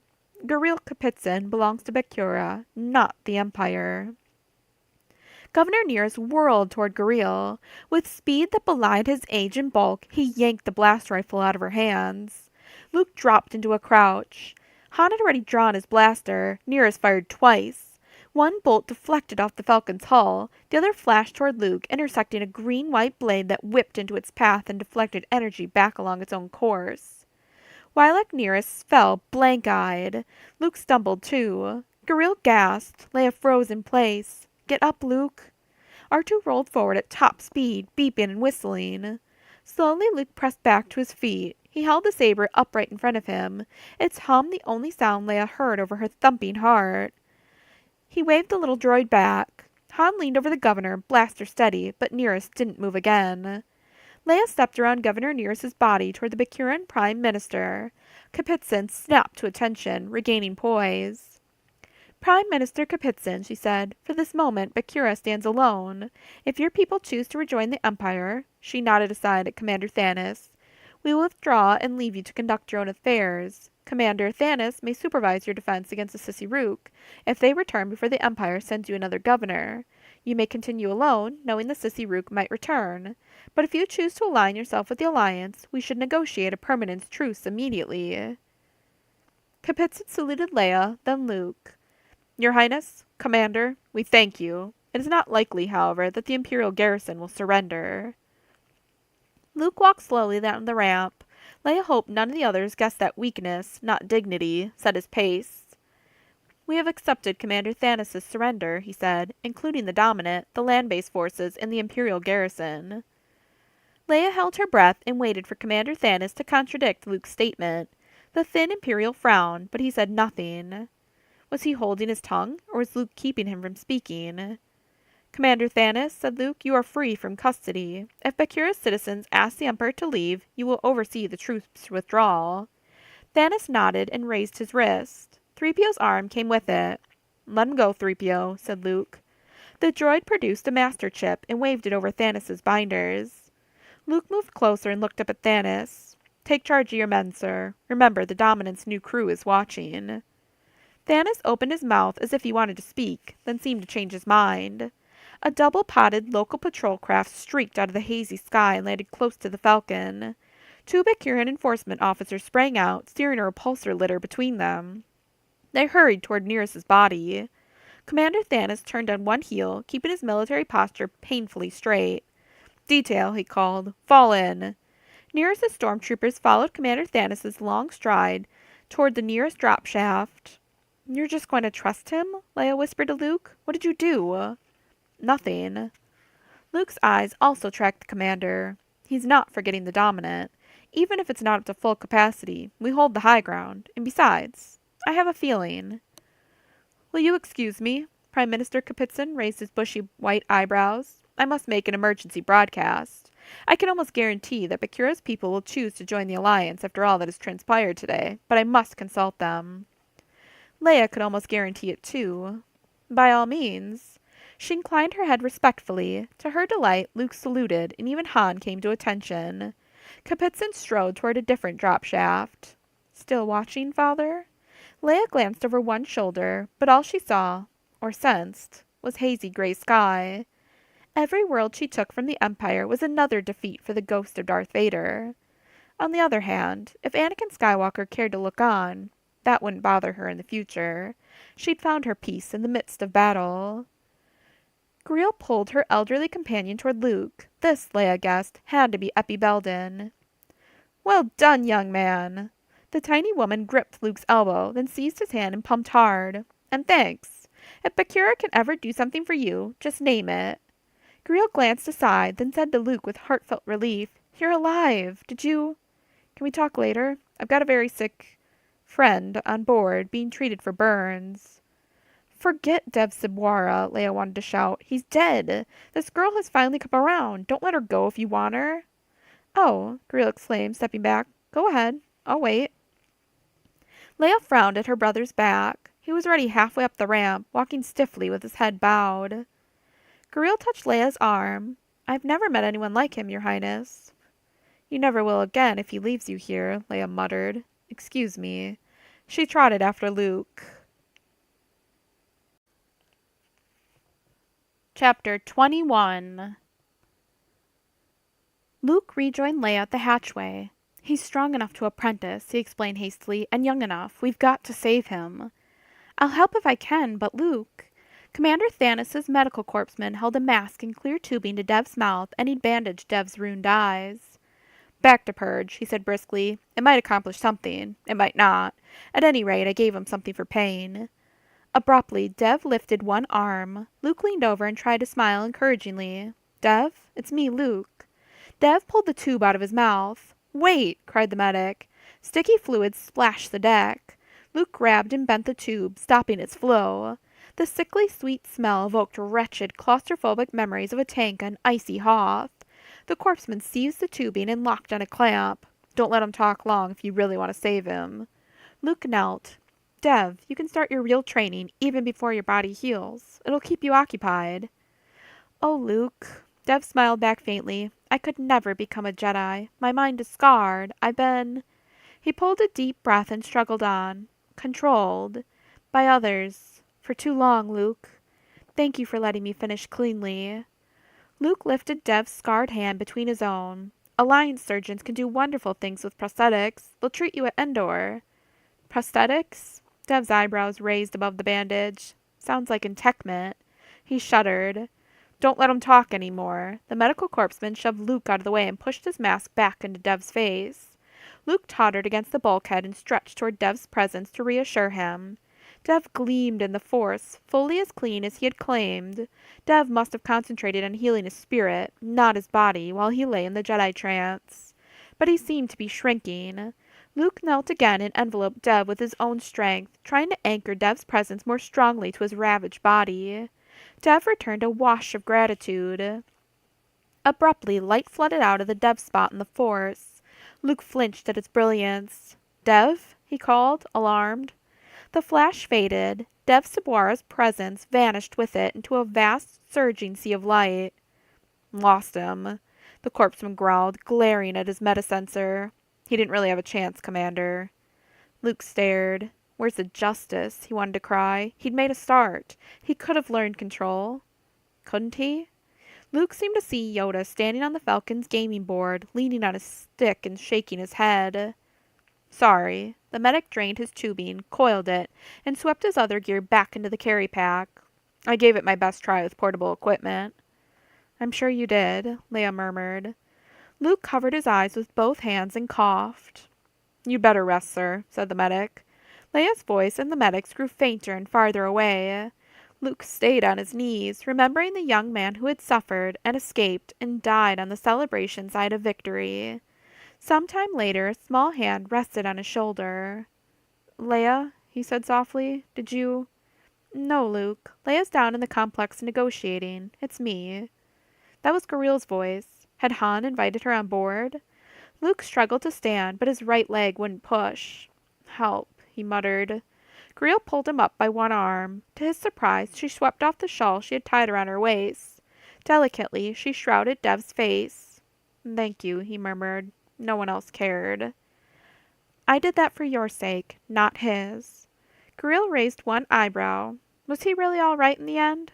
In his mind? Yes, he answered quietly. "Why?" Gareel whispered. "Why did you want to save him of all people?" Not wanting to meet her eyes, Luke spoke toward the Falcon's deck.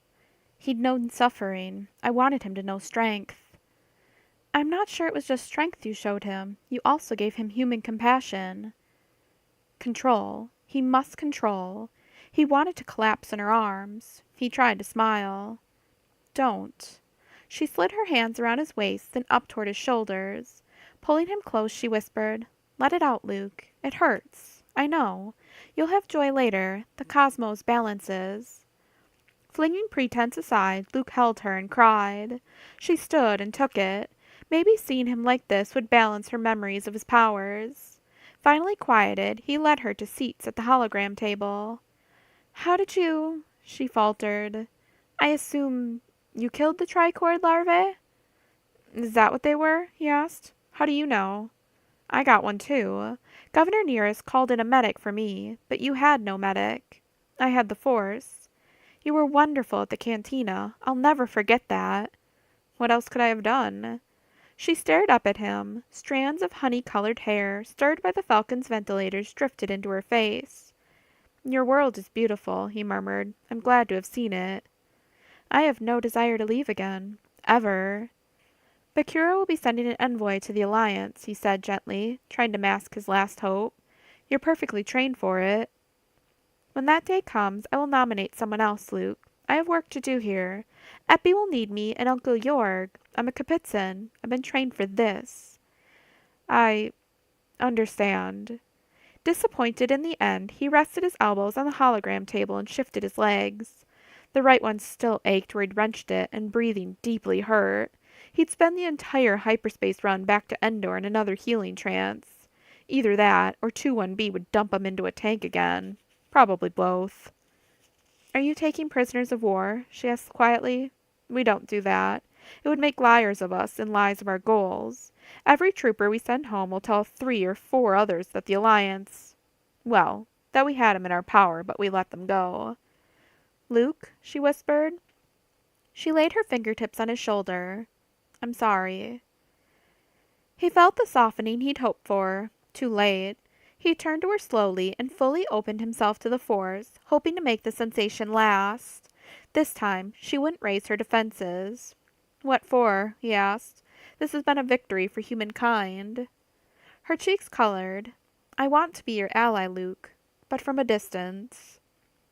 He pushed back a quiet desolation that threatened to send him over another emotional brink. He mustn't think of spending forever alone. From a distance, he agreed, hesitantly touching her face. But just this once, from here. She leaned into his arms. He kissed her, letting the moment flood his perception, petal-warm lips and the deep, sweet warmth of her life presence. Before she could pull away and ruin the memory, he released her. "I'll see you off the ship," he murmured. They stood. He walked her along the corridor, careful not to limp. The medic intercepted him at the top of the ramp. "I believe you need attention, sir. I assure you my sympathies are neutral." "Goodbye," Guriel murmured.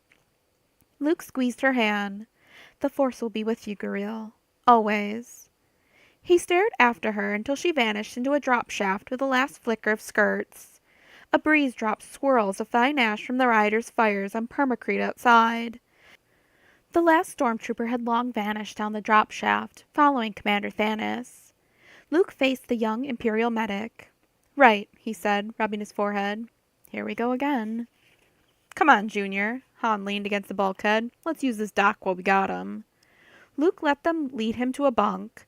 He drew a careful breath and lay down to have his leg and lung scanned. It was a good thing Thanos and his garrison didn't know that the Dominant was really no threat to Salazar. Its new crew consisted of 2 excited Calamarian youngsters, 2 who hadn't come down for shore leave. Rank by rank, 1,000 Imperial personnel boarded a large but ancient Bakuran space liner under Commander Patir Thanos' eyes. Bakura wanted the Empire gone. The announcement had come yesterday, 2 hours after Nereus' death. Over half his men weren't even there to ship out.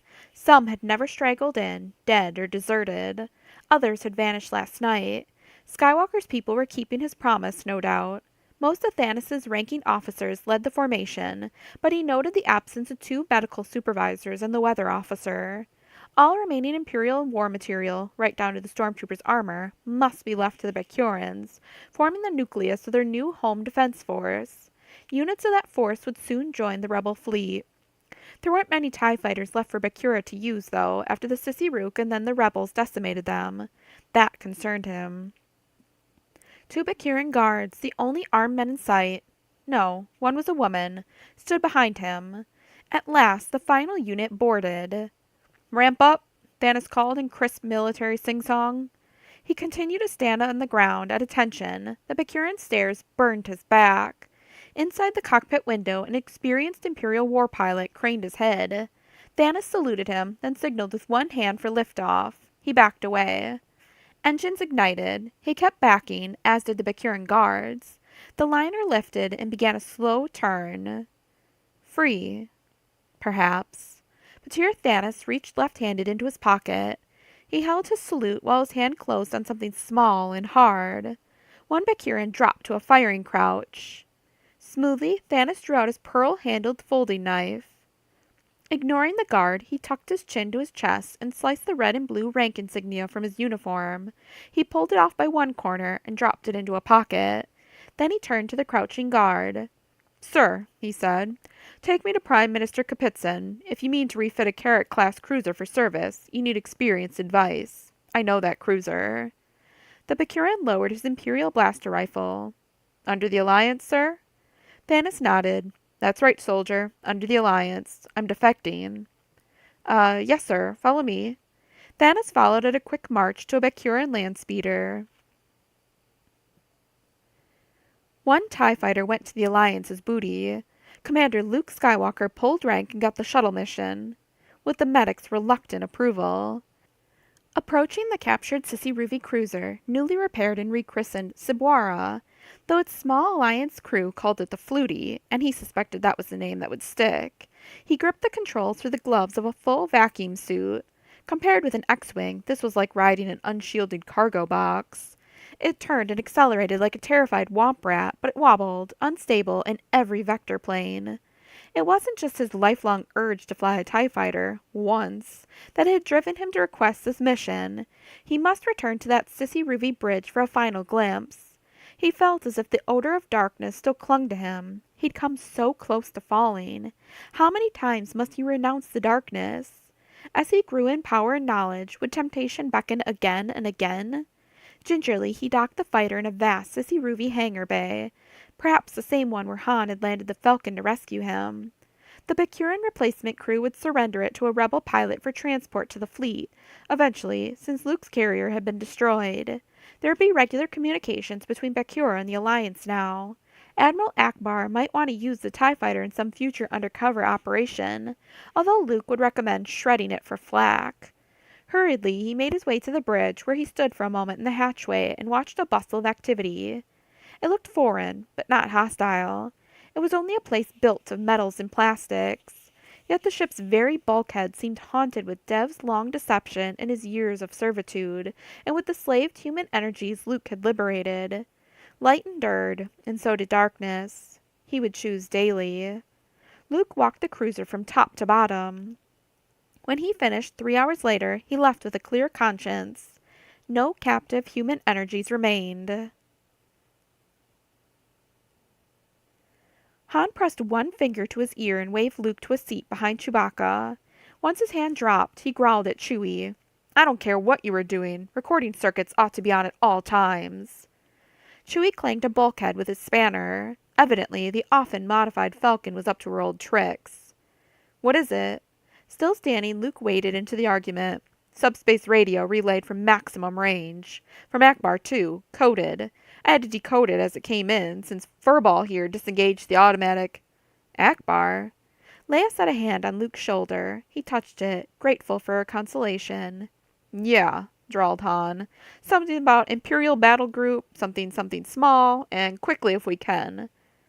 "We scattered so many of them back at Endor." Leia leaned forward. "Akbar's scouts have probably found a group he thinks he could handle." "The Empire's still vast. We must maintain the momentum of their downslide." "Well then," said Luke, "time to head back. After—" He glanced down at Han for confirmation. "Oh yeah, sure, kid," Han mumbled. "Might as well strap in, Leia. Luke has business to finish. It'll just take a minute." "Now, Mistress Leia," 3PO called over the comlink from his post with R2 at the gaming table, "let me tell you how I arrived at the Falcon dressed in stormtrooper armor." Luke made his way to the primary airlock where Chewbacca had carried Dev's body. Sorrowfully, he reached down and brushed Gareel's feather-soft shawl with his fingertips. Chewbacca had wrapped it tightly around Dev's head and shoulders after swathing the rest of him in an old blanket. He'd lost them both, Gareel and Dev, yet both had touched and taught him. Both would live in his memory. "Thanks," he whispered. "Ready, Luke?" Leia asked softly over the comlink. Luke backed out of the airlock. Automatically it hissed shut behind him. "Wait a minute," he told her. He hurried back to the cockpit and stared out the main viewport. Leia clasped his hand. Han pulled the hatch release, then reversed lateral thrusters. As the Falcon accelerated heavenward, Dev's body plummeted toward Bakura. It finished burning, clean and brightly, down through the planet's high atmosphere. Luke stared at the meteor, a momentary flare of brilliance. Like all life. Nothing really in the sweep of time, but everything in the Force. About the author. Kathy Tyers is the author of 4 previous science fiction novels for Bantam Spectra. Her credits also include a travel guide to the northern U.S. Rocky Mountains. In addition to writing, Kathy holds degrees in microbiology and education. She and her husband Mark have recorded and released 2 folk music albums. They live in southwestern Montana with their son Matthew. This has been Star Wars: The Truce at Bakura by Kathy Tyers. Thank you for listening. If you enjoyed my reading of this audiobook and would like to contribute, you can head on over to www.patreon.com/theexpandeduniverse lives forever. The link is also in the video's description.